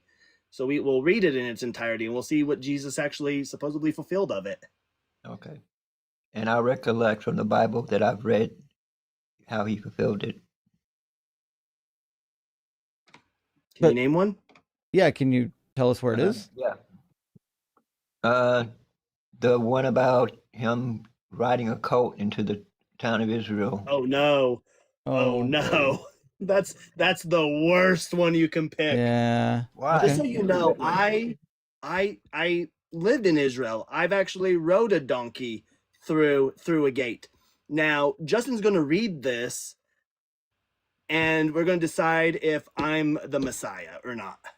I think Cyber is. The prophecy is from Zechariah 9. It says, "Rejoice greatly, O daughter Zion. Shout aloud, O daughter Jerusalem. See, your king comes to you. Triumphant and victorious is he, humble and riding on a donkey, on a colt, the foal of a donkey." Now, what part of this did Jesus do, and what part of this did Cyber do? Jesus did the first part. What part? Which part's that? Riding on a donkey. On Okay. a colt. Because is when you look at when he did it, he said, "Hey, go to this guy's house, and you'll see a donkey tied to a fence with his coat, and bring them to me and tell them that I need them, and I will return them later." When he tells them to steal the donkey, right? Yeah, he tells them to steal the donkey. Yeah. but did you read right above that, right? When it says humble and riding on a donkey, can you read 2 lines above that? Rejoice greatly, O daughter Zion, shout aloud. No, 2 lines below that. Starts with C. See, your king comes to you. Did Jesus fulfill that part during his lifetime? Through his ministry, his 3-year ministry, this was before the last Passover when he went into Jerusalem. There was rumors about him requesting to be their king from the people that was That's not the following him. question, though. This is him actually being a king. Was he actually a king? He is. No, was he? At the In it- time that he rode the donkey through, was he crowned king? He was God manifested. He is the king. But was he crowned king in Israel? No, I think Herod, I guess Herod Agatha was there as king. Yeah. So if the prophecy says that he's a victorious king and he's not a king, that means he didn't fulfill the prophecy. And also, if you read verse 10, it's clear he didn't do that either. It says he will cut off the chariot from Ephraim and the war horse from Jerusalem, and the battle bow shall be cut off, and he shall command peace to the nations. His dominion shall be from sea to sea and from the river to the ends of the earth. This is talk about a real king. Remember when I was mentioning earlier how one of the things that the Messiah is going to do is reunify Judah and Ephraim? He's going to reunify them. That's what that's talking about. Right. Did that happen? Did Jesus do that in his lifetime? Yes, he did through the way. You got to remember when they went to the Decapolis and they were spreading the ministry, they reunited under the way, under Christianity. It was for Gentiles and Jews. This doesn't say Gentiles in there, specifically talking about Ephraim and Judah. We're going to reconnect the tribes of Israel, make them unified again. When did you? Can you show me the passage where Jesus brought Naphtali back to Judah? Can you find me that scripture where Ephraim became part of Judah again, where they were unified as Israel? Can you show me? Naphtali and the mentioned much in the New Testament during Jesus' lifetime. Do you think there's a reason for that?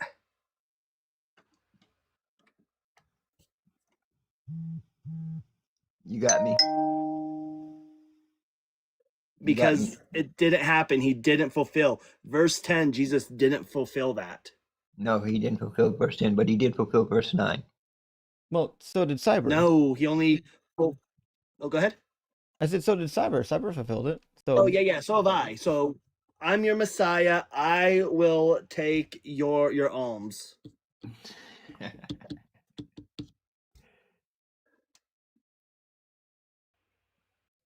But did you get the palms planted in the street when you rode through? Did I get the palms? Where's that in the scripture? Where's that in any prophecy? It was in the scriptures in Matthew when he was coming through. No, I know what happened. Where's that prophesied that that's a requirement? Right. They do that for kings. Well, he was never a king. Mm-hmm. So, like, maybe some people wanted him to be king, but he certainly wasn't. In fact, in the Gospel of John, he explicitly refuses to be king. Yes, he does. He would have been murdered if he had, even sooner.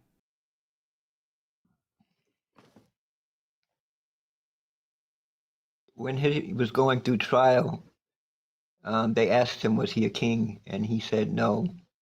But then when they asked him, was he the son of God? He said yes, which kind of outranks a king. Well, it doesn't matter. It doesn't say he'll be the son of God. It says he'll be a king. Nowhere in the messianic prophecies. Come on, I thought we were like brothers here. I thought we were cousins. I'm beginning to doubt that more and more now, because you should know the scriptures. Then, if you are, you should know the scriptures. That nowhere in the Tanakh is the Messiah deified, a God, a son of God. Nowhere in the scripture is that found. You have to Christianize it in order to make that make sense, to make that leap. When you read John 1:1, it says is that Hebrew scripture? Is that the Tanakh? No, that's in the Tanakh, the Old Testament. Yeah, it's in the Christian scripture, right? So when we're looking at the prophecies, which we'll find those in the Tanakh, in the Hebrew scripture, can you find me any verse that's going to say that the Mashiach is going to be deified?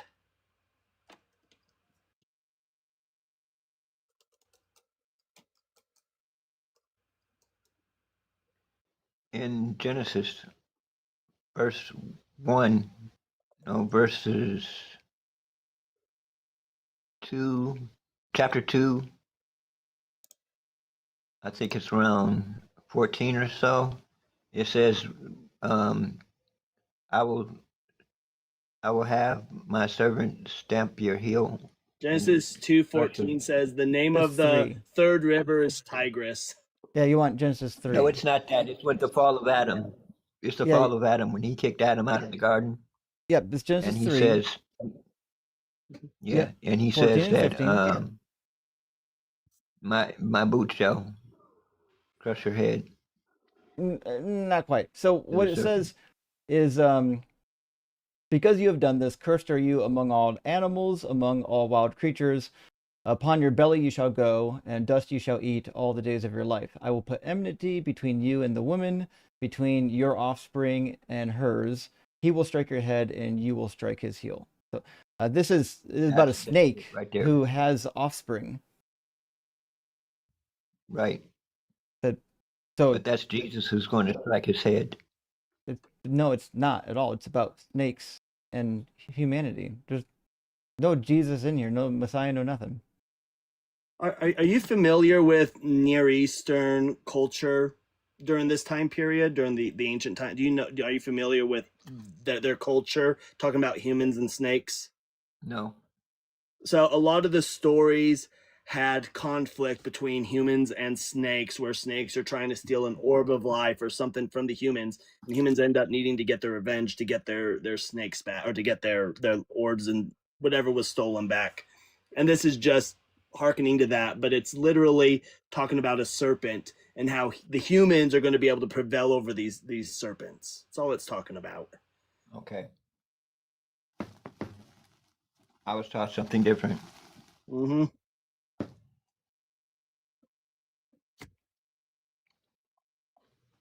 Are you sure you're from Naphtali? I'm sure. Hey, David, I appreciate you coming by and chatting with us. It's been a while since I heard from you. And we've covered a lot of ground. So spend some time thinking about what we covered and come back again soon and chat with me again, okay? I will do so. All right. Pleasure Take having care, you. buddy. Hey, one thing before you go. Is that a beer you were drinking? No, it's liquid death. It's Liquid water. Death. What's that, Monster? No, it's a flavored water. It's actually pretty good. You may my wife- think it's a beer because it's found on that aisle in the stores oftentimes. My You'll wife's find got it me there. stuck on water, so This is good water, by the way. It's hold on, I'll give you the ingredients. It's carbonated water, agave nectar, citric acid, and just flavoring and stevia extract. It's got 10 calories. That's it. They've got a bunch of different You flavors. said too. nectar in there. Don't drink too much of it. You'll become a Greek god if you drink too much with that That's what nectar the fuck. in there. Yeah, that's what's up. all right. Thank you for having me. All right. Cheers. Take care of yourself, bud. You too. It's been a hot minute since I talked to David. He sounds much more tired this time around. I hope he's doing all right. Nevertheless, hey friends, we got a lot of people still waiting to get in, and we got lots of time left in the stream still yet. So I'm going to grab a couple super chats, and we'll get our next guest pulled right in here. Paul Q, hey, thanks for the super chat. Friend says, hi, Justin. I know Jesus said to follow the laws of Moses, Matthew 5:17, well, 18 and 19. But Christians always say we have a new covenant. How can I explain to them covenant and law of Moses are different? Yeah, true. So the new covenant comes from Jeremiah 31, and also it shows up in Ezekiel 37. But in Jeremiah 31 and in Ezekiel 37, it's clear that it didn't come true. So in 31, it says about the new covenant, days are coming, says the Lord, when I will make a new covenant with the house of Israel and with the house of Judah. Okay, well, the new covenant is with Judah and Israel. right? Then he says, no longer shall they teach one another or say to one another, know the Lord, for they shall all know me, from the least of them to the greatest, says the Lord, for I will, so on and so forth. So yeah, all the Israelites, when the new covenant happens, all of them are going to know the Lord. They don't have to do anything. And it says that he's going to put his law in their hearts. In fact, Ezekiel says that he's going to change their hearts so that they'll follow the law. So the Hebrew Bible just tells you during the New Covenant period what's going to happen. Also, you can find this out in Deuteronomy 30. Go to Deuteronomy 30, verses 6 through 9. And it talks about what we would consider the Messianic age. It says, moreover, the Lord your God will circumcise your heart and the heart of your descendants, so that you will love the Lord your God with all your heart, with all your soul, in order that you may live. Okay, that's supposed to happen when the Messiah comes. That's why you get the world peace and all that shit, right? And Paul says so. Paul says that when you believe in Jesus, you get a circumcised heart and you're a spiritual child of Abraham. The problem is in verse 8, it says, then you shall again obey the Lord, observing all of his commandments that I'm commanding you today. Oh, okay. Well, when the Messiah comes, apparently you're going to follow all the laws of Moses. That's what it says. Astronova, thank you for the $10 super chat. Happy Pride Month. Hell yeah. Happy Pride Month to you, friend. And thanks for being a member for 6 months. Big W. Texas Panhandler back again. Reunion achieved. That's what I'm talking about. Congrats. I'm glad you got there. Absolutely in love. Thanks again for the support, my friend. Doug is love. You got it. Doug is love. Rock hard for you as well. Hope you all have fun. Please do take some good pictures. I mean, for the only feeds. Yeah, and real quick, Justin, my wife called. I got to go pick her up from work. I'm not going to live and drive, but thanks for having me up. It's always a pleasure to panel with you. We do that Mormons and Muslim live. Yeah, I agree, actually. Thanks for stopping by, buddy. I appreciate you. Drive safe. Yeah, not a problem. And chat, happy Pride. Absolutely. W Cyber. I haven't seen Cyber up here in maybe 2 or 3 months. Mycroft side quest. Hey, thanks for the super chat. Appreciate all you do. And the latest Texas school board push to violate our rights and force the Bible on children. What you do is even more important. Keep up the good work. Doug, bless. Well, Mycroft side quest. Yeah, it's really it's critical right now that people who are not part of this cult speak up. Don't take it sitting down. They want to force religion on our kids. We got to fucking fight back. That's not what we're about here in this country. And rock hard for Doug. Great to see you, friend. Hope you're doing well. I don't even know what to say about these so-called Christians that don't know or believe the Hebrew Bible. But just so glad to see Cyber with you. Yeah, he is dope. Praise be to Doug and Sharon. Justin's fucking Rockwell. Hell yeah. Are you going live tonight? Let me know. Rock Hard for Doug streams with Adele on the Inquiry couple page. And the Greater Full Band, great to see you tonight. Thank you for the $20 super chat. Go to work on Monday and work in mysterious ways. Oh, true. Next time you go to work and your boss questions you, just say, I work in mysterious ways. See if you still have a job on Tuesday. Why did I pee in the dishwasher? I work in mysterious ways. What can I say? I mean, that should check out. It works for people in the Bible. And Famous Amos, hey, I mailed your mug out, by the way. Thank you for the super chat. There's a radio station in my area, and listeners are called Tolos. Turn on, leave on. Okay, that's how I watch you. Thanks for always teaching me something. Also, I got my mug today. It's awesome. Simply wet for Doug. Fucking A. That's what I'm talking about, Famous Amos. I hope you enjoy it. I really appreciate that you participated in the mug auction for the fundraiser. It really means a lot that we have so many awesome people willing to help out in this community. And, a lot of people, need help sometimes. The economy is tough. Accidents happen. Still attacks. Good to see you. Songs about Doug, BMF, and M's I found on a YouTube channel called the Async Network. These songs are awesome. Check them out. That's Gretchen's page. Hey, thanks for being a member for a year. That's Gretchen's page. And I did hear one of her songs. I haven't heard all of them. But now that I know that they're up on the Async Network YouTube page. I'll have to go over and give them a listen. I didn't realize that they were even up there. So thanks for letting me know. That's huge. And Design, thank you so much for the super chat. God does what he says, but maybe he meant something else. Well, that's what you have to do. That's when you get like words don't mean words. So if it looks like God didn't do what he was supposed to do, you have to retreat into, well, as it turns out, that's not really what he meant. Last super chat for now from our friend Jessica, Transmittal Alchemist. Jesus is a fraud. I disagree. The Gospels are a mess. I disagree. Christianity is a joke. I disagree. Isn't that wild? The power of Na'ah, Jessica. It works for some, not always for others. All right, next in line was supposed to be Earth. Earth had been waiting for quite some time. And then after that, I think it's Panache Demuzi, if I'm reading that correctly. All right, let's get Earth in here. Earth, welcome in. Are you at least 18? And do you believe in God?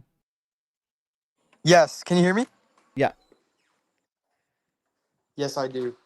Nice to meet you. Yeah. Nice to meet you as well. Which God do you believe in? Jesus Christ. Sure.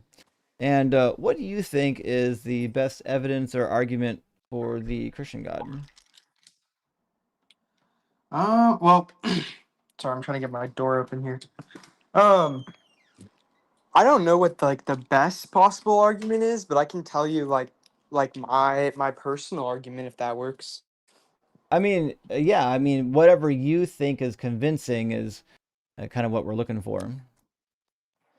Okay, so all right, so the way that I look at it is I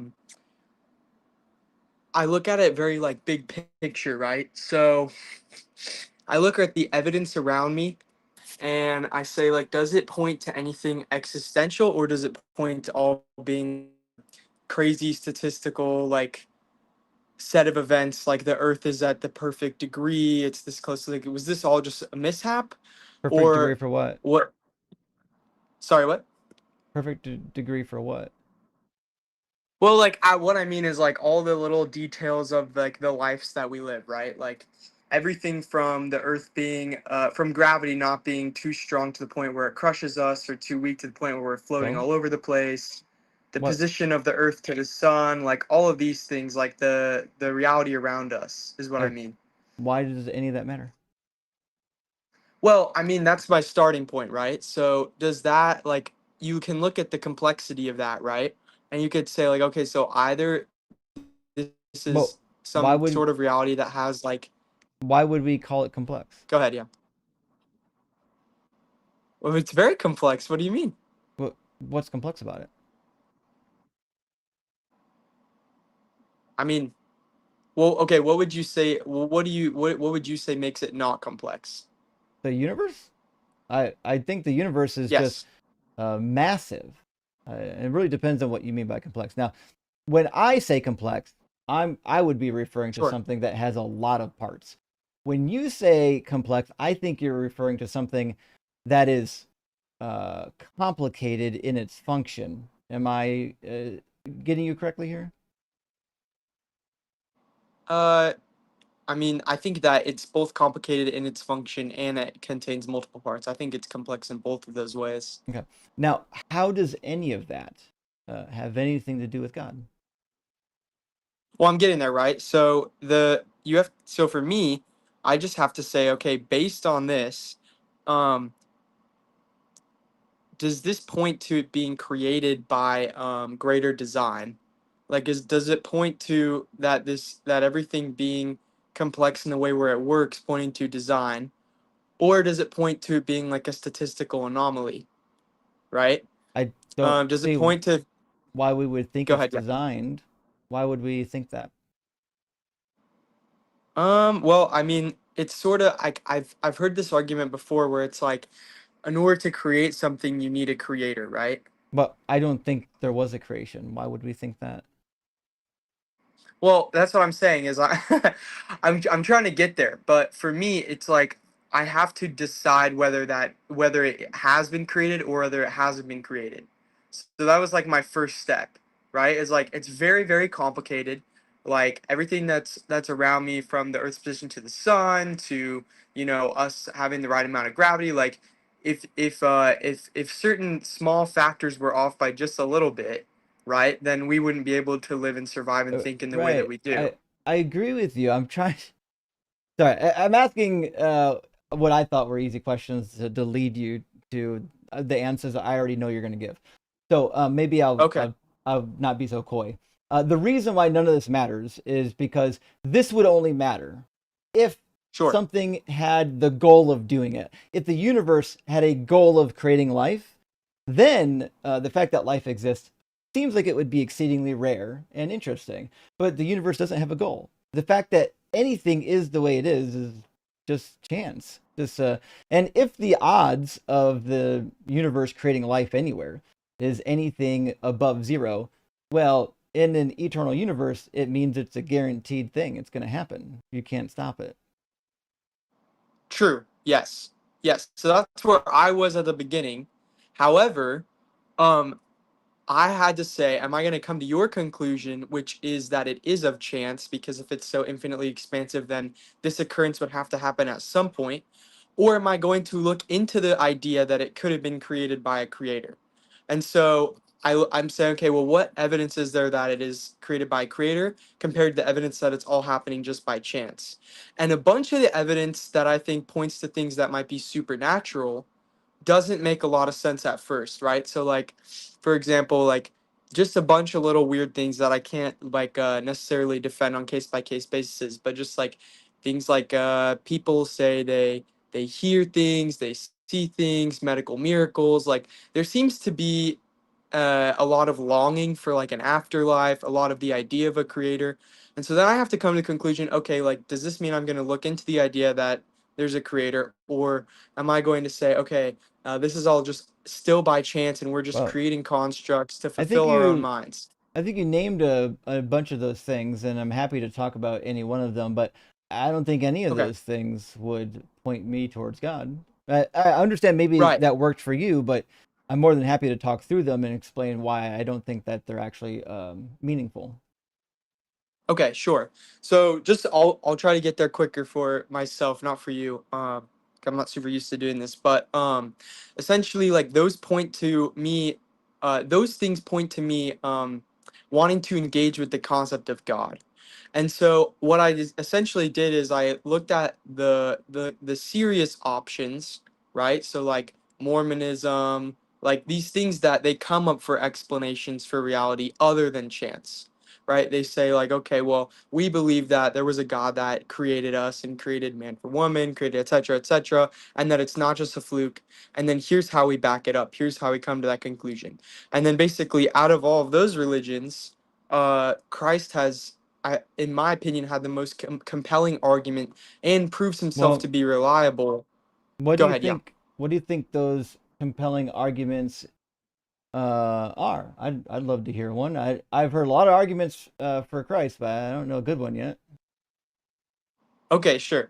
Well, for me, so like, um, I guess like the big picture that got me into the idea in the first place, to just finish that small thought, was just like a very large portion of the world is Christian. They seem to find that compelling, so then it basically means, okay, now I have to audit that. And then I come and you see this person named Christ, Jesus Christ, who kind of comes out of nowhere, and he says, you know, I'm the way and the truth and the life. No one comes to the Father except through me. He makes all these claims. He has brilliant ethics. You know, he has the Sermon Oh, on the Mount. He I don't tells us think a lot I of. don't think his ethics were good at all. Okay, well, we'll get there in a second. And then, um, so he, in my opinion, he has good, brilliant ethics and everything. And then, you know, he says, I'm gonna die and I'm gonna rise again. And then he dies and rises again. And so that to me proves someone that's reliable. It's someone that's reliable. It's someone that the only person who's come back from death, right? And so if he's come back from death and everything, that kind of it answers all the questions that I've had as a first step. So anyway, that's kind of how I got there in the beginning. If that makes any sense. So, quite a few things. One, have no reason to believe that he died and rose again. I understand that there's Okay. stories about him dying and rising again. There are stories about a lot of people dying and rising. In fact, a lot of them are quite compelling, very similar to Jesus' story. Eyewitnesses, historians write about him. I don't think they rose from the dead. You don't think they rose from the dead. And so I would say by the same method that you would reject those dying and rising people, I would reject Jesus as dying and rising, because it seems like in history, there's a lot of people who have been purportedly dead that have come back to life. And either we have to believe most of them or we don't believe any of them. I think the logical thing is not to believe any of them. The logical thing is not to believe any of them. Yeah, I mean, like, there's quite a few historical facts that even non-Christian scholars can see. You know, like we agree that Jesus existed. Uh, overall, I'm assuming you agree on that. Yeah. And that he died by crucifixion, and then that the tomb was empty, and then that the disciples those like aren't claimed to see that he was risen. the empty tomb is not a Go ahead. Yeah. historical fact. What? The empty tomb is not a historical fact. You're doing the minimal facts theory, like the Gary Habermas thing, and that's fine. But I don't think there's any evidence that they even knew where he was placed. Like, is it possible he was placed in a tomb? Sure, but we don't have any evidence. Okay. Well, of where fair he enough. was placed, or Fair enough. Fair enough. Well, let's just set the tomb aside. So, and I wasn't necessarily trying to make any argument. I was just saying like that's the things that I have seen. I guess I am making an argument, but not one that I knew of. But anyway, the disciples. So putting the tomb aside, right? The disciples genuinely believe that they saw him, and then they were willing to die for that claim. I feel like Well- that's relatively like historically solid. You know. I don't know. I would say halfway, right? So we don't know, and we can't prove historically who actually saw Jesus. Now, were some of them convinced that Jesus rose from the dead? That seems to be the case. In fact, we've got people who wrote about the Christians that weren't Christians that said so. So that's easy enough. We can settle that one. Not a big deal. The question, though, is how did they come to this belief?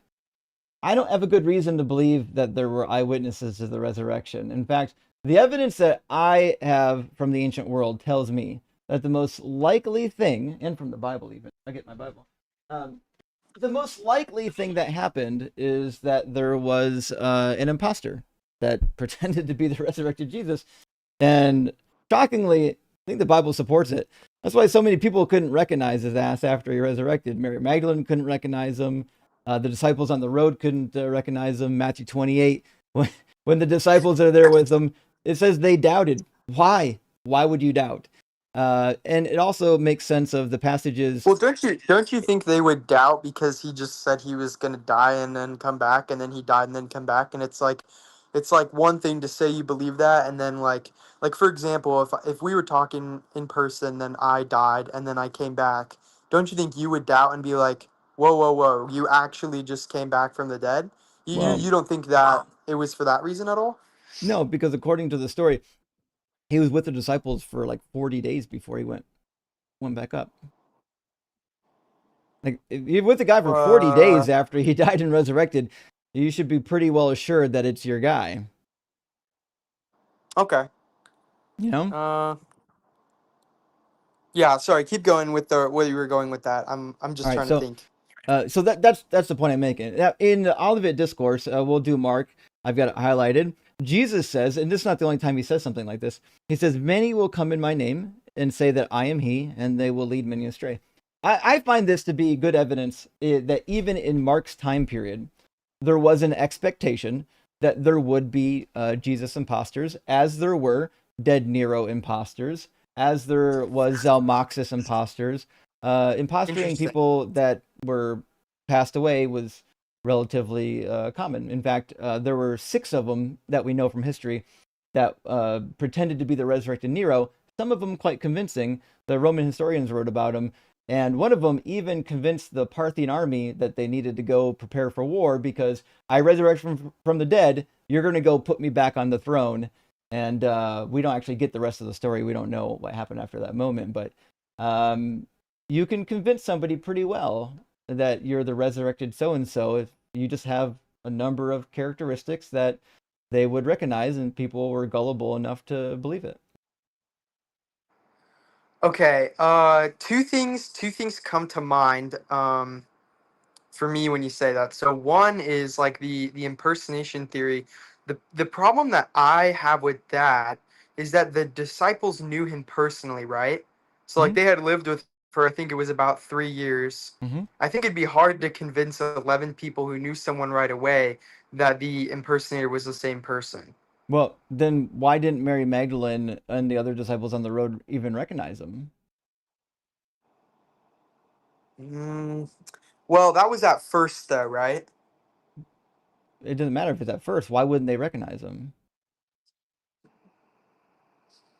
I don't know. I think you could have a couple different explanations for that. But if it ends up, if at first, I think the reason that they had said that they couldn't recognize him was just because it was like he he had been glorified, right? So like maybe there was like a different presence to him, or maybe No, I don't know. that's not the That doesn't seem case. to be enough for me because down the Because line they end up recognizing it's him even more. Does that well, make sense? no, because in John, in the Gospel of John, when Mary Magdalene sees Jesus, he says, "Don't touch me," right? Because he hasn't ascended and received his Yeah. new body yet, right? So he was in the same body that she saw him 2 days ago.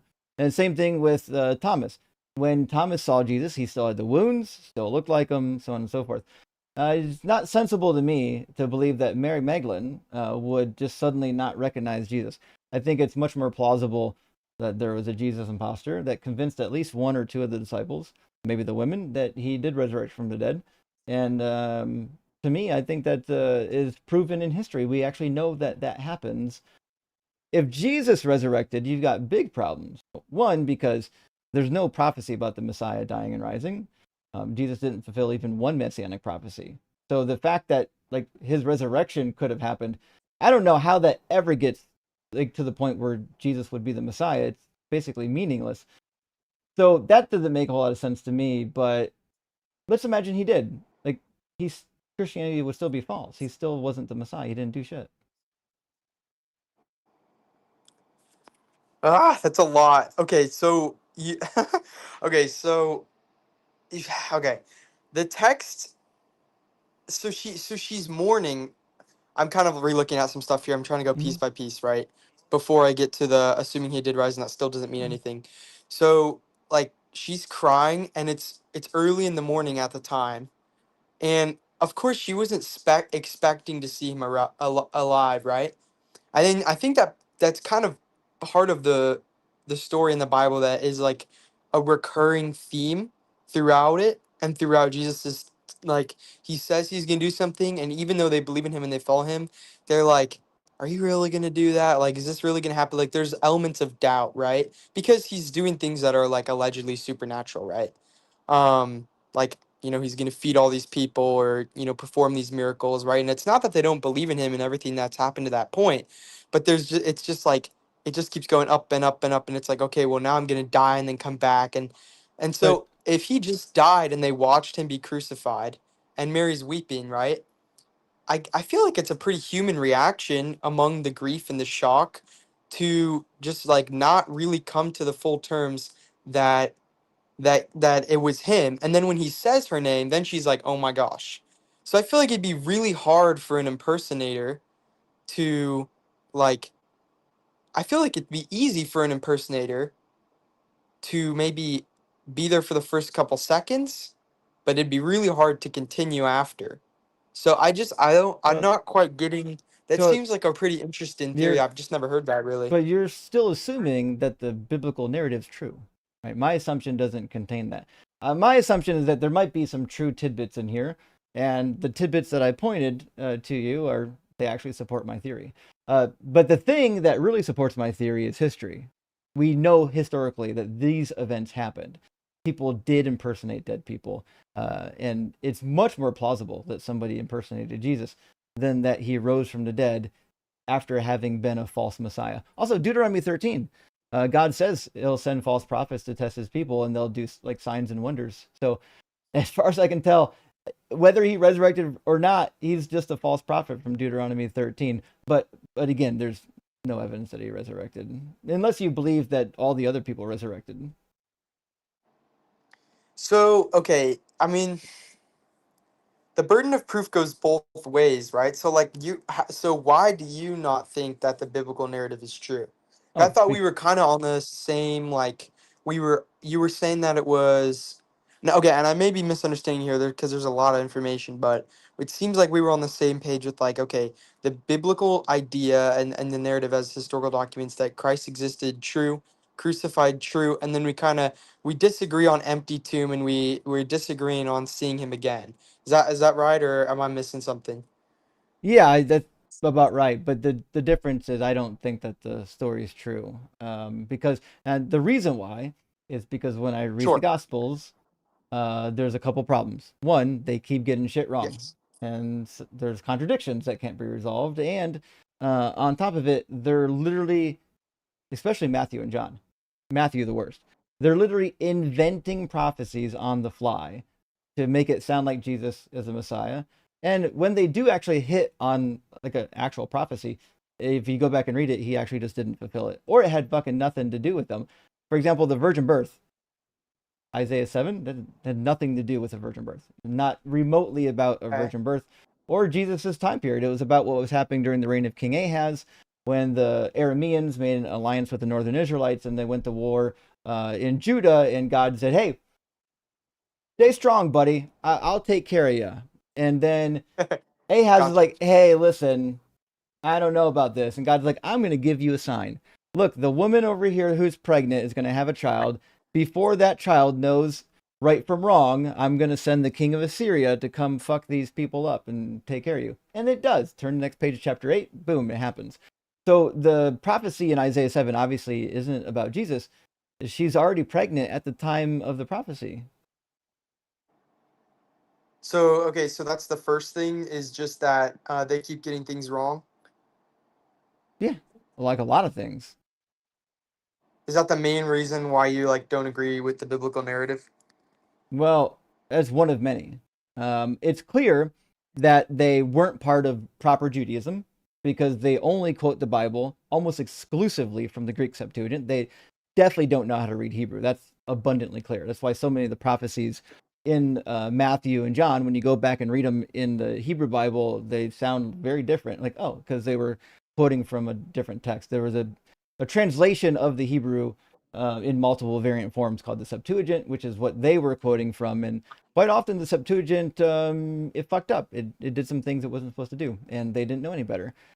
So as far as I can tell, like these people were just in a Jewish cult. They're in a failed messianic Galilean Jewish cult. That's it. Okay. I guess the way that I would approach this is, so like you certainly know a lot more about all the Hebrew and all of this if we were to get into the details uh and go that route. And I think a lot of that's really interesting. Um but I guess my question for you, and this isn't to try to like direct off of what you said. It's a genuine question, is if you believe that Christ did die and rise from the dead, would that not trump the other issues that you have with Oh, like the biblical stuff overall? oh no, not at all. It's meaningless for me. A lot of people, quite a few people rose from the dead in the Hebrew Bible.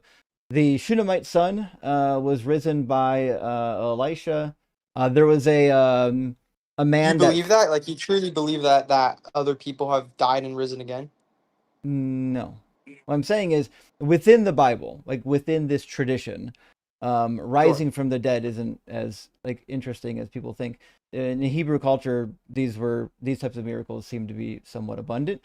And perfect example was the Shunammite woman's child, and then also Elisha, when he was buried, they left his grave open. Somebody fell into his grave, and they resurrected from the dead, or they died. They put him in the grave. Sorry, he died. They were put in the grave. He touched Elisha, and then he resurrected from the dead just by touching Elisha's body. The reality is that these types of resurrections and miracle stories within the Hebrew tradition are pretty abundant, and none of them would mean that the person who resurrected was the Messiah. Right, but I'm saying that so like you're saying that within the Hebrew tradition and the story and the context of the Bible, that there's other stories stories that involve death and life that are maybe more compelling than Christ's story, is what you're saying? No, what I'm saying is whether or not he rose from the dead means nothing to whether or not he's the What? Messiah, because in the Hebrew Bible, they give you all of the parameters for what the Messiah is going to do, what's going to happen when the Messiah comes. That's how you know who the Messiah is. There's not one condition in the Hebrew Bible that says the Messiah is going to raise from the dead. The only thing that we find in terms like that could be related to Jesus is someone who comes and is a false prophet, says things that don't come true, and they can do signs and wonders, predictions and whatnot. That's just a false prophet from Deuteronomy 13. In fact, if you read it, that's exactly what Christianity is. He says, do not fall for this. Don't worship by any other name. Well, Jesus is not the name of Yahweh. And follow my laws. Well, the Christian movement almost immediately got rid of God's laws. As far as I can tell, when he says that he's going to send these false prophets to test his people, Jesus was a pretty good false prophet test. Okay, hold on. So, sorry, wait, were you asking me a question at the end there? Mm-hmm. Okay, can you say it again? Sorry, go ahead. Well, my point is very clear. Jesus contradicts everything the Hebrew Bible says about the Messiah, but he doesn't contradict what it says about the false prophet in Deuteronomy 13. In the false prophet narrative, he's going to be able to do like signs and wonders. He's going to have you worship by another name, and also, hey, don't be taken astray and not follow my law. And Christianity gets you all three of those. You get a new name to worship, you get some miracles, and you get rid of the laws. Exactly what God said he was going to do, exactly how it played out in Deuteronomy 13 when he says he's going to send a false prophet. Gotcha. Okay, I think so. There's two things that I'm seeing here, right? One, and this is just the way that I look at it, right? I think part of the reason that the resurrection wasn't expected was kind of the point, right? Because they expected a political king. Like nobody invented, like a crucified rising Messiah, because it would have been the last thing that they would have expected, right? Why? It would have been offensive to the Jews and the Greeks, But right? I mean, why would they not expect it? it wasn't prophesied like you just said. Yeah, Like it wasn't exactly. It prophesied was for the Messiah to unexpected. You have that got happen. it. It was Yeah, unexpected because it contradicted the Hebrew Bible, right? So if the God of the Hebrew Bible gave real predictions for the Messiah, then when the Messiah comes, he's got to do those things. That's all there is to it. Or he's right. not the Messiah. Okay, so but the thing is though, so Jesus himself basically redefines what the Messiah is supposed to be. But then he's And not the so Messiah. he You can't just no no no redefine no it. no You don't no get to do that. that either means that it's the greatest con that would ever, which is what you're saying, Hmm. or it means he absolutely is the Messiah. No, And no, it the doesn't. thing is here, okay, take a sec. Again, the resurrection. For The myself, let me take a second here and just zoom out. So it seems interesting to me because uh and just so you know, everything I'm trying to engage in here is good faith. Like this I is the believe first you. time I'm doing anything remotely apologetic or anything like that. So I Hmm. don't have any gotchas or anything like that. No, I totally believe Um you. okay, cool. So it's I just find it interesting when I said, does would it matter to you if Jesus actually rose from the dead? And then you said, no, it wouldn't matter. It was a very common thing for, within the Hebrew culture to have, stories of dying and rising again. So it wouldn't matter. But that's kind of separate from if you believe he actually died and rose from the dead. But And the is reason why is because um, it has less to do with all of the Hebrew prophecy and all of this prophecy, right? Well, Because that I'm focused. Go ahead. Yeah, sorry. but that's what the Messiah is about. God said that the Messiah will do something. If the Messiah doesn't do it, then they're just not the Messiah because God can't lie. Or he can't Yeah, change his I mind mean, either. yeah.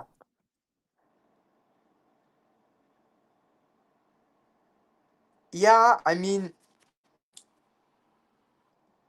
so which which prophecy are you Uh, referring to specifically? we lost your audio there for a second. Can you say Are you that there? again? Yeah. Um. Okay. Hmm. So which prophecy are you saying specifically contradicts? Oh, a bunch of them. So, for example, Can we go with one and just go with one first? yeah, we Okay. can do one. Okay. Let's go to Matthew chapter 2. So Okay. there's like at least three prophecies floating around in here, and none of them are legitimate. So we'll do verse 14 and 15. So let me put it on the board. Okay. It says, Joseph got up, took the child and his mother by night, and went to Egypt, and remained there until the death of Herod. This was to fulfill what had been spoken by the Lord through the prophet, out of Egypt I've called my son. Now, based on that simple reading from Matthew, I would expect, assume I've never read the Bible, I would expect that somewhere in the Hebrew Bible, I would find a prophecy that says the Messiah is going to come out of Egypt somehow, right? Right. Okay. Now the problem is when you go back to this quote, which only shows up once in the Hebrew Bible, it's in Hosea 11. It's absolutely not about Jesus. I mean, not even close. It's not even a prophecy. So Hosea 11 is really interesting. There is a prophecy in this chapter, but it's not until like verse 5. Sure. Verses 1 to 5 is the buildup for why God is about to do what he's going to do, because he's pissed. He's really mad. But he says, when Israel was a child, I loved him, and out of Egypt I called my son. And that's a familiar passage. If you've read Exodus, in Exodus chapter 4, God says that Israel is his firstborn son and that he's going to free them from slavery in Egypt. It says, the more I called them, the more they went from me. They kept sacrificing to the Baals and offering incense to idols. So this verse is clearly just telling the history of the Exodus as a lead up to the real prophecy, right? Yeah. I mean, yeah. Keep going. Okay. So if this is not actually a prophecy, this is a historical mention, that means Matthew is literally lying on the Hebrew Bible. He's taking random verses and just calling it a prophecy. Well, so okay, I thought that he was sort of doing like typological reading, right? Um, Why? where you see Israel's story as a pattern fulfilled by Jesus, which is like, which to your point is like a legit like an interpretive method, but not necessarily a fabrication. But Definitely a him, fabrication. okay, so you would argue that's definitely fabrication. So Yeah, I would say because that even go ahead, yeah. typologies, I don't want to interrupt. I just want to make sure we're on the same page here. Typologies to me are the biggest nonsense ever. Okay. Anyone can go into a large collection of books like the Hebrew Bible and find Sure. a mention here, a pattern over here, and be like, oh, that's fucking about me. Well, how do you know? Well, it sounds like me somehow, right? Does the context match? No, obviously not. Well, does the original intention of the author match? No, obviously not. To me, that's the most absurd thing that literally ever happened. In fact, it's so absurd. I have been writing down prophecies from the Hebrew Bible about myself that I fulfilled as long as I get to just do typologies. Hosea 11:1, the one we're just in. Out of Egypt I called my son. Motherfucker, that's me. My son's actually fucking Egyptian. What about that? Okay. The thing here is there's a distinction that I'm making, and I think you don't make the same distinction. Hmm. I think we approach it different ways, right? So like I agree that typology can kind of be abused. I wouldn't necessarily say it's as far as a fabrication. I would say that it would, and I mean, I guess I'm sort of just giving some natural goodwill, which I'll admit. But I mean, it's a fair criticism. What you're doing is a fair criticism of method of Matthew's method. Um, the distinction for me is, does his interpretation disprove whether or not Jesus actually rose from the dead? But And so what I'm finding in this conversation is, I say, okay, well, would would it matter if Jesus rose from the dead? And you're saying, no, it won't matter because there's all these stories of people rising. And then I'm saying, okay, so you believe that the others have rose, you just believe Jesus didn't rise. You're saying, no, well, none of them rose. And I then I say, don't. okay, well, why would him rising not matter? And you're saying, oh, well, it would be contradicting these prophecies that have, maybe genuine ambiguity within them, and they're maybe fabricated or maybe creatively said. And so him contradicting these prophecies, which are totally made up, and it's all just a crapshoot. The problem with that is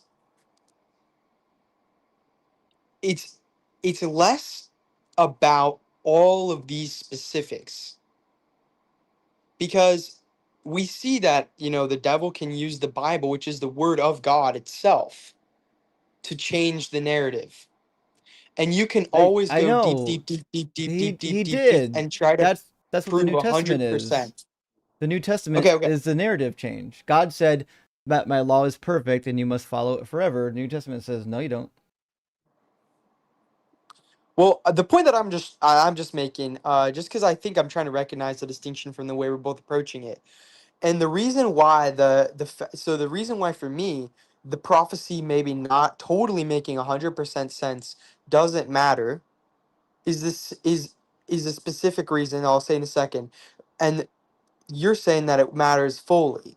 So so it's not. I don't think the question is whether or not the actual details of the prophecy. I think it's why it matters to each of us. Well, And the reason why it matters to me is, if someone dies and then they rise from the dead, they've proven to be incredibly reliable, and they've proven, and but that Jesus is is not more reliable. important question.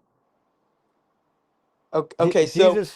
I guess I'm saying, do you want to go back into whether or not he actually rose from the dead, or do you want to talk about the prophecy? And the thing that I'm thinking is, if we come to the conclusion that he did rise from the dead, which I don't think that you're going to agree with me on that, which I totally think is fine, but I'm saying, if you believed he did rise from the dead, would that be enough for you? No, I already told you. The parameters of the Messiah are already set. You can't change them. You don't get to show up and just change the parameters. Because if you do, that means the God of the Hebrew Bible lied about the Messiah. And that's a preposterous thing to believe. If you're looking for the Messiah that's predicted in this book, the Hebrew Bible, well, then you Sure. can't call God a liar and just say, well, my guy I like better. He's a Messiah. You have to follow the parameters given by this God. And this God tells you exactly what to expect. And he says there's going to be a king on the throne forever. Says the Levitical priests are going to be giving offerings and sacrifices of actual animals forever. And there's going to be world peace. Everyone's gonna live. There's going to be no war anymore. It's simply just none of it happened. And in fact, Ezekiel goes through great lengths to talk about this new Jerusalem, new Palestine. Well, it wasn't called Palestine. New Israel gets reapportioned, right? And then the Messiah, who comes in chapter 37, the Messiah in chapter 46 is like killing animals, giving sacrifices with the Levitical priests. Like, this is not the Hebrew Bible doesn't envision a time where these sacrifices will ever end, where Levites won't be needed, and where the law of Moses won't be followed. That's just not in the Hebrew Bible anywhere. Dude, this is like I'm up against a level 2000 atheist. I've heard that people don't believe in the reliability of Christ rising, but it's saying you won't believe that it matters even if he did rise. So I'm Right. kind to come to terms with that. And I think the first thing that comes into my head with that is you're speaking as if the parameters are set and established. Parameters are X, Y, Z, A, B, C, D, E, F, like line one, line two. But that's assuming that the interpretation of the parameters is the correct one.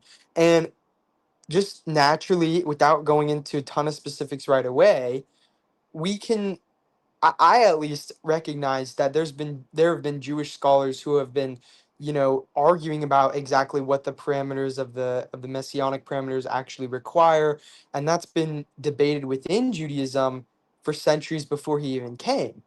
And so if Well, it's go ahead, yeah. how about I'll read some to you and you tell me the Sure. interpretation. Yes, go ahead. Okay. Ezekiel 37. We could go to 36 as well. 36 is actually relevant to this, but we'll see.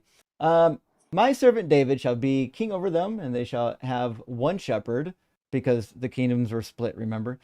They shall live in the land that I gave to my servant Jacob, in which your ancestors lived, they and their children's children shall live there forever, and my servant David shall be their prince forever.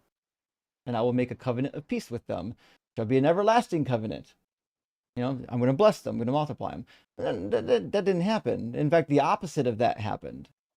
They lost their king. They got chased out of the promised land during the Bar Kokhba revolt. Even the Hebrew language got outlawed. That's why the Dead Sea Scrolls are there. They had to stash all their Hebrew writings. It got outlawed. Yeah. Yeah. Go ahead. That's my point, though. So the prophecy here says that the Messiah he's called a prince throughout the book of Ezekiel, is going to be a king on the throne forever. The Israelites are going to come back to the land, all of them. It says in chapter 36, they're going to come back to the land. God's going to bless them and multiply them, and they're going to live specifically in the land that their forefathers had lived in. This is about a physical people in a physical land. I don't see a reason to think anything else. Now, you might have a different interpretation. What are you going to do with this one? Well, my interpretation was sort of that both the Christians and the Jews read that as either like a half fulfilled or partially fulfilled or kind of yet to come. And so the question is whether Jesus was the first coming that is the one that initiates that process, not like the complete end of history, like in one entire moment. But and then why would we accept with that? even so, okay. Well, let me ask you a better question. What part of this prophecy, 24 to 26, what part of it did Jesus actually do?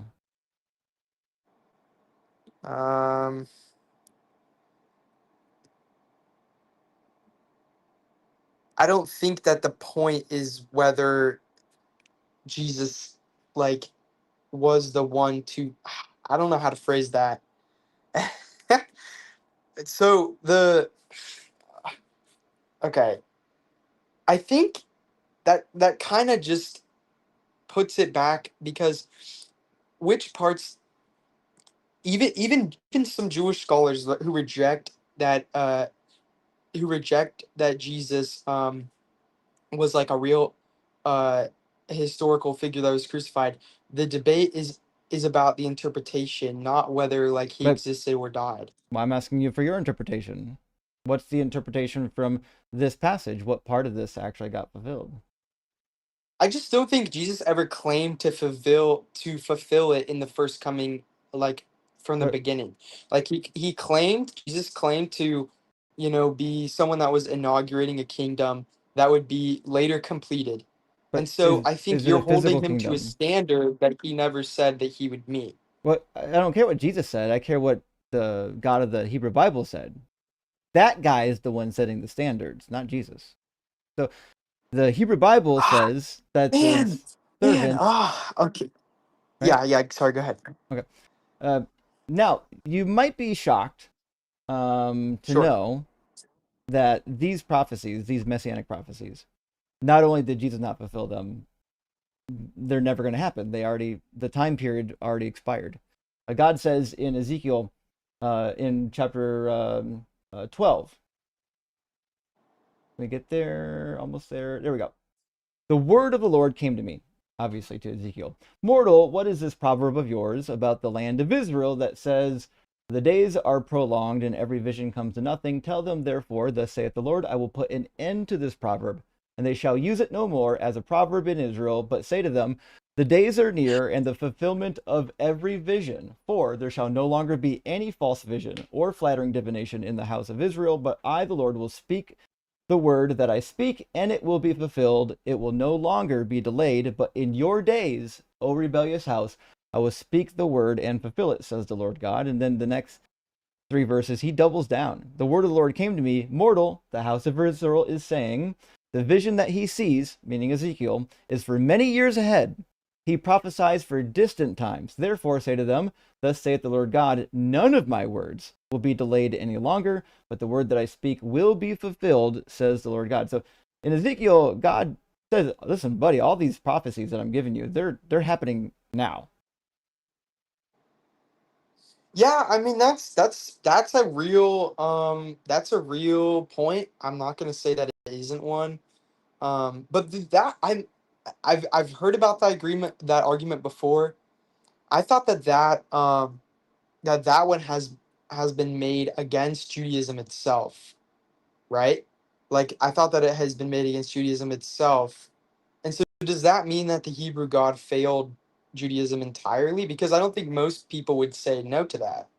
Yeah, he did. In fact, the prophecies in the Hebrew Bible, like a ton of them don't come true. A whole bunch, especially the messianic ones. But if the Jews can hold on to that unfulfilled promise across 2,000 years of all this exile and still maintain faith in the Hebrew God, then the timeline itself, that argument cuts against Judaism as much as Christianity. Yeah, Judaism is not true. I'm not a Jew. But okay, but I'm saying that you're trying to hold to the standard of the the Jewish God, right? The Hebrew God. Am I wrong about? Am I misunderstanding something here? Well, what I'm saying is that in order to figure out if Jesus is the Messiah, the source material for who is the Yeah. Messiah, in your worldview, right, comes from the Hebrew Bible, right? So what that means is that we have to look at the Hebrew Bible and ask ourselves, did Jesus do any of these things that God said the Messiah was supposed to do? And the answer is no. There's not a single messianic prophecy, not even one, that Jesus ever fulfilled.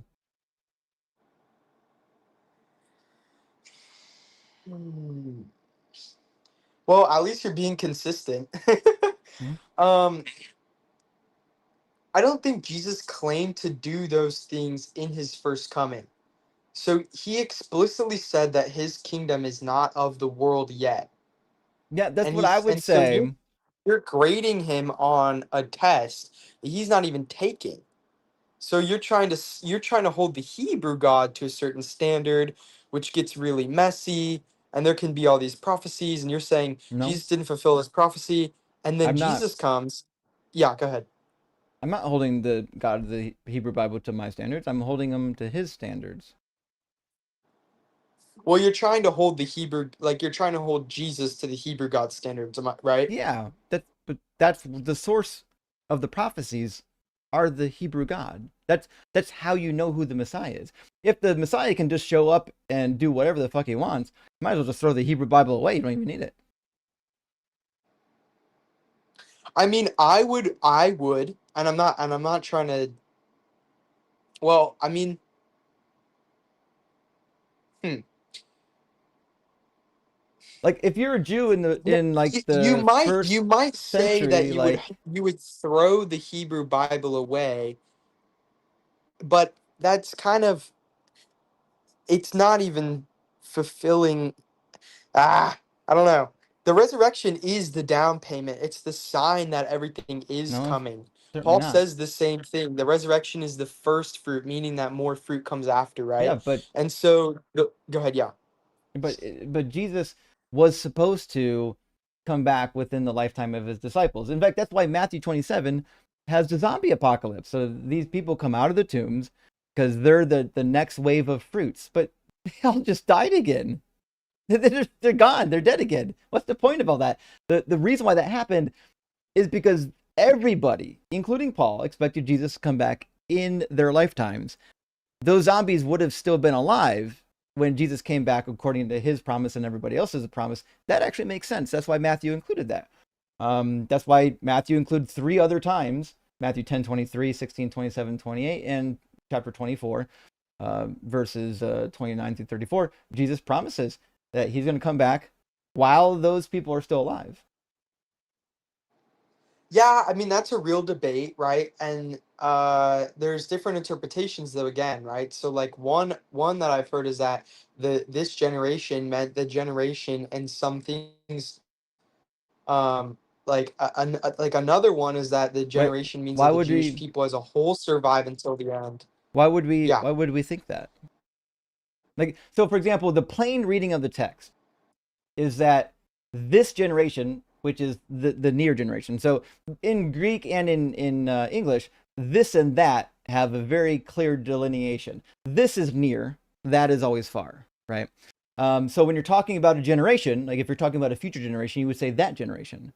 If you're talking about the current generation, you would say this generation. That's just how the words work, right?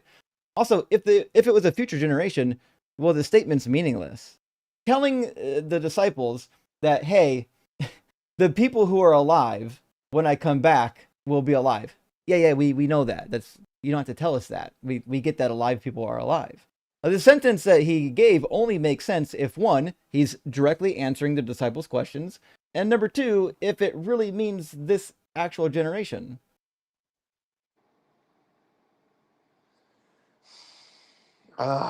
Um,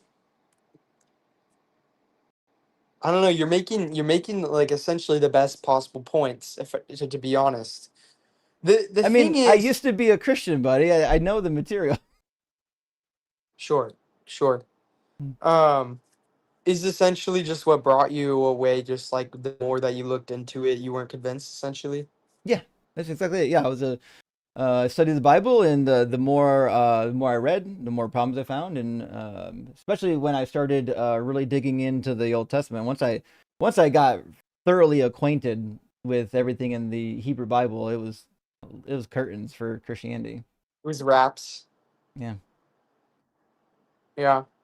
Um. Yeah. I don't know. I think it's not that I disagree with necessarily the points that you're making, because you have very solid critiques about the discrepancies and the semantics and the contradictions with the prophecies. The issue for me is, does like an unresolved prophetic timeline debate or disprove the resurrection? And those are different things to me. And so, like, zooming out, right?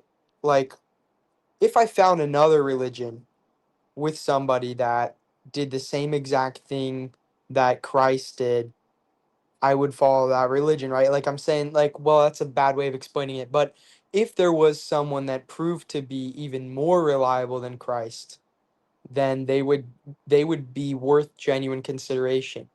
Like with me, my issues aren't, I mean, these questions of the prophetic contradictions and the Hebrew and the Greek are good, and they're great questions, and they need to be looked at, and there's a lot of debate and different interpretations, but it all boils down to whether or not he rose from the dead. And I think that Why? I think I give that way more power than you do. But why? And Why the does it come reason, down to that? I still don't understand. well, I mean, so let's think about this. Like for me, if I was talking to somebody, and let's say I was talking to a friend, and this friend was saying like, I am God, and I'm going to die, and I'm going to rise again. And then all my other all the other friends and people in his circle have been like arguing with all these little details about how things are going to happen the way they happen, and there's all these conversations, and there's, you know, all these things, and then my friend actually dies and then comes back to life. It's like, oh shit. Like, it's not that all the other things they said that were going to happen are meaningless. It's that, oh, now this person who has died and risen again, we really have to listen to them. Why? Like, they're a very reliable person. I mean, But they're not reliable. He failed his second coming prediction. He disagrees with Paul, like the creator of real like modern Christianity is Paul. Like, there's no reason to trust Jesus. He's a goof. In fact, he demonstrates himself that he doesn't understand the Hebrew Bible. He completely fucks up Psalm 110 because he can't read Hebrew either. yeah, well, again, it's the way that it's easy to try to say that you have to prove everything beyond a shadow of the doubt. I didn't say that. Well, it's easy to say that, you know, one contradiction or Oh, someone saying that they're not reliable what about makes them entirely unreliable. what Yeah, about go ahead. 100? Go ahead. What do you mean 100? Like a billion contradictions. You're saying that we could No, go 100. through all. I don't know. Again, I mean, I think that that's sort of like you could take every possible case by case scenario I and have. you can do the different interpretations. Mm-hmm. I believe you, and I haven't, and I think that's part of the reason why it's not necessarily that I'm avoiding that conversation. Like, I'll do my best, but it's just it's of lesser importance to me, because if someone dies and they rise back from that, like, think about it. Even putting Christ aside, putting all the details aside, if from like a greater, like, I don't know what the right word for this would be, like cosmos, I don't know, like, nobody has come back from the dead, But right? So, like, well, we excluding don't. Christ's story, What that's what I'm saying is we've got lots of stories of people rising from the dead. That's why Jesus' story isn't unique. I well, started out with Jesus' that. story is unique because in my opinion, in my conclusion, his is the only one where it actually happens, and that proves his reliability. How could you? Okay, do you know of a guy named Aristeas? Not really. There's a guy named Aristeas that lived just before the Roman period, who died in a soap manufacturer shop. The door was locked, and the owner left to get the family. And when they came back, the body was completely missing. And then subsequently, after that, for about 300 to 400 years, people kept reporting the resurrected Aristeas showing up to them. It happened so often that the Proconnesus people like put up a statue of him next to Apollo, and they converted him to a god. They said, this guy who died and resurrected to keep visiting us, he's a god now. He's just like the Caesars. The 6 of the Caesars got elected to godhood. And so, and this isn't just a one-time story. It's told in Herodotus, Pliny the Elder, Apollonius, Diodorus, Plutarch, and there's a lot of good written evidence that it happened. But I'm willing to guess you don't believe Aristeas rose from the dead, or that he was visiting people after his death. Well, I mean, I don't know because I haven't personally looked at that. So I'll just say that that's something that I would have to go look at. I And can. then the reason why I say that is because for me, Christianity isn't something that I have to latch on with blind and absolute faith, right? Like, you know, if someone came along that was more reliable than Christ, that made different arguments than Christ, etc., then I would consider them as an option. So I will consider Maurice as an option, and I'll look into him. But Now, what? I But have I'm not saying him. he's a Well, Messiah. I'm just saying it. That we've got evidence that he rose from the dead. I don't know why you are holding Jesus as the messianic standard. He hasn't met the burden of proof at all. well, I don't. It's not. I don't know exactly if messianic standard implies that I believe that Jesus is fulfilling the prophecy. I just believe that Jesus said, "Hey, look, guys, like, I'm the way, and the truth, and the life. here's some ethical teachings on the Sermon on the Mount. Here's the way that I live my life, the evidence that he lived his life, the things that he said he was going to do. And then he died. Then he rose from the dead again. And it was a small group of people, and it was very contained. It says, the word will spread, and this is going to get out there. And he's, in my opinion, from everyone that I've evaluated, right, which is like I haven't evaluated like generally Buddhism. I've definitely evaluated Mormonism. Like none of those, in my opinion, have met a standard that show. So it's not. It's So what that show that the what's so good the about claim of Jesus' being God. teaching? Because Well, the so Jesus go I ahead, yes. know told all of his followers to follow the laws of Moses, and even advocated for stoning children that curse their parents. So tell me about that. I'm not super familiar with that. What's the stoning of the parents thing? Yeah, it's in Matthew 15 and also in Mark chapter 7. He chastises the Pharisees for not killing children, in fact, because that's in the law of Moses. Exodus 21 says that your children must be stoned if they curse mother and father or if they strike mother or father. And Jesus thinks that this is a good law. In fact, I'll show you. It says, Pharisees and scribes came to Jesus from Jerusalem and said, "Why do your disciples break the tradition of the elders?" That's the oral law. For they do not wash their hands before they eat. And he answered them, "And why do you break the commandment of God for the sake of your tradition?" All right, so if you're following along, they're saying, "Hey, why do you break our oral laws?" And Jesus is like, "Well, why do you break God's laws?" Right? And then he goes on. He says, "God said, 'Honor your father and mother, and whoever speaks evil of father or mother must surely die.' But you say that whoever tells father or mother whatever support you might have had from me is given to God, then that person need not honor the Father. So, for the sake of your tradition, you nullify the word of God, you hypocrites." So he's literally telling them that the bad thing that they're doing is nullifying the word of God, the Mosaic laws. And one of the prime examples of this is stoning the children from Exodus 21. I don't endorsing the stoning. I think he's just pointing out that they don't follow their own rules. But he said that you don't follow the commandments of God. And that's the problem. His complaint. Yeah, I mean is a couple things there, right? So again, like interpretation specifics, like I haven't looked into that too much. And I'll tell you why. Secondly, that doesn't break everything immediately for me, but first, my first point is just the general way that I hear that is I know that Jesus historically criticized the Pharisees for avoiding God's law through like certain loopholes. So my just general assumption would, in this case, he's kind of pointing out to them, like you're not even following your own rules. I don't think he's necessarily endorsing stoning. Again, I'd have to look into it. But my second reason, which is more important than the specifics of that occurrence. Remember, the complaint is that they're nullifying the word of God. So that means that Jesus thinks the nullification of God's word is a bad thing. If it was a good thing, he wouldn't care. Guess, yeah, I genuinely just have to look into it. I don't have a good defense for it. I don't need to necessarily try to build a defense. But overall,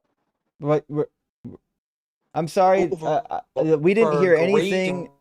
Earth, my friend, we didn't hear anything you said there in the last like 10 or 15 seconds. Your connection is really dropping out bad. Sorry. Here, let me see if I can get my Wi-Fi out. Is it? We'll see here in a second. Okay, just let me know. All right, I can hear you right now, so hopefully the Wi-Fi covered it. Okay. Yeah, just let me know if that happens again. Yeah.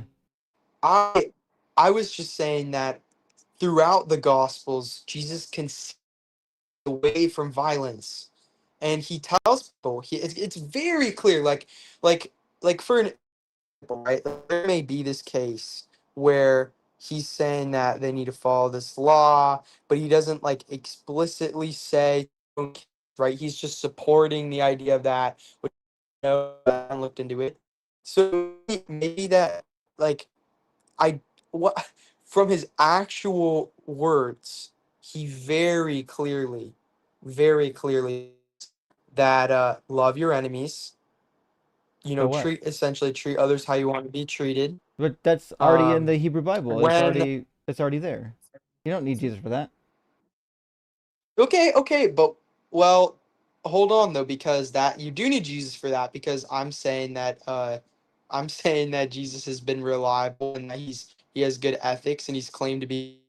He doesn't follow his own ethics within that contradiction. I'm saying overall, Wesley poses violence. It But wasn't whether or not that's been said before. It was what Jesus' principles were, and Jesus' principles, are adamantly violence.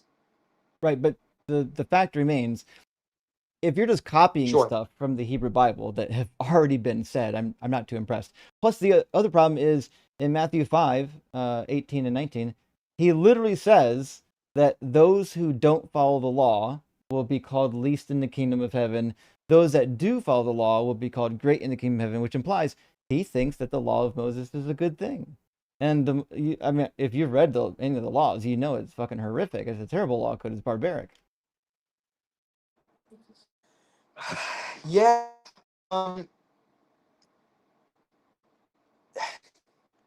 Fulfill the same thing is enforced though, right? I didn't hear what you said. You're breaking up again. Just breaking up a ton. Just I'm Yeah, it's happy to breaking up a go. lot. And that's not an Yeah. issue at all. Well, Okay, would you recommend that I get off at this point? I think unfortunately, even though we're having a good conversation, I think the audio is going to drive the audience crazy because they're not really Okay. beginning to hear anything. However, I'm live 3 nights a week, Monday, Wednesday, Friday. Stop by anytime. We'll pick it up where we left off. Yeah, I really appreciate the conversation. It was great talking with you. I hope it was positive overall. Yeah, I had a good time. So you're All right, perfectly man. pleasant to talk to. All right, man. I'll probably pop in sometime in the future. Sure. All right, cheers, buddy. Well, Earth was nice. I wasn't sure what to expect because Earth, typically Earth, when you see that, it means like they're a flat earther. So I was like, oh no, are we gonna get a flat earther? We'll see. We still got quite a few people. I'm gonna take one more guest. I'm gonna read a couple of super chats and just do one more guest, and then we'll close out by reading the rest of the super chats. Feral Star Stuff. Hey, thank you for the super chat, friend. One of my favorite creators, Neuro, dropped another secular blessing for the week on TikTok today. Fuck yeah, chanting and bubbles and ramen. Feels like they're made for us heathens, and a great way to end the week. I agree. Listen, chanting, bubbles, ramen? I'm down with ramen. Ramen's pretty good. Even the cheap stuff like the Maruchan ramen, childhood classic. College classic too. Babs, hey, thanks for the super chat. Says the resurrected Jesus was an imposter. He'd holes in his hands. The Romans drove nails through the wrists. The person who appeared was not crucified. So this is actually a very good point. A lot of the evidence that we have does seem to suggest that they didn't go through the hand because it would tear out. It's not stable enough. So they would go between your bones right here. So they would try to get it right about here, and that way it wouldn't just tear out. It's gonna hold on by your bones. That was a typical method. Now they didn't always do that. Sometimes they literally would like tie your arms up with rope and then perhaps then nail your hands. There's a couple different methods. So it's not entirely clear what method they use, but to be fair, the most common method that I know about is through the wrist. So, I mean, that's that. And Dallas, thank you for the super chat. Deuteronomy 12:31, you must not worship the Lord your God in their way. They even burned their sons and daughters in the fire as sacrifices to their own gods. He would not sacrifice his son. So, Dallas, this is actually a really good point, and we've talked about this quite a few times in the live stream. It's really preposterous that the God of the Hebrew Bible spent all that time condemning people for child sacrifice. And then he's like, well, my plan for the world is to fucking kill my son. Like, are you out of your mind? And first of all, how did you get a son? Oh, actually, it's me. But also my son. But also me. Okay. And Dallas with a follow-up, thank you, Deuteronomy 32:39. See now, that I, even I, am he, and there is no God beside me. Yep, it says the same thing in Isaiah. There is none that can deliver out of my hand, spoken directly from God. No one can save you. In fact, in Isaiah, he says, he is the only Savior and the only God. There is none before him, none after him. And he says, I will share my glory with no other. That means the minute Christians say that Jesus is in the glory of the Father, it's a fucking lie. Unashamed Apostate says, what do we know about Queen Jezebel? Are there any sources or writings about her outside the Bible?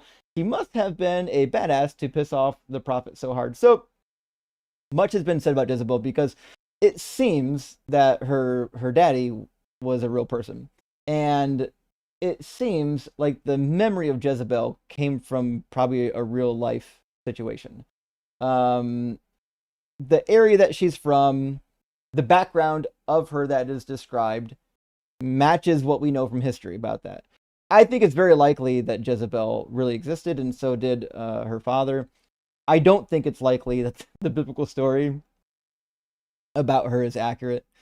But yeah, we actually have good reason to believe that Jezebel was a real person. I'm trying to think if there's a good book that talks about this, because it gets mentioned a lot, but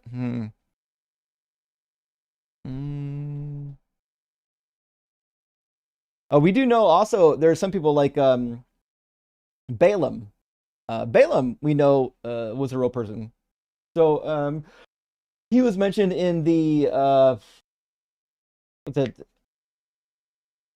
Dar Allah was the inscription. Hold on, let me find.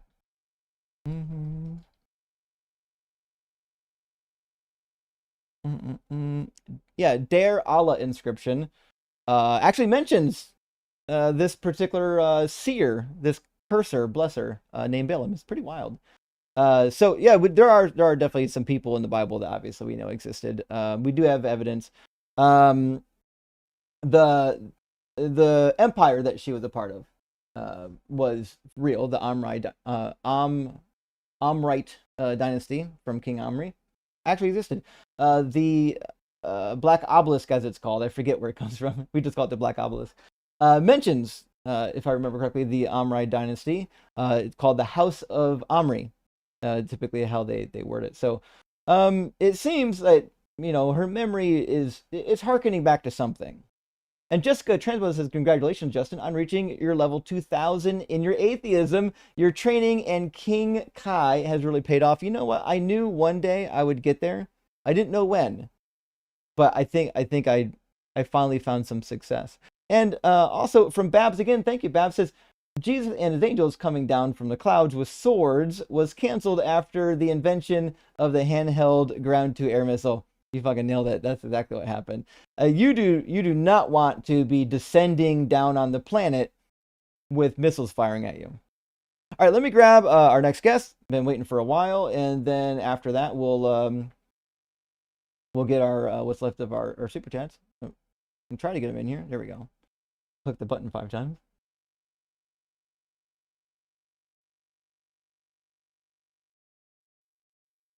Maybe get the loading dots of death here.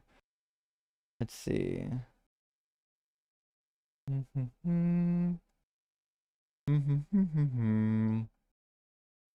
don't think they're here.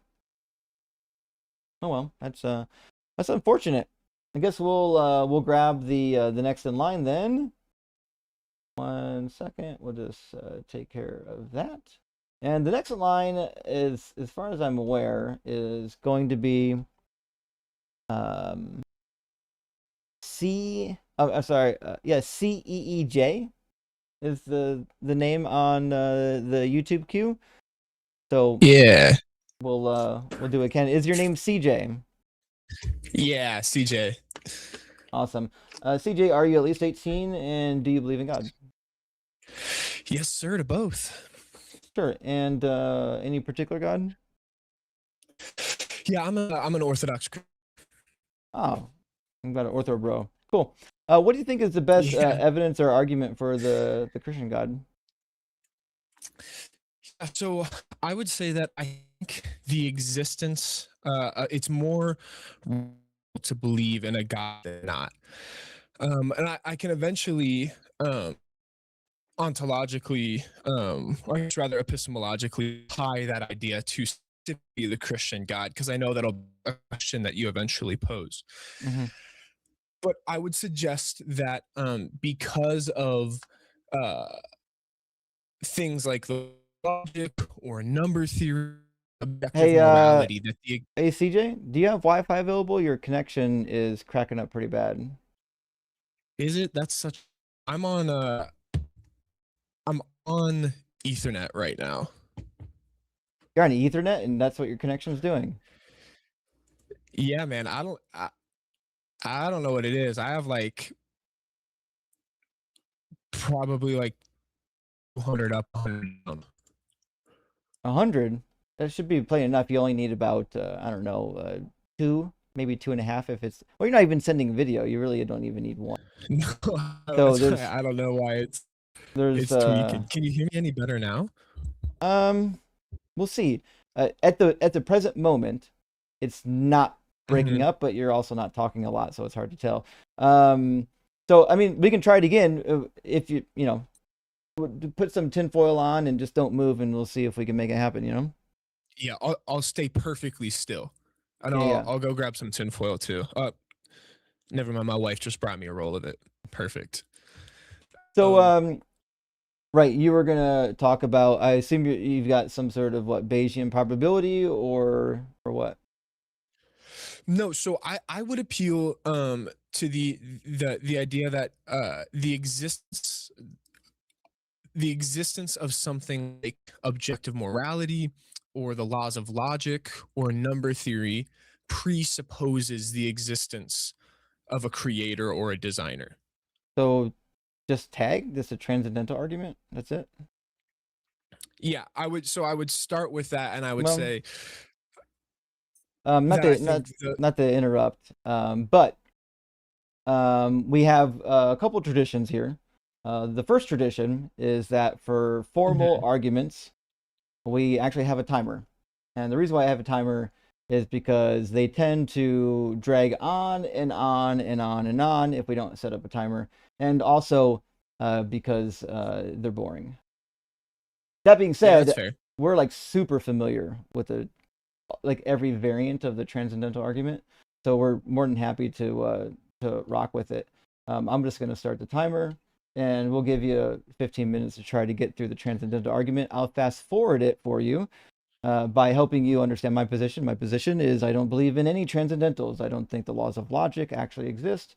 I certainly don't think that objective morals exist, and I certainly don't think that spirits exist. So I think the task that you'll have at hand first is probably to come up with some kind of support for anything that's transcendental existing. Yeah, perfect. Do you want me to justify the of objective morality? Yeah, you To can start try, then? but I mean, if you're a Christian, typically you don't have objective morals. You have subjective morals because they come from God's mind.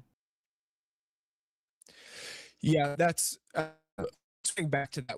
I'll start with grounding the idea of morality and the existence of that transcendental category. Does that work for you?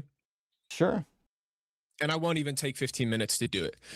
So what I would say is that I would lean on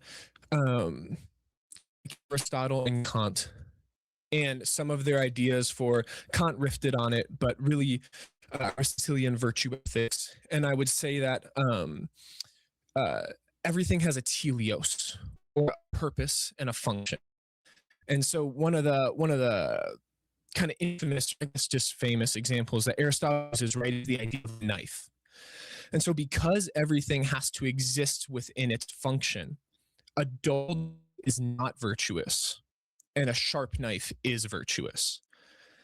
And so that very function of you implies that there ought to be a way something is. Nobody wants a dull knife. A dull knife is useless, exists outside of its virtue. Kant So would take issue with that as he comes upon that idea, but really Kant's answer was a response to things that Hume wrote. And so that those are less helpful. What eventually Thomas Aquinas comes along and he riffs on and it expands upon both the things that Aristotle and Kant wrote, right? And he takes it a step further. It's called natural law. Because you have an MDiv and you are a pastor, I would assume you're familiar with this idea, right? That Yeah, Paul believed in natural law, but I guess what I'm still trying to figure out is, do you believe that morals are like decided by God or not? I do, and I would say that the way that I would ground that idea is that it would appear that both rational and non-rational creations have a final end or a purpose. So one of the examples. Wait, not to interrupt, wasn't Aquinas like hundreds of years before Immanuel Kant? Or yes, I'm sorry, I flipped that Kant would rip on Aquinas. Yeah. I'm a Christian, and so I wouldn't appeal to Kant's rift on Aquinas. Okay. And so actually, I mixed that up. And so one of the things Aquinas lays out is the idea, and it's very similar to the knife idea, but the idea that a heart that pumps blood is a good heart, and a heart that doesn't pump blood is a bad heart, right? And so one of the things that we can do then is take that a step further, and he does this and that he lays out, is we would say that rational agents also have a purpose to serve in the same way that a heart has a purpose to serve or that a knife has a purpose to serve. What's the purpose for rational agents? Of rational agents is to function in the image of God. But how could you determine that? Christian worldview. But if that's the argument you're starting with, that's just begging the question. If this is going to lead to the proof or the argument for God, you can't include it prior to the conclusion. Yeah, except that it's the idea of presenting an argument necessarily can't beg the question because I'm not presenting a syllogism right now that would beg the question. Well, it doesn't have to be a formal syllogism to beg the question. The reality is, if your end goal is, hey, a God exists, then like leading up to that, like the support for that claim can't be part of God existing. That's the thing you're trying to prove. That's fair. Then I think a really simple or easy pivot to that is the highest and utmost end of rational creature is worship. Why would we think that? Wait, because are you saying in your worldview the highest virtue is worship, but that would mean that you already believe in God? And also, what a narcissist God! If all he wants to do is people to fucking worship him. It wouldn't mean that you have to believe in a God, because you can exist outside of that. In the same way a knife could be dull or a heart could choose not to pump blood, you can choose not to partake in it. And so I would posit that anytime a rational creature chooses not to participate in the function of worship, they are choosing to do evil. So I would make the argument that child trafficking exists outside of worship. But the problem is, this argument doesn't work for moral realism because it already just assumes that God is setting the parameters of what is right or wrong, which would make it subjective. If God decided that worship is the greatest good, the highest virtue, the function for human beings, that just means that God set the moral system in place, which means they're subjective, not objective. And if they're subjective, that means they're not transcendental. Right. So I understand what you're saying, and I think where the confusion is, it's an category. So what I'm saying is, for you to use logic or to achieve morality, it necessitates that supreme exists. No, it doesn't.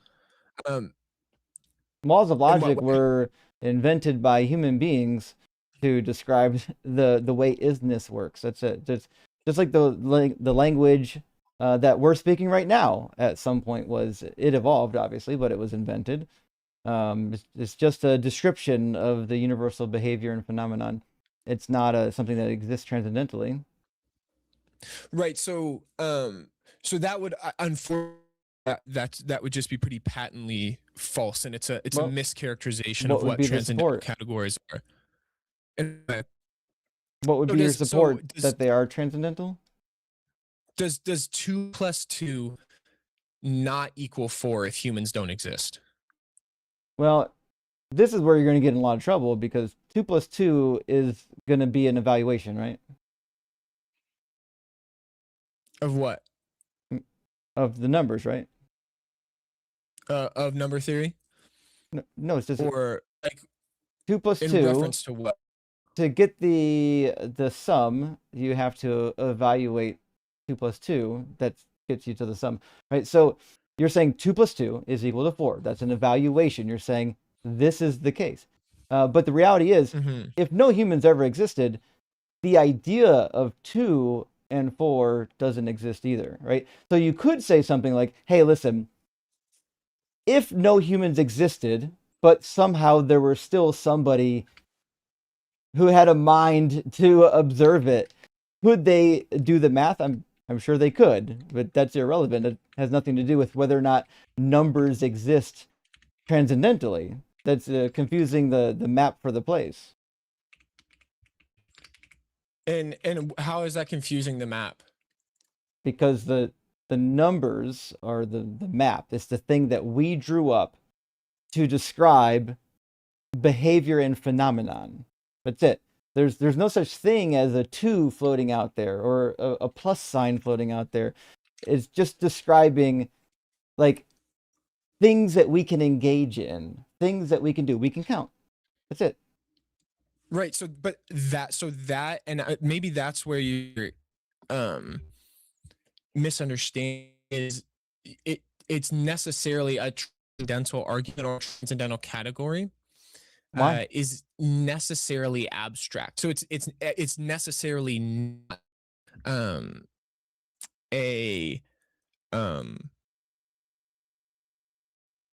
trying to think of the right word. It's necessarily not empirical physical. But it is. Like what? Math is performed in our brain states. That's physical. Right, but the idea number theory is doesn't exist. Number theory is what we call the process. So, number theory is what we call a particular set of mathematics. Something we invented. We discovered. No, we invented and that's what I'm saying. Were these principles? We did not discover it. We invented it. Like the laws of logic, we didn't make up. We discovered. No, we didn't. We literally pointed at something and we said, hey, that thing is that thing. Can that thing not be that thing? Well, no, because I already said that it's that thing. That's it. That's all the laws of logic are. We're saying, hey, the thing that is the thing, it's fucking that thing and not another thing. That's not a transcendental category. That's just stating an obvious fact. A thing is a thing. Right. And so that we didn't invent that idea. That's what I'm saying. We did. Absolutely did. Abstract concept that's necessarily true in order for us to interact with anything. It's a priori. We invented it. But the existence of logic needs us discovering logic. Do you understand? No, logic doesn't exist. Logic are rules that we created to describe the behavior of isness. That's it.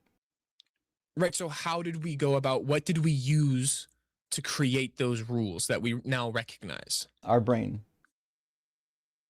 And what tool did we use? Our brains. We thought of it. No. What brain? What process? What tool did our brains use? Processing, neurons, synapses. No, so I mean, perhaps yes, in a physical sense, the abstract tool that our brain used is logic. Yeah, you're not even gonna prove that. Where does logic sit in the brain? It doesn't. That's the Oh, whole. there you go. Yeah, because it doesn't exist. I know. Yeah, because So it's an abstract a priori is my transcendental category. is certainly not. Is my computer using the like tapping into the abstract laws of logic when it computes things, or no? Only humans. Well, do you think that your computer doesn't use number theory? I didn't say that. Compute? I'm asking the same That thing would that be a you're talking transcendental about. category. You said that the laws of the laws of logic are and numbers are like in our head, but they're not our brain states.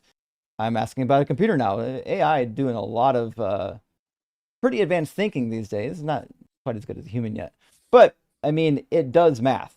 So does that mean that the computer is like, does the laws of logic and math rest in the CPU, or? Well, do you understand in order for AI to exist, number theory has to exist, and so in the same way that is, it's like transcendentally true. So, but in any, we're getting away from the original point, which is that it would be impossible for you, and this is the point that the argument you're making was debunked like all the way back in ancient Oh, Greece. no, it certainly wasn't. Where guys like Aristotle were challenged on, well, how can you people would argue with him about whether or not logic exists, and he very simply pointed out that they were using logic to make the arguments that logic doesn't exist. That's adorable. That's a really adorable thing, but that's like a reification fallacy. So And what could you lay that out, how it's a fallacy? yeah, it's when you take some sort of abstract concept and try to make it into a concrete thing, or in your case, a concrete transcendental. Yeah, the point though, the reason it's not a reification fallacy is because it's not, because the whole transcendental categories is that they're not physical things. It doesn't have to be physical. It just has to be something that is has existence as a thing, rather than describing a process. Yeah, but the whole premise of a transcendental argument is that it's a universal immaterial. I don't believe in universal immaterial things. Like, find me something that's universal, exists everywhere, and is completely immaterial. Laws of logic. They don't exist. I already went over this. Laws of logic are a description of things that exist. That's it. This can. Yeah. It exists. And you know what? It is a can. You know what this isn't? It's not an apple, right? Because this is an apple, right? This is what we're doing with the laws of logic. All we're saying is, hey, the thing that is the thing, it's the fucking thing. You don't need some sort of transcendental category for that. We literally just made up words to say that thing is the thing, and we call, the format of this thinking the laws of logic. It used to be called the laws of thinking, but it's irrelevant. The idea that they exist, like a platonic form out there somewhere, is silly. That the law of identity or the law of non-contradiction or excluding the middle, like that those don't human logic. The humans are the ones who created it. So until humans came along, A wasn't A, and A couldn't be B. A wouldn't exist at all. There were no letters before humans. Okay, unless you're using A and B as variables. Do you mean A and B as a variable? There's stand-ins to iterate the. So I'll use tree. So until humans came along, a tree wasn't a tree, or a tree, yeah, a tree wasn't a tree and it was a bush, wasn't either true or false that that tree wasn't that thing. The Or tree, was that tree always a tree and it was never a bush? well, And that statement was always had to be true or false. well, statements don't have to be true or false. You get to evaluate them to see if they're true or false. So the What's the law tree, of excluded middle that would fit in the laws of logic? you want me to answer your first question or your second question? But I was just laying out the laws of logic in relation to the tree. It's use A and B. But I The just law laid of out the excluded law middle of means D. that the proposition needs to be either true or false. It can't be in between. So the tree, if it existed, right, and there were no humans around, whatever it was, you wouldn't call it a tree because there's no fucking words. There's no descriptions for it. So the thing that you're referring to would still be a thing. It has nothing to do with the laws of logic. The laws of logic are describing that behavior, namely the behavior that a thing is a thing and it's not another thing. Right. And so so the goalpost is slowly moving. What I'm saying is I don't think it is. The behavior that is being described has to come before the description. The behavior is not a transcendental category. Behavior is just describing how things interact, how things move, so on and so forth. Behavior is not a thing, it's a process. Also, the time's up. I told you you weren't going to. You got 15 minutes to find something transcendental and you weren't going to do it. I've done it 1,000 times. There's no good reason to believe in transcendentals unless you are arguing for God. That's it. Yeah. So how would you ground your worldview then? I don't even know what you mean by ground. Epistemologically, like how do you know anything if you don't believe there's any transcendental a priori categories? We know things because we have brains and we interact with the world. So we know what our brain is able to ascertain through its 5 senses, and that's what we would call knowledge. That's it. So would you say then? So you would say things are knowable? I would say that knowledge is what we call a brain state where we have acquired something through a process that we now believe a thing or know a thing. It's it. We have memories, and in our memories, thoughts can be stored, and those thoughts are what we would consider knowledge. They're things that are stored in our brain. But how that thing that's stored in your brain isn't false? Well, you don't. So the problem that you're going to have is everybody who runs tag eventually goes into the solipsism camp. Retreating to solipsism is never going to help your argument, because if solipsism is true, then your God isn't real either. And solipsism in your worldview absolutely could be true. It could be true that you're a brain in a vat, and that your God, your religion, your conversation with me, all this is literally happening in your head. You don't have a solution for it either. So I don't know if you want to go down the road of solipsism, like you can't know anything for sure, because no, that's not the direction I'm going. I'm saying that's the direction you're going. Oh no, it's not. Because so part of the argument that I'm presenting, it's not begging the question, is baked into this idea is that the absurdity of the opposition, in addition to then giving a grounding for my own worldview. But so I'm saying I just wanted to clarify, CJ, that the problem with what you're about to do, and again, talk to 1,000 y'all, is you're about to say that I have an explanation for a problem that you invented. I don't think it's even a problem, which is why I don't think it needs a grounding explanation. That being said, what you're going to do is say, here's a fake problem. I have a solution for it. That's adorable. I love that you invented a solution that fixes a problem that you think exists. That has nothing to do with whether or not your solution is actually real. Like, anyone can just say, hey, here's a problem. Oh, you know what fixes it? This thing over here and this thing over here. That's adorable. I'm glad that you can invent stuff. But until you can demonstrate that your invention really exists in real life, It's just you asserting that you've got a solution that you can't prove. You've already admitted that logic and number theory exist in real life, though. No, I didn't. What I said is that they're processes, they're describing processes that we engage in. They don't exist in like that it is a thing. You Yeah, can't. it's immaterial, of course. No, I didn't say immaterial. I said a thing. You can be a thing and still be immaterial. God would be a thing. A thing is anything that has existence. Like, God, morality. But I don't think That morality they would be exists. these immaterial things. I don't think What- objective and so- morals exist.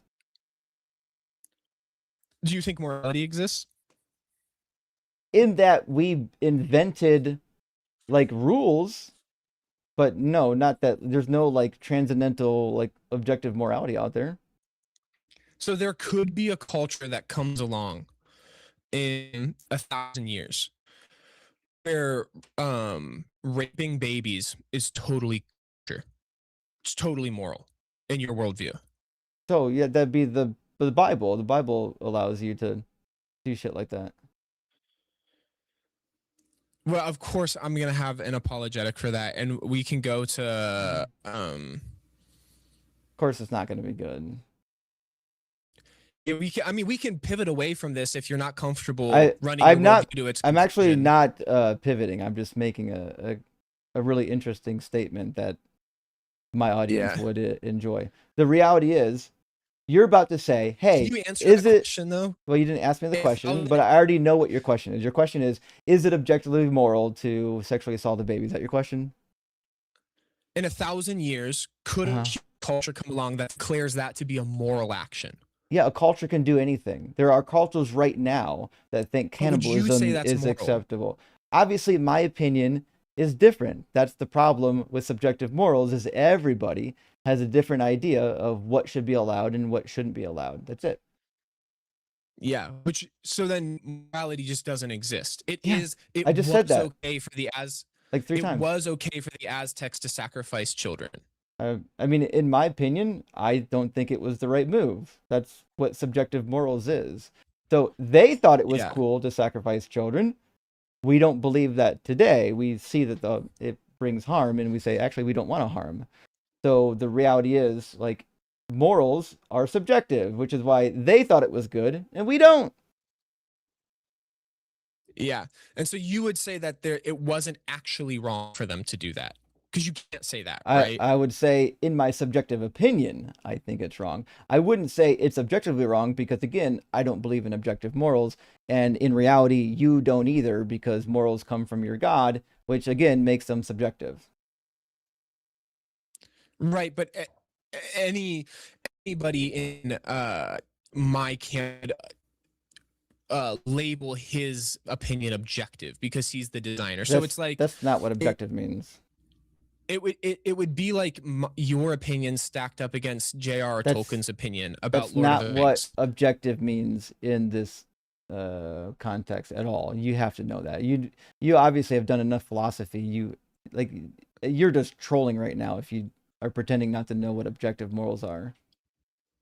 No, I understand what objective morals are, and that I'm not making an argument for some sort of like strict determinism or the word's escaping me right now, but it starts with a D. So the reality is, when something is objective, it has existence completely independent of a mind. There's no mind that caused that thing to exist. It has independent existence. Its ontology doesn't rely on anything else.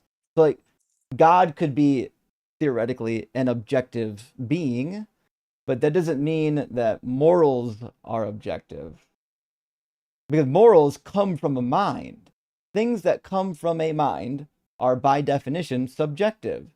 And God has a mind and he invented morals, which means in your worldview, they're also subjective. You have divine command theory, you don't have objective morals. Yeah, a part of that though is satisfied in the one in many argument, right? That um uh because I have which is would be a part of my argument for why God is uniquely the Christian God is unique and answers some of the questions for a priori truths in a way that the Mormon God or the Muslim God wouldn't. But again, this goes back to what I was saying before. It's adorable that you invented a solution to a problem that you think exists. Again, I don't think that the problem exists, and I don't think that your solution exists. Yeah, so you don't think that it's a problem that some cultures are into child sacrifice and some cultures aren't. You don't find that problematic at all. Again, I do find it problematic to harm children. They don't, because morals are subjective, which means their opinion is going to be different from my opinion, which is why nobody in history has ever decided universally on the same set of morals. Is slavery chill? I don't know. For most of human history, it was. Now it's not. Right, but so what I'm saying though is you just demonstrated that morality is indeed a problem. No, it's not a problem. Like, it's not something that I made up. It's not a problem. It doesn't even exist. You So just posited though that it has shifted. Yeah, it does. It's going to continue to shift. So the argument track that you're going down right now is going to be essentially, well, I don't like that in subjective morality, a society can do horrible things and deem it to be good. Listen, I get it. I don't like that sometimes either, but that doesn't make objective morals exist. They don't exist in your worldview or mine. They simply don't. Well, You're stuck with divine your command worldview theory. do exist just in the mind of the observer. No, they still don't exist. I mean, they exist perhaps as a brain state in that our brains are capable of like thinking of ideas, but they don't exist like ontologically, like on their own.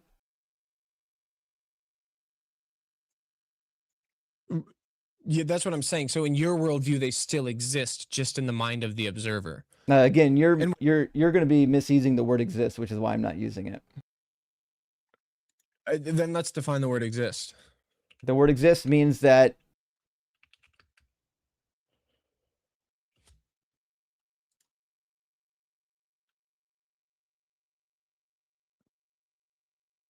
Are you waiting for me, or are you going to define it? No, I said you tell me. What does it mean to exist? I mean, I'll Google the definition. Definition for the word exist. Exist means to have actual being or reality, to be real. This is Merriam-Webster, by the way. It indicates that something has objective presence and is not merely an abstract concept. Yep. And morals are an abstract concept, which means they don't exist. Except to the mind of the observer, right? And so you would say abstract concepts don't exist.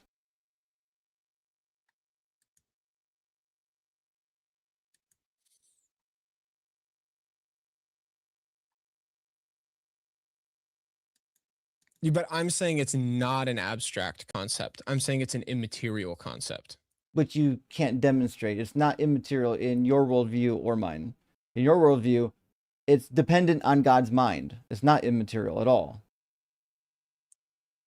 How does that make it not immaterial? Can you demonstrate that or justify that claim?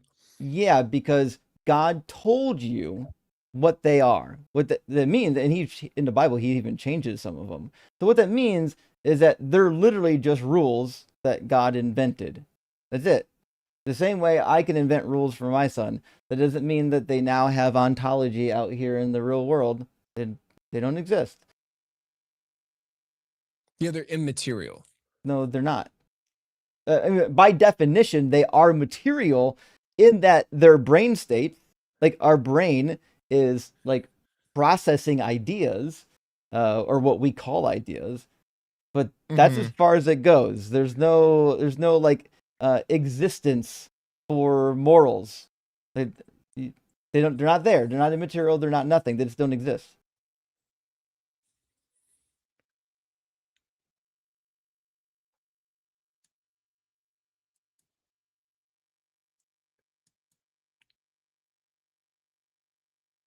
Yeah, and I think that most humans for nearly all of human history would hear that and roll their eyes. And I don't think so, and I also don't know if I care. Why do I care if some people in the past disagree with me? They thought slavery was cool. Obviously, we're going to disagree.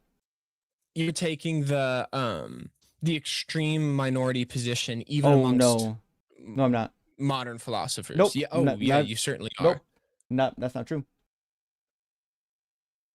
You're taking a new age postmodern position amongst philosophers, even amongst philosophers. You got it. Yeah. I'm a nominalist, so I don't think properties exist. I don't fucking think transcendentals exist, and it turns out a lot of philosophers don't, which is why the majority of philosophers today are atheists.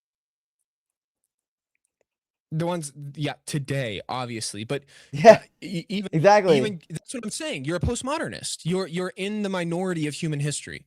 So I don't give a fuck what people in the past thought. I care what they think about now. I think society knows more about philosophy than they knew in Aristotle's time. Plato literally said that magnets are divine because he couldn't understand how they worked. He didn't know anything about the electromagnetic field. Yeah, I mean, obviously he's self-reporting there, right? But and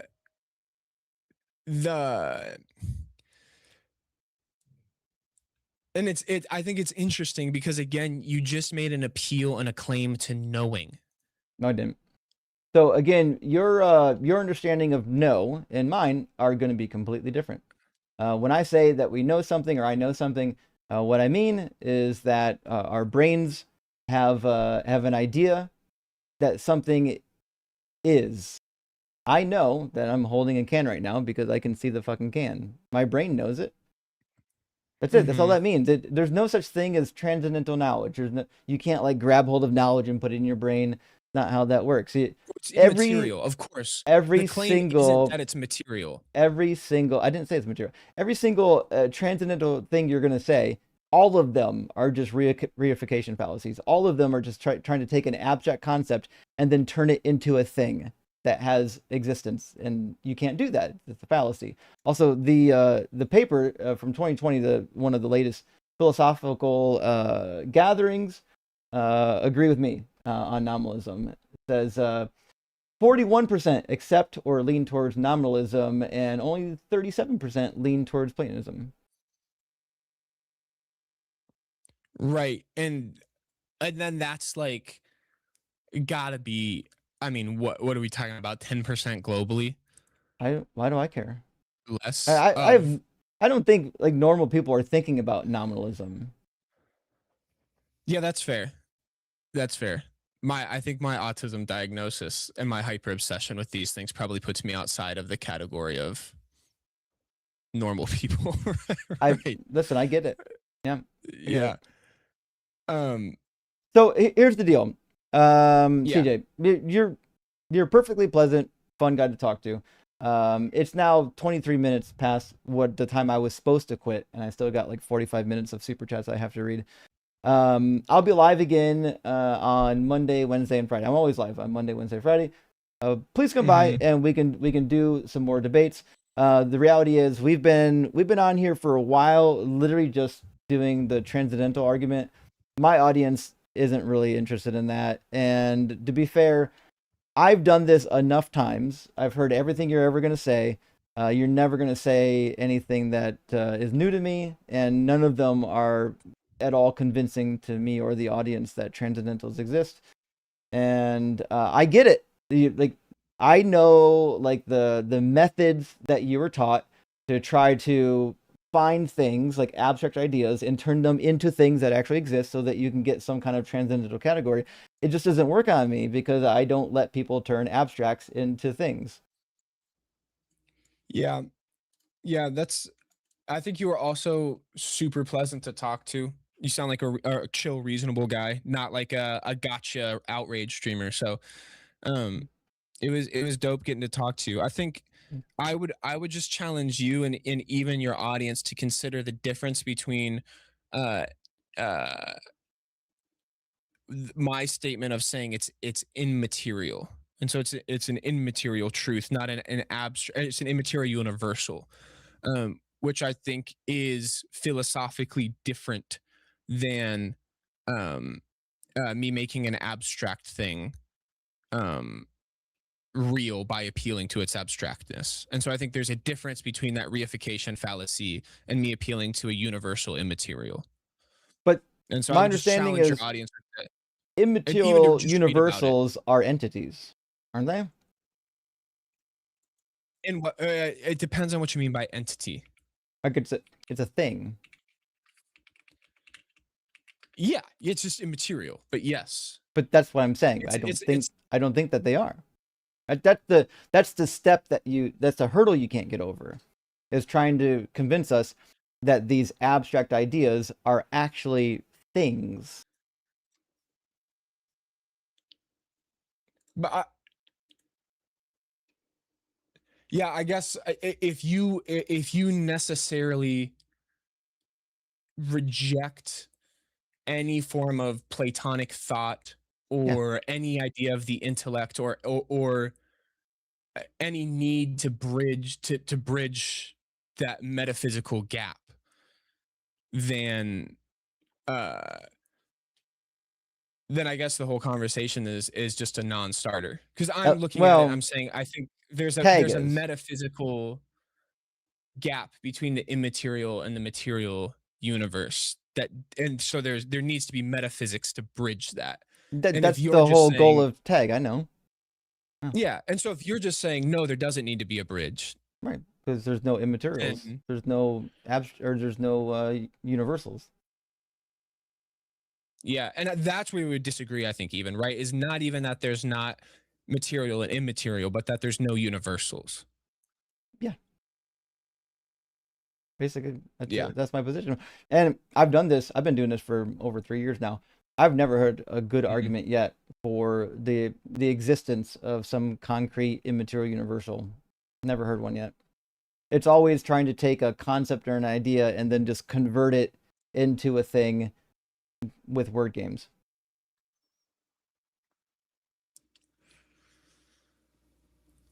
That's interesting. Well, all just out of respect for you and your audience, just because you are pleasant to talk to, and I could keep going back and forth. I'll tell you what. I'll slide out, and you can come back anytime, and we can do more philosophical discussions. I'll just warn you ahead of time. For those of us who do this type of live stream debates a lot, TAG is the weakest argument you'll ever bring. I don't think you're ever going to convince somebody who's thought about it for a while that God exists using TAG. Personally, I would use something else. I think there are better arguments out there. I think TAG is old, it's dead, and that horse is thoroughly beaten. I think we should just leave that one alone. Yeah, that's fair. Anyways, CJ, I can appreciate this stance. Had a good time talking to you. Thanks for sticking it out. I know you had some bad connections there. We worked through it. Hopefully I'll see you again, and think of your best philosophical argument for God and bring it back to me, and we'll try it out. Yeah, for sure. I'm about to start my master's work in philosophy, so I'll at some point over the next couple of years, I'll have a good one for you. You talked to allegedly Ian yet? I don't know who that is, to be honest with you. You're gonna want to go to either TikTok or YouTube and just type in allegedly Ian. He does what I do, except he's the philosophy guy. He loves it. He spends every day talking about philosophy. Perfect. That sounds awesome. That's a good shout out. Yeah, he's a lot of fun. Well, you have a great rest of your night, man. I've already violated the time you gave me, like triple. So I appreciate you. You have a great rest of your night, man. All right, cheers, man. Cheers. I know I let him go longer than 15 minutes because the argument changed into an informal argument and topic kind of changed. Plus, he was the last guest for the night, so Friends, hey, thanks for hanging out with me. It is late. You know, I had no intention of staying up this late. I say that every time. I had no intentions of being up past midnight, as I'm fucking up past midnight every time. So what are we gonna do? Hey, Ontological Shock, thank you so much for the $10 super chat. I'm up against an atheist 2000 Earth. I think that means you are making a formidable case, Justin, which you definitely were, in my opinion. Also, Earth was a kind and fun guest, Rocker for Day. I actually agree. I thought Earth was fun. I thought he was a nice guest to have. Honest. I mean, he was doing a little, a little pretzeling, but honest. So, I didn't because he was being so nice, but I almost broke out. Hold on, where's it at? I almost broke out the pretzel meter. So I got a pretzel meter now, where I can gauge somebody's pretzel level. But the thing of it is, though, I need to write code still yet to automate it so that it reads the chat, and then as the chat comes in, I can set thresholds so that the more people say cooked, the higher the pretzel cook dot will go. So the audience will be able to control it. It's going to be a lot of fucking fun. But nevertheless, I didn't bring it out on that guest because he was being kind. So you guys, I know people like the blood sport, but you know how I am. If people are being kind, I try not to make fun of them or give them a hard time. Kernel of Truth, or shall I say Colonel. Hey, thanks for the super chat, friend. Ratios are objective. Aren't they then also transcendental? Boner for you, by the way. I don't know what boner for you. Anyways, ratios, I don't think have objective existence.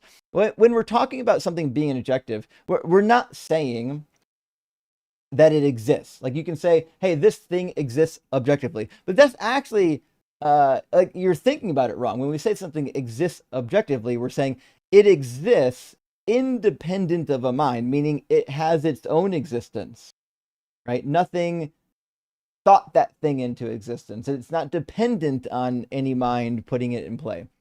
So ratios are mathematics, and that means that they were invented by a mind, and that just means that they're not transcendental.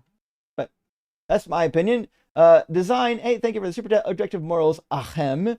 A heart that pumps is a good heart. A bee that stings is a good bee. Wait. Oh, this is a good point, actually. If we're making a moral argument from virtue, I think the question we have to ask is, what's virtuous for me could actually, if I say it's virtuous for somebody else, put me at harm's way. Like the bee, exactly, right? Or a fucking polar bear. Is it, if a polar bear is designed to eat fresh meat, they're not too picky, and the polar bear eats me, we would have to say that it was virtuous that the polar bear ate me because he was fulfilling his God-given function. And Greg Lisk, thank you for the super chat. In a recent debate, a theist claimed that questioning God is a sin. Actually, I heard that before. You should have pointed out they must then admit Jesus sinned on the cross. My God, why has thou forsaken me? Well, see, that's the thing is, I think we talked about this last stream, actually. Somebody else might have mentioned this, or hold on a second. What's today's date? The 27th. Yeah. Yeah. So I agree. If Job sinned by questioning God, which he didn't, well, you're right. That would mean that Jesus, when he doubted God, that he sinned, because now Christians.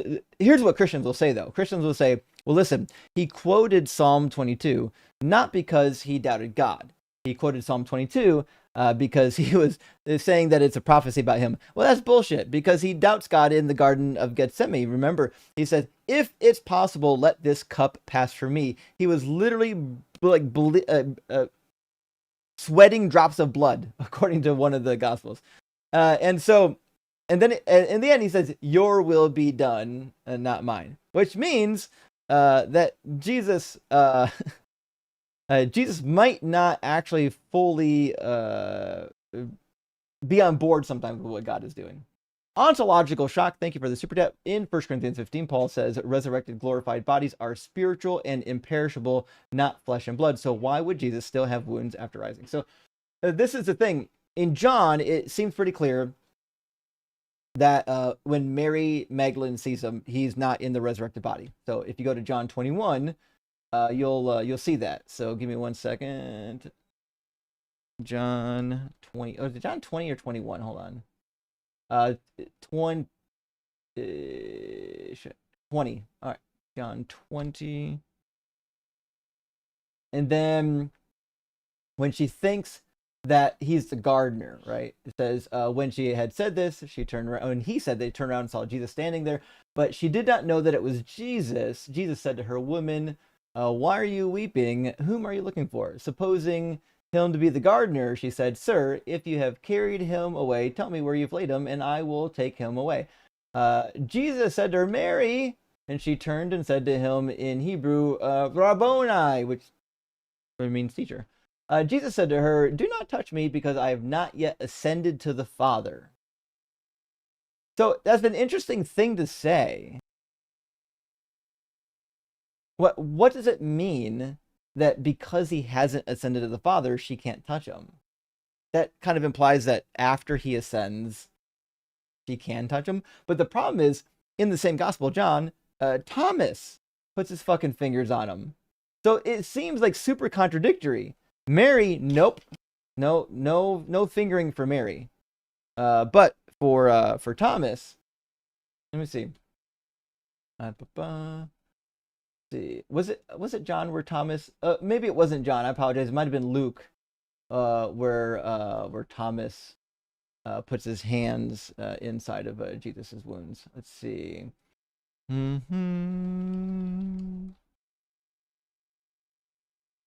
Oh, it was chapter 20. I went too far ahead. Chapter 20, verse 24. I fucking thought it was in there. I just I doubted myself. Oh, always believe in yourself, friends. This cat, hey, off my desk. There's cables. Okay. All right. 24 is where I was going.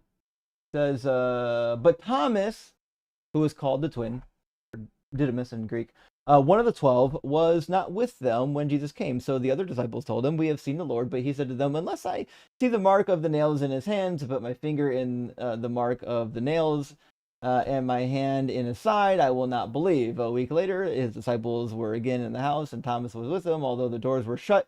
Jesus came and stood among them and said, peace be with you. So it seems like Jesus fucking transported through the door. The door was shut. He just showed up in there. Then he said to Thomas, put your finger here and see my hands. Reach out your hand and put it in my side. So Jesus is like, Mary, don't fucking touch me. I haven't resurrected. Then a week later, he's like, Thomas, you can finger me anytime, buddy. It's a weird story.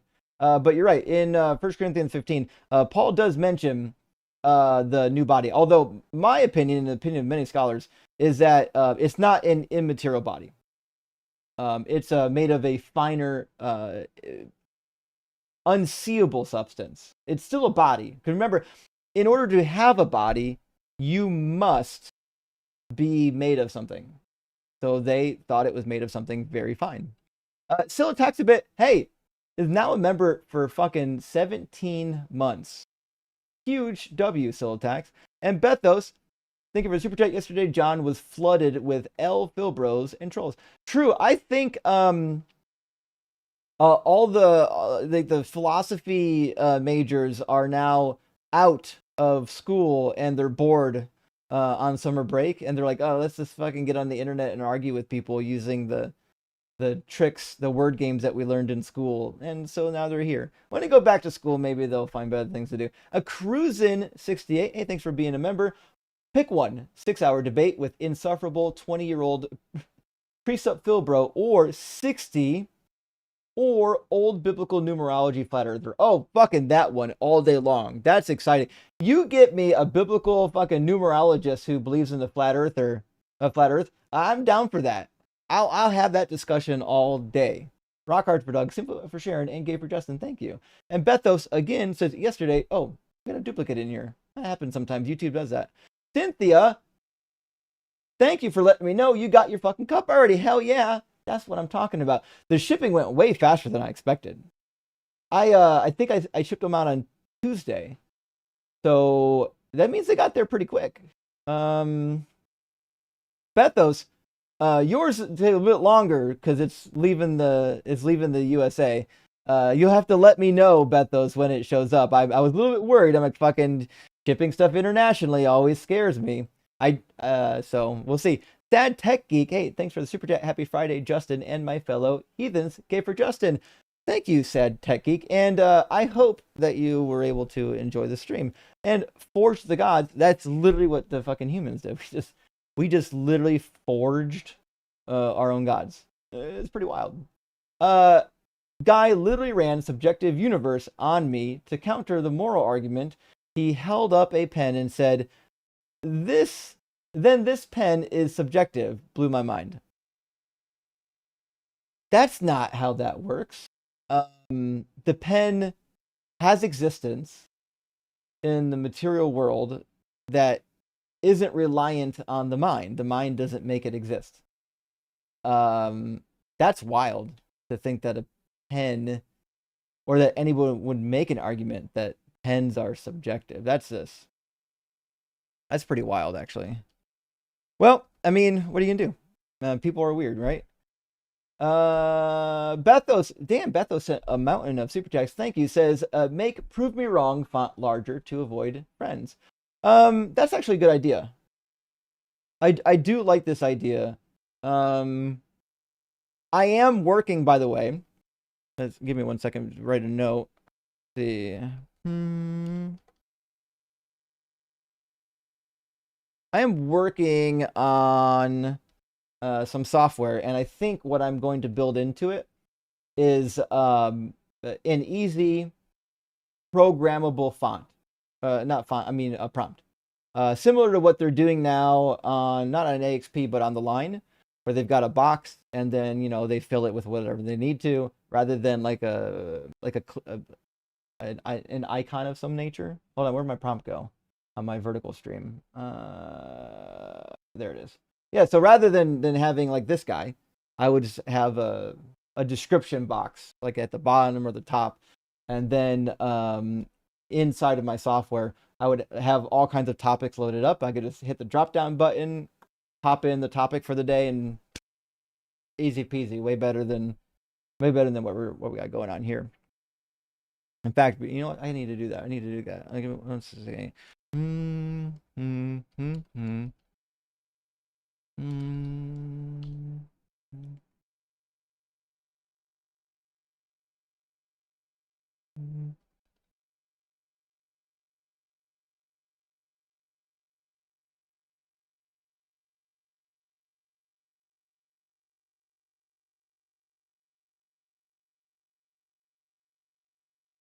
See. Sorry, I'm just taking notes before I forget this idea.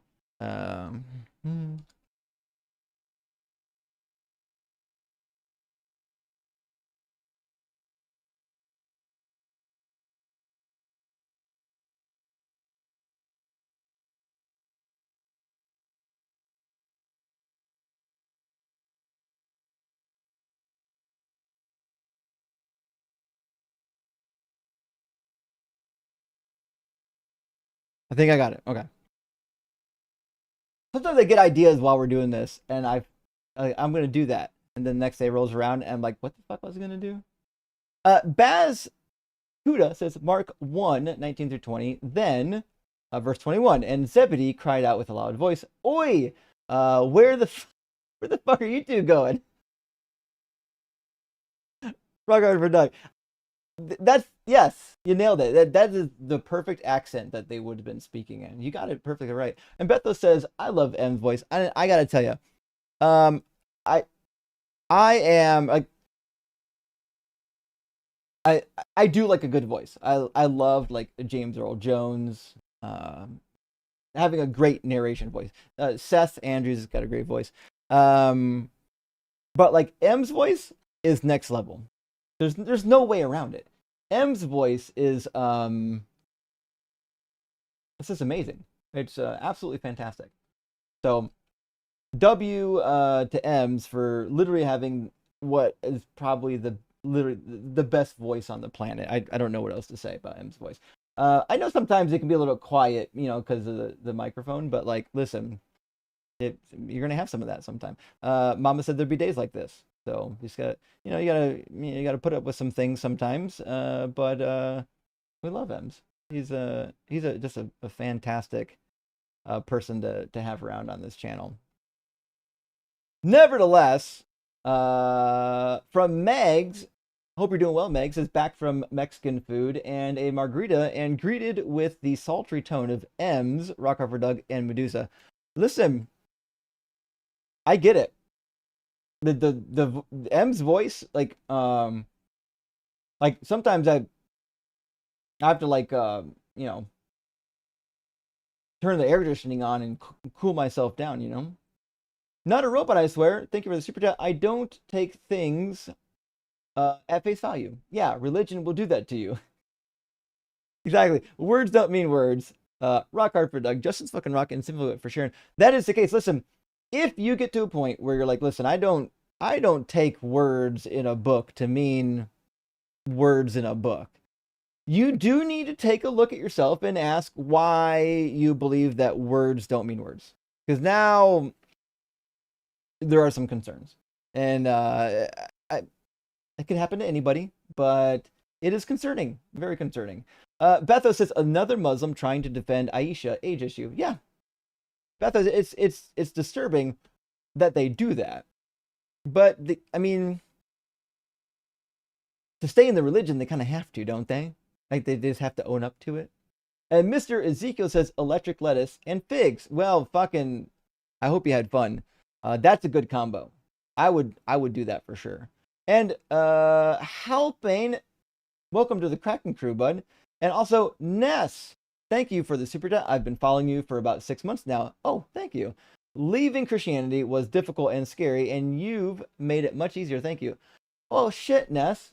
I'm glad you said that. That's why I started this channel.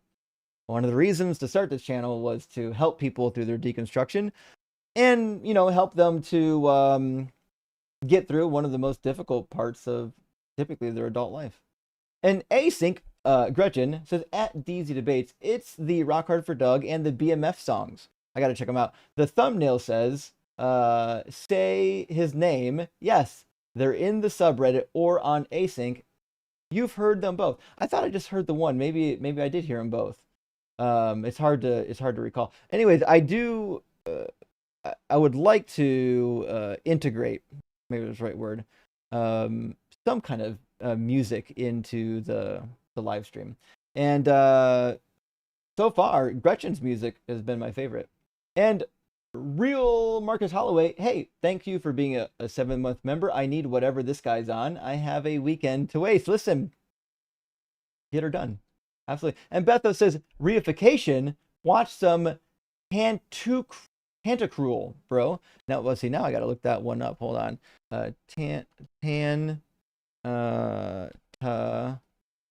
Cruel. Oh, is this a person?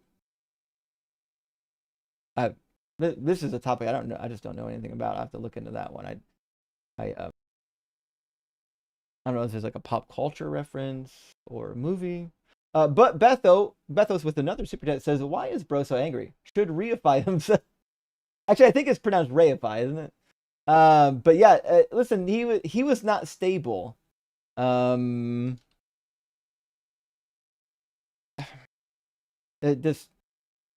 reluctant to say too much, but I'm of the opinion that maybe they're not well, and so I'm trying not to, talk ill of them. Stephen Wright, thank you for the super chat. It's Friday. Drunk tank just emptied out. Well, that's what's up. I hope you're having a good time on this Friday night. It's the perfect night to do some partaking, and I hope though that you're safe. Don't do anything to get yourself hurt. And Sad Tech Geek with another super chat says, David, you're off your meds, dude. Here's the thing. I've talked to David before. Something was off.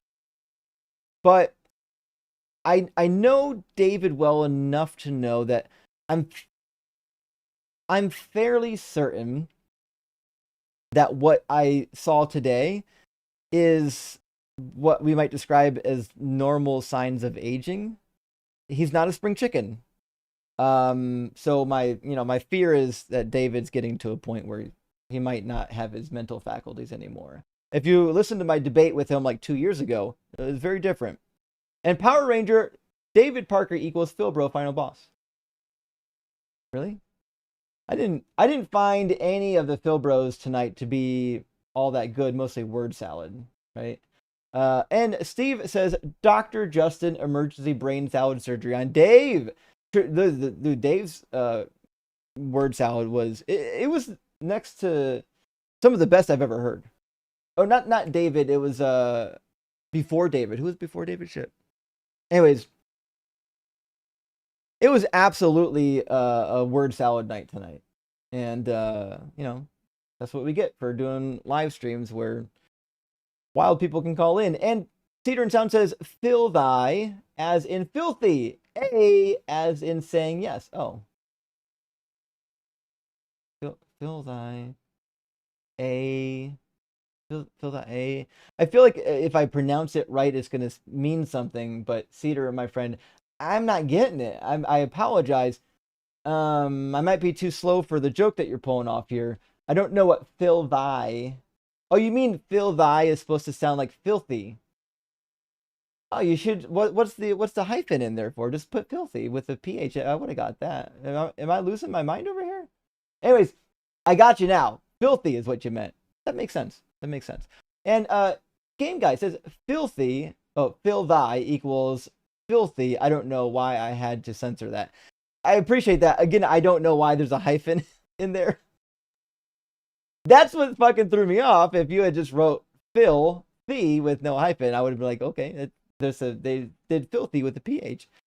Chris says, is the U.S. a mental asylum? Is this where we're at? Yeah, actually, yeah. It's like Hotel California over here. You can check in, but you can never leave. So they're gonna stab you with their steely knives, and all the other quotes. But it's what are you gonna do? You have to take the good with the bad, and right now it seems like the bad is the fucking religious zealots. Game Guy says the rocks aren't God. Such blasphemy. True. I was half tempted when he said that to bring out Doug, and unfortunately, what are you gonna do? I didn't want to derail the conversation though. And Atlas says, "Oh my Doug, the amount of woo woo tonight is crazy." It was a wild one, to be fair. I had fun though. It'd been a while since I did a late stream. But we got one in tonight. And Nice says, as Rick James says, Pat Kane is a hell of a droog. Yes, that is 100% what he said. One of my favorite quotes. You just can't say it on TikTok. Not a Robot says Corvox has got those crazy cray eyes. That's true. Actually, hold on.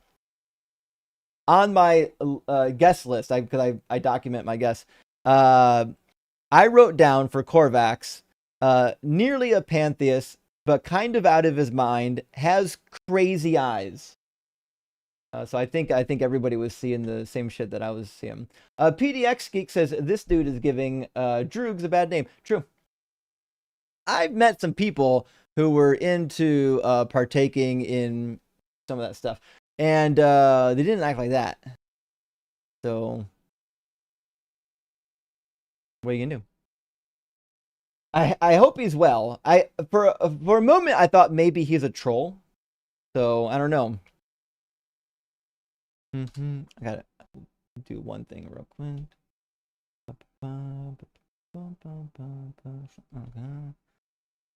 Okay.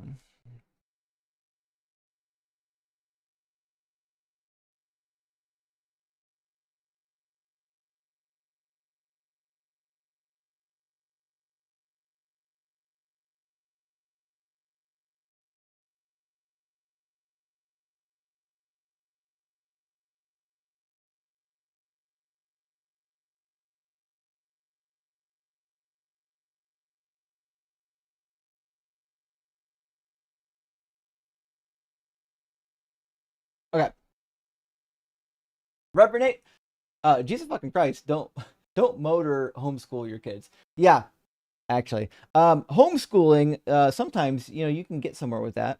I've seen some homeschoolers do pretty well, actually. Motorhoming your homeschool child. I don't want to make remarks about people who live in motorhomes. I'm just saying that based on statistics, it seems like if that is your situation and you're schooling from home, you might not be getting a proper education. And the 19 knee says, ask if the doctor slapped the wrong end at his birth. Oh, yeah. Actually, I think that is a somewhat likely case, actually. And PDX Geek says, worship the agency of the mushroom overlords. True. That really was the thing that he was up to for sure. And Game Guy says, I'm not entirely convinced that Corvox isn't on mushrooms right now. I'm also not convinced that he isn't sitting in a room with the previous caller. Oh, shit. Oh, that'd be interesting, wouldn't it? I have definitely had instances where like multiple people, like friends in a location, have called me, or even on Unapologetic, called Unapologetic. So yeah, I mean, it does happen sometimes. Usually it's the Phil Bros though. The Phil Bros hang out together, they follow each other around to streams, and then when they don't like how one conversation goes, the next one pops up to do justice. Reverend Nate says EMS generates enough dollars to pay for U.S. healthcare. Wait, what? I don't know if you guys know this. I can't tell you too much about where he's from, but where he's from, doctors don't get paid very well at all. So, unfortunately, if you see EMS on TikTok, send them a shit ton of gifts. That's the only thing I can tell you. I don't know if he can actually collect gifts in where he's at. I don't know. Steve says last two are Jim's kids from Taxi. Oh, I've not seen that one actually. For those who've seen the movie though, there's a joke. And Skepticism says you make a movie about Doug, therefore you cast the first stone. Oh fuck. Fucking phenomenal. That joke, okay, was a masterpiece. I have nothing. I have nothing to add to that. What could you add to that? And Kane Malice, thank you for the super chat. Wrong DZ. My authority is derived from Water Lady. Oh, Water Lady, huh? Okay. I trying to figure out who Water Lady is. Ariel. Triton. No, he's a dude. Water, Aphrodite. She came out of the water. I don't know. I don't know the water gods very well, do I? Hey, Vicious. Welcome to the Kraken Crew Elite and Mr. Hario. Thank you for the super chat, Justin. You are our prophet. You can never be replaced unless a viewer sends a galaxy and the prophet gets dropped. Showing my DZ age here, Rockford for Doug. Well, Mr. Hario, that is harkening back to a time when we got so many guest requests on TikTok that you literally could just fucking, if you didn't like them, just yeet them right out. Gone. No one cares. Get out of here. We'll be fine. Unfortunately, that's not the way things work. It's much harder to get guests because TikTok changed their algorithm, and on top of that, I just don't think I don't want to say that the market is saturated. That's probably not the right word for it. But I would say there's a lot more people that are doing these types of streams. And because there's a lot more people that are doing these types of streams, it naturally means that I think the calls are, they're going to get spread out a little bit. But it happens. If you put on a good show, you'll still get calls. And Kurt, thank you for the super chat. Caller is displaying he hasn't read the Bible. Nothing to see here. Slavery is different in the Bible. You're better than this, Noah. Yeah, that's why I try to ask, because the idea that the slave laws were better in the Bible. People say that it's not true. The slave laws were very comparable in the other texts. In fact, I've got a spreadsheet. The deconstruction spreadsheet has a tab called laws, and I've taken as many biblical laws as I can find, and I've overlaid them with other ancient Near Eastern laws. There's more work to be done to it, but it's got enough on there that it's worth a read. And Luke says, Justin, start bringing up the burnt offering of Jephthah's daughter as a counter to these callers' objections of free will. It's my favorite go-to. Rock hard for Doug. You know, Jephthah, the story of Jephthah was like so popular in the debate deconstruction community for a while. I just stopped using it. I didn't want, I never wanted to sound cliche like I was copying somebody. But now my arguments have been copied so much, I got to fucking get new ones. But that's good. That means the arguments work if other people take them, right? Thank you so much for the super chat. Sufficiently advanced tautology. Are there uses of pass through the fire, which Christians would agree means non-Israelites did child sacrifice, to prove Ezekiel means God ordered ritual infanticide, and it was just the Molech cult? So I think there might be two questions here. Are you saying, are there instances in the Hebrew Bible where the foreigners are talking about passing over the fire? Yeah, Jeremiah does. Was it Jeremiah? Let's see. Was it chapter 19? Hold on. Let's see, where's that? Oh, 2 Kings 17:17 says it. They made their sons and daughters pass through the fire. But I thought Jeremiah had it in there as well. Apparently it didn't like the word Jeremiah. It literally just cut it right out of my search result. All right. Yeah, Jeremiah 30-35. They built high places of Baal, which are in the valley of Ben Hinnom, to cause their sons and daughters to pass through the fire to Molech, which is one of the passages that gets to your second question. Is Molech like a god in a pantheon that they're sacrificing to, or does it describe the type of sacrifice? There's a large debate in the academic community. I don't actually know. I don't know the answer. What I do know is that in Ezekiel chapter 20, when God commands them to pass their children over the fire, it means exactly what it means here. In 2 Kings 17:17 and Jeremiah 32:35, it means child sacrifice. Breezy, thank you for the super chat, says, I despise nice guests who skirt over the Bible, ignore the text, and not honest. The dishonesty in their reading of the Bible is disgraceful and disgusting. So that is the one annoying part. You know, sometimes you get a guest that they are nice, but the conversation does get frustrating because like they don't answer questions. They don't, they want to meander off on different topics that you're not really talking about to avoid talking about the hard ones.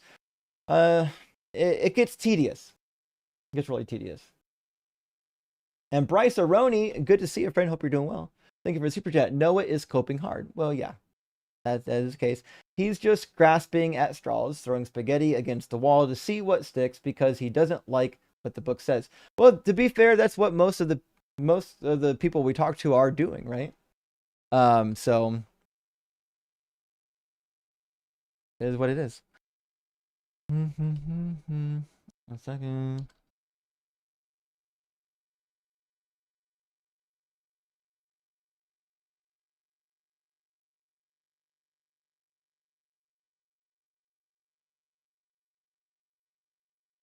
Okay. Queasel. Hey, why do you think mostly only men call in? Good question, and I think it's a pretty easy answer. One, men are more comfortable with arguing. Typically, like we welcome adversity, opposition, and we're for us it's like a sport, right? It's a competition where we can, you know, defeat the enemy and prove our worth. You know what I mean? So it's this you know, old male instinct to seek glory for yourself. And so I think the debate, the debates are a lot like that. But also, it's not, if you go to like Sarah's channel, there's lots of women, primarily women in her channel, and some of the others. So, and she does debates on Saturdays. So I think the biggest thing is that human nature is interesting. So when I was in seminary, we covered statistics for churches. You have to understand church stats. So one stat that's almost always true is that if you've had a pastor at a church for a little while, the demographics of your church are largely going to skew around the age of that pastor. If you've got a 40-year-old pastor, most of your regular attendees are going to be somewhere close to age 40. The reason why this happens is because when you're in a position where you're teaching or you're leading somebody, the people who are there are most comfortable if you are somewhat like them, because they feel that you can speak to their situation, right? And I think live streaming is the same way. I think people tend to pick live streamers that they relate to, that they look and sound like what they're used to hearing. And so a lot of it has to do that. So a lot of men, I think, subscribe to my channel because, they just see another dude. And if you look at my demographics, most of my followers are around my age. So Timothy says, I want my $2. I'm sorry, Timothy, I don't know what you're referring to, my friend. Is this what happened? Timothy, that super chat might be a little too vague for me to understand. I'm sorry. Phil Bros that really get around equals philanderers. Oh shit. I gotta hand it to you, Gretch. That was pretty good. I like that one actually. Also, I did finally hold on. Fuck. I set up a fucking soundboard in my software, so I don't have to have this hardware on my desk, and the cat won't keep fucking running into it. Let's see. I think I got the. Can you guys hear this? Oh, that didn't output anything. Why not? Let's see.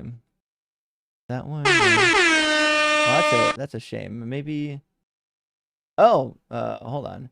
Maybe because I've got the channel turned off. Let's see. Oh, it did output audio, didn't it? It's just that I didn't hear it, which is kind of interesting. Wonder why I didn't hear it. Oh, because I'm not sampling that track. That's why. Let me try this again. I'm going to change the sample track to cable C. There we go. And then I'm going to open up cable C so I can hear it. Try this again. We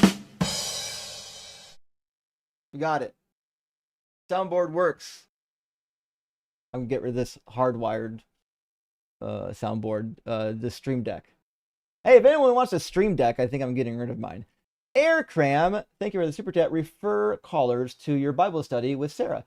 To John Calmer Debates, S1 of Mr. Deity. Oh, season 1 of Mr. Deity is awesome. And your comments on YouTube for responses from us. Oh, not a bad idea.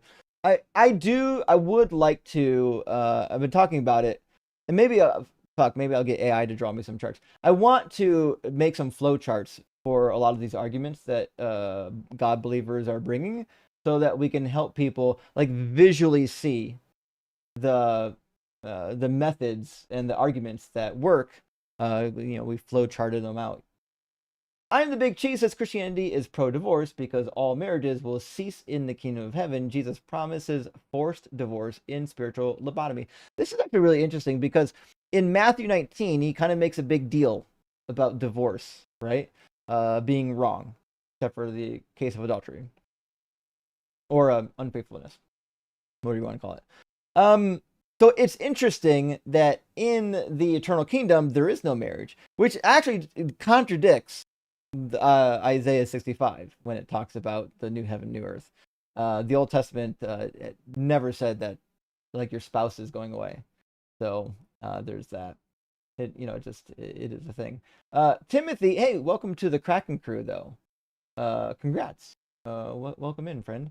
And I am the Big Cheese with another super chat topic idea. Name one thing Satan would do that God wouldn't. Well, that'd be interesting. Satan would do. Well, I know what he wouldn't do. He wouldn't fucking kill a bunch of kids to settle a bet. That's crazy. That's some Yahweh shit. And Daddy Todd says Noah wants to be Mr. Rogers of Baby Paste. True. Won't you be my neighbor so I can grind you up into a paste and then vulcanize you? I don't think I haven't really used the vulcanization baby paste in a while. So.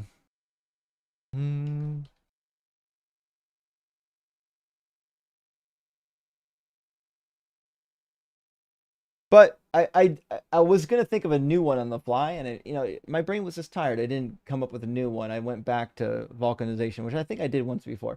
I think what I need to do, I know what, I got a new one. I know what I'll do next time. It's gonna be fantastic. I won't tell you.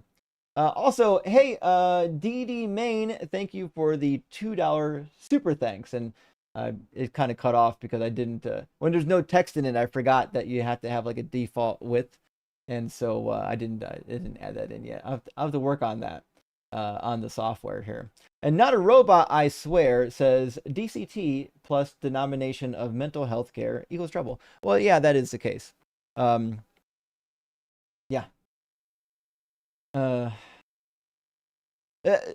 It's also the same with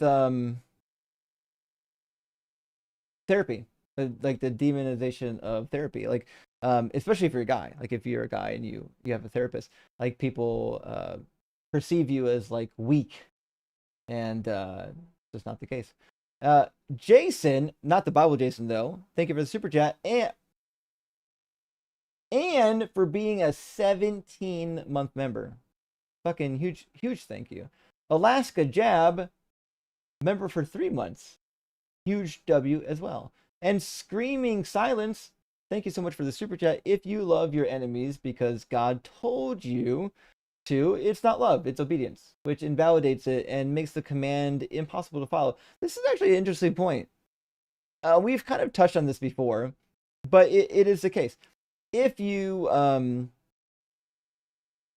love somebody because you were instructed to do so, I don't know if we would call that love. For example, if somebody instructed you to go on a date with somebody, it wasn't of your own volition. I don't know. Would we call that love? It seems like maybe not so much, right? So I don't know.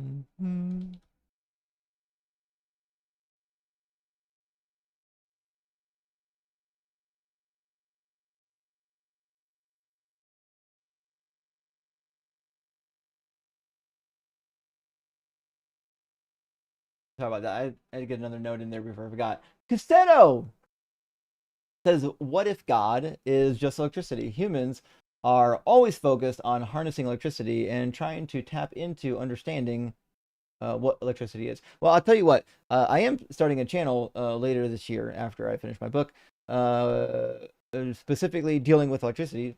Given that my background's in electrical engineering, it should be a lot of fun. But the electromagnetic field is maybe the closest thing to a god or a transcendental that I know of. Electricity is fucking cool. Magnets, fucking cool. It's crazy the stuff that interested me as a kid still interests me now. I guess sometimes we never grow up.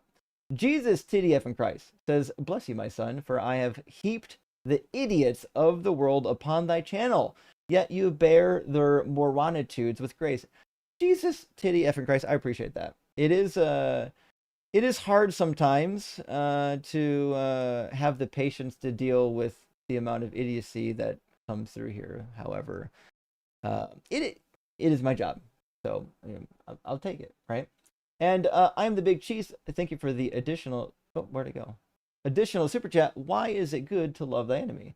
Like, doesn't that cheapen the word, and why ought that be a good thing? Also, God doesn't even love Esau. Yeah, that's a very good point. I should have thought about the Esau in the heat of the discussion.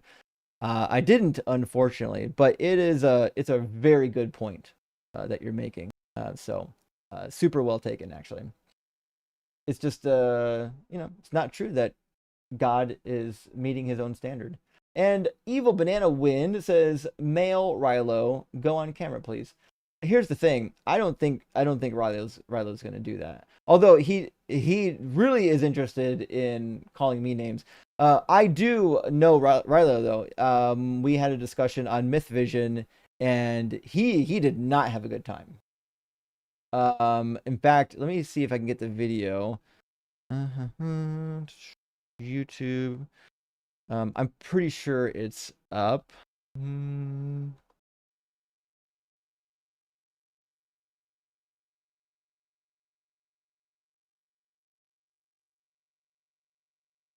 Oh, his name might not be in the video. Let's see.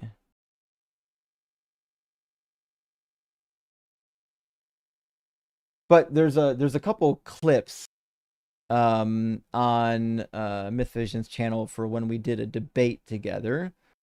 And I don't know which one it is, so I guess I can't point you to it. It might be, well, I don't know. But if you look for the pair, the matchup with Derek and I, you'll eventually find the debate that we did where Rilo called in, and boy was it something. In fact, I think I've got the full live stream here. Okay, give me 1 second.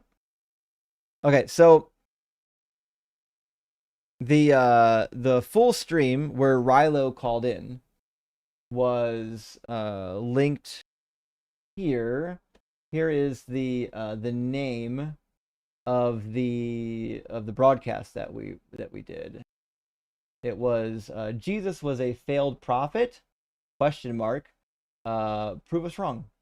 And Rilo called in, and Rilo did not have a good time. It wasn't a good time for Rilo. And when did we do that? Is there a date on here? Oh, maybe, I don't know. But nevertheless, that's where we know Rilo from, is from when he called in, and he crashed the fuck out too when I talked to him the first time. Fluster Pony, thank you for the super chat. Do you see the term Hebrew Bible? Do you use the term Hebrew Bible versus Old Testament circumstantially? Also, it seems to me that the Hebrew Bible Old Testament justifies Jewish belief. The rest of us are lower. I don't know what you mean by us, mean those that are not Jews, but yeah, that is actually the case in Zechariah 12 and 14, in Isaiah chapter 60, Isaiah chapter 14, in Ezekiel 44 and beyond. There's a huge overarching theme, which is that we're God's chosen people, and God likes us best, and the foreigners can come and join us, but they're not us. You know what I mean? They're not children of Abraham. You know, they don't even circumcise their penises. Nevertheless, yeah, that's kind of there. But the reason why I use the phrase Hebrew Bible is because, first of all, it's accurate, and second of all, it's less offensive for the Jewish audience. So if you're a Jew, the New Testament is just like some fucking cult document. The Hebrew Bible is your Bible, right? Same thing if you're a Christian. If you're a Christian, the Book of Mormon isn't like the New Testament. It's just some fucking document over here, right? So by referring to this as the Hebrew Bible, the New Testament, and the Book of Mormon, I kind of separated them more accurately to the faith traditions that work with them. Jesus TDF in Christ says, is Rilo Ken still butthurt over being rejected by Barbie Ray? Well, I don't know, to be fair. That's not something I have information about. However, I do know that Rilo, I could tell in his voice, came in already upset. And Carnage, I didn't see the super chat till just now. What time did that come in? All that shit. Fucking like hours ago. Damn, sorry I didn't see that. Cyber forgot to mention the 6D. D's nuts. You fucking nailed it. Hell yeah. A D's nuts joke never gets old. I know I'm a child. I get it. Carnage enables me. Okay, that's all I'm saying. Blame Carnage. I mean, you probably blame me too, but it's funner to blame Carnage. Fog, thank you for the super chat. Oh, sorry. This one here was from Gabe. I apologize. The super chats that don't have text in them automatically. Whoop, I have to fix that code here tonight. Thank you though, Gabe, for the 99-cent super chat or super sticker. And Fog says, "Do progressive Christians misinterpret the Bible?" I think so. Although, more often than not, progressive Christians, rather than misinterpreting the Bible, what they'll do is they'll decrease the biblical authority, right? So you don't have to believe every word of the Bible at that point if you're lowering the authority of the Bible. So that's one trick that they do a lot. But you're right, a lot of them do just misinterpret the Bible. Was Jesus for gay marriage? No. Was Yahweh? Nope. Was Paul? No. Sorry. You're never going to use the Bible to get to a viewpoint that Christianity or anything in this book would have been okay with that behavior or that lifestyle, whatever you want to call it. The Bible is not interested in it. Not interested at all. Doesn't like it. One more reason to throw the fucking book out to the burn pile. You don't need it. It's for bigots. Adam, thank you for the additional super chat. Leroy Brown was nailed to the crucifix. Holy fuck. That might be my favorite joke of the night. For those who don't know, Leroy Brown, Bad Leroy Brown, was a song sung by Jim Croce, which is why we have this joke on the crucifix. And now you're wondering, how the fuck did Justin get a pop culture reference? Because it's like fucking from the 70s. I'm a million years old, guys. That's what I'm trying to tell you. I stopped paying attention to culture 20 years ago. I am the Big Cheese says Christianity would be more convincing if Jesus was actually immortal and could turn in liquid, to escape crucifixion like the Terminator. So here's the case. If you want to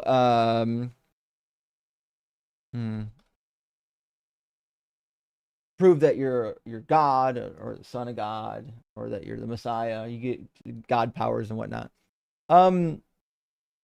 There's so many miracles you could do. You could have fucking flown right off the cross. You could have made it so that the nails turned to fucking porridge while you're up there. There's so many things you could have done. They could have tried to nail you up there 100 times, and every time you get out of it. That'd be fucking impressive. But the reality is Jesus didn't do that. They fucking killed his ass, and then they made up stories later about what happened. And Aimcram says, blah, blah, God character, blah, blah, Jesus character. You nailed it. You know, I will never understand why people think that somehow like Jesus doesn't agree with what his dad did in the Old Testament. It's wild. I don't understand it at all.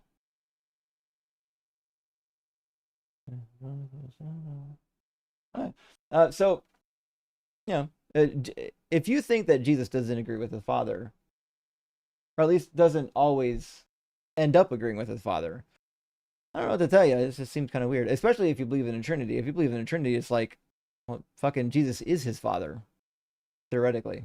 So it's like, I don't know. It seems like you have to concede that Jesus and Yahweh just kind of agreed on shit. So, nevertheless, Bacon and Bush, good to see you tonight, friend. Says deists during discussions dodge, distract, deflect, distort, deride, derail, dash during demanded demonstrations. A work in progress, maybe. Bacon, that was phenomenal. I loved it. Don't change it. Oh, that one still broke. Kirby, there you go. Thank you for the super chat. Want to tithe the good work. Thanks for a safe place. Listen, I got you. I mean, one of the goals here, other than is education. One of the goals here is to actually give people like a cool place to hang out and have community. That's what we're about. You know what I mean? And Blue Planet Greenheart. Hey, welcome to the Kraken Crew Elite. And Bethos coming in again says still attacks a bit sounds like an AI song. Sounds like AI songs though. Oh yeah. The songs on Async. Yeah. They are. Yeah, they were generated by AI. Probably, if I had to guess, I don't know, like Suno. I'm not entirely sure. Suno makes some pretty good stuff. Their newest model. And from Akrem says, I flock with Plagniticus community pronounced Planet X. Oh, I would not fucking have caught that one. P equals poly. Guess the rest. Poly. Poly.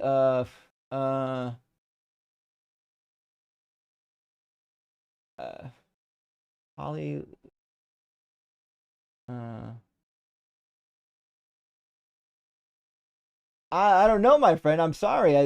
This is not a an acronym that I'm familiar with.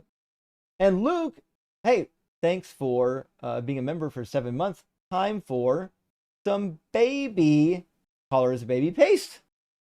You fucking nailed it. Yeah, we got some baby paste tonight, and it was good actually. I thought it was a good baby paste. It wasn't the best, but Calvin, hey, welcome to the Kraken Crew Elite, my friend. And Dallas, thank you for the additional super chat. Although it's a super sticker, there's no text in it, but A-okay. And Babs, thank you for the super chat. The road to atheism is paved with Bibles. I would say some very well read Bibles, actually.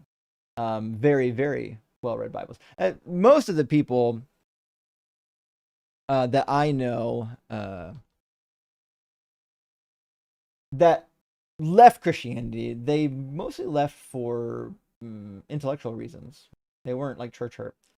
Cool Rose says hair looks good, grown out a bit. Yeah, well, Carnage likes it like this. I like to keep it short. But the reality is, when your girlfriend tells you how she likes your hair, you fucking wear your hair like that, don't you? Is that usually how that works? Anyways, the long and short of it is, I don't love it because makes my head warm, especially in the fucking summertime. I don't like that at all. I do need to trim up the sideburns, but you know what? It doesn't look bad. I'm lucky that at my age I have hair, so I'm just, I won't complain. I'm happy to be here, and I'm happy to have hair. And God Eating Penguin says, you know who else is a real person? Grace. Apparently she's huge. It has been a while since we had a huge Grace mention. I don't know if we ever had a huge Grace hashtag, but I feel like we should have at some point. Huge Grace was pretty big for quite some time. And Genji says Jezebel would probably have been a marriage to cement an alliance between the house of Omri and a powerful Phoenician. Yeah, that is the case. And that's why these marriages existed. Typically, they were alliances. If you read the Amarna tablets, they're really cool. What you'll find is that the people in Canaan asking the Egyptians, pharaohs, for supplies and archers to help with their towns getting sieged. It's funny, the pharaoh's not too concerned about protecting them. The pharaoh keeps writing back, asking them to send their daughters. Send your daughters to me. I need to fill out my harem.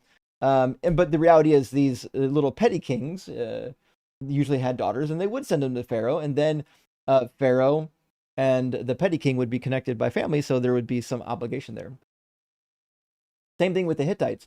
There was a huge marriage between one of the Egyptian pharaohs and one of the Hittite people way back before the collapse of the Hittite Empire, and it kept them out of war for a bit. Sad Technique says, "Ding ding ding, Philbro timer has ended." You know what? That is when I get the additional, I'm going to do the timers inside of my software rather than through OBS. When I get that set up, I will definitely put a ding, ding, ding on the end of it so that it rings.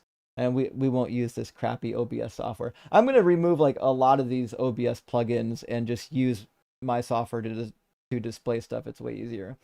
And Sad Technique again says, like this post if you want Justin to hang up on CJ. Oh, fuck. I'm sorry. If he wasn't the last guest, I wouldn't have kept him on any longer. I just kept him on afterwards because he was going to be the last guest. And I think, I kind of want to hear if he can resurrect the argument. Anyone? No?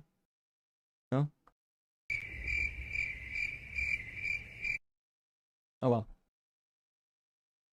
Harry, thank you for the super sticker. I appreciate that.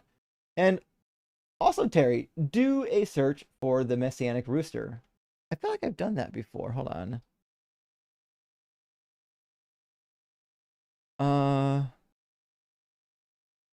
Commonly refers to the biblical prophecy of Peter's denial, where a rooster crows signal. I don't understand why. Are you just referring to the cock that crowed in the morning? Is that supposed? Are you suggesting that's a prophecy that Jesus fulfilled? I'm confused. The problem with Jesus' prophecies is you can never actually call them fulfilled because they were all written after he was already dead. And you have no way of verifying that he said it before it happened. That's why the Old Testament prophecies are so important, because we know that those were written prior to Jesus existing. So we don't have a problem there. Unog. Hey, thanks for the super chat. Are Christians who believe in the Trinity and those who say there's only a Godhead the same theology? And if not, how would you argue against the Godhead only believer? So my understanding is the same. When they say Godhead, they're really referring to a God conglomerate. So I could be wrong. That's how I understood it. Let me check.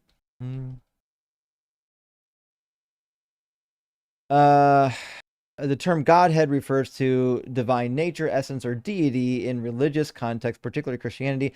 It represents the supreme divine being and is often used synonymously with the Trinity to describe God the Father, Jesus Christ, and the Holy Spirit. That's what I thought. Yeah, it just refers to the whole collection. It's another word for the Trinity. That's how I always heard it used. So that's what that's what I would say.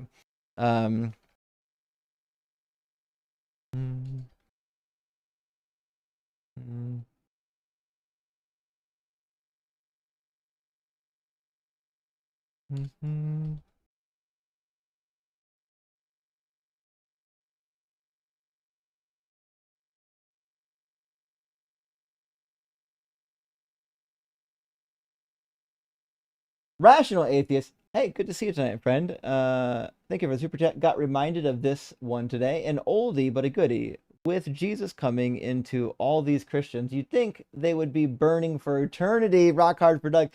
And to be fair, he's been coming for 2,000 years, so they are not going to be walking straight for a while. It's going to be a real thing. Maybe that's why they're all going to go to the lake of fire. Maybe fuck it. They are in the lake of fire. They're burning like as we speak. That might be the case actually. Nevertheless, yeah, it's a classic tried and true joke. Jesus coming on the clouds, coming in the clouds, coming inside of you. It's a good time. And good question says, automate mute to win battles with verbaric fildos. Detect unmute and remute until you stop the script. So I actually do have a mute button in my software that works for people that are going to be calling in through my software. Unfortunately, when they're on TikTok, I have no method of keeping them muted. So it's just one of those unfortunate things where TikTok Studio is the only way to stream on TikTok and take guests, unless you're using your phone. Now, I don't know. Theoretically, I could use my phone and just put cables back and forth to my computer to transfer the audio video. You could do that. I prefer TikTok Studio, to be honest, rather than hit my phone all the time to do shit. But yeah, the downside is that, well, actually, even on the phone, the downside is that the mute button always, they can just unmute themselves, so it's almost a waste. And Gretchen, hey, thank you for the additional super chat, W666. Thanks to Siltaxabit for the kind words about my songs. Justin, if you send us a raid, we'll play the Rock Hard for Doug, Dr. M's, and BMF songs for everybody. Well, fuck. After this live stream, Gretchen, I'll send some people over to your channel, to the Async network, and we'll do exactly that. It'll be a blast. Fuck, I'll have to pop over there and see what's going on. Sad Tech Geek with another super chat says, I had a good time. Thanks, Justin. Rock on for Doug, gave for Justin. I'm glad that you did, Sad Tech Geek. I thought we had at least a couple interesting callers. Some not so much, but we had a couple. And Simple Programmer says, fun night. I got my Doug Pretzel Factory tee and wore it today for the first time, spreading the good word with style. Thanks. Rock hard for Doug and choking on Ian's hog. Thank you for patronizing the merch shop. The big W. We've got some cool Doug merch. We got M's merch. We got Cooking with Doug aprons. We got coffee mugs. I keep meaning to add more coffee mugs, but it's busy this summer, you know. Hunter Girl, hey, said, holy shit, you guys are still going. Listen, I'm fucking going to bed. I'm trying to go to bed right now. Carl Valdez, hey, great to see you, friend. It's been a hot minute. Hey there, latest news. Finally got divorced. Was a long journey. It does. Been there, buddy. It's a journey. Sometimes not a fun journey. But congrats on finally getting there.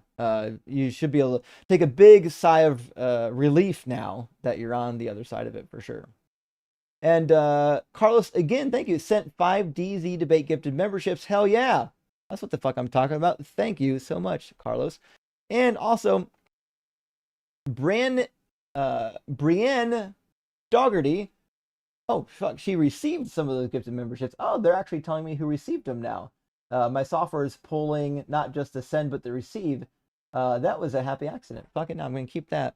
And Billsy Bub, welcome to the Kraken Crew Elite. And Unog54, a member for 12 months, says rarely see the live because work, but I still watch Rock Hard for Doug. Well, thank you. If you can't catch it live, it really does help to have y'all replay the live and listen to the stream on video on demand. It really does help a ton. I really appreciate that.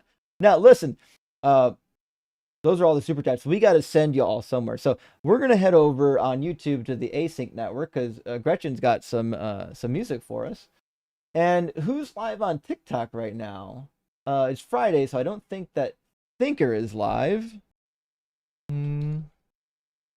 But there's certainly going to be somebody alive. Live. Also, Gretchen's new channel is just under 500 viewers or subscribers. Can we not just bump that up tonight? Can we not just get her at least over 500? We need to support our fellow streamers in the community. And you guys know Gretchen has supported everybody in the community. Also, Mezzo is live. Mezzo and Joel on TikTok. Guys, go over to Mezzo and Joel's live stream and specifically tell them that Doug sent you. Make sure you let Joel know that Doug is the one that sent you. It's very important. He loves Doug. Also, listen, I'm on the Async network. They're not. It's not live yet, apparently, but it should be live shortly. Nevertheless, hey, let's get the numbers up. We're at 432 subscribers. Why can't we just bump this up over 500 tonight? I think it'd be a fantastic thank you to Gretchen, and given that she has served our community so long and so well. Anyways, friends, that's it for the night. I'm going to be live Sunday morning on Unapologetic, and then Monday back on this channel. So I hope you all have a great weekend. Really appreciate you being here. Thank you for all the shares, the likes, the super chats, all the support, and get some sleep. Have a great night.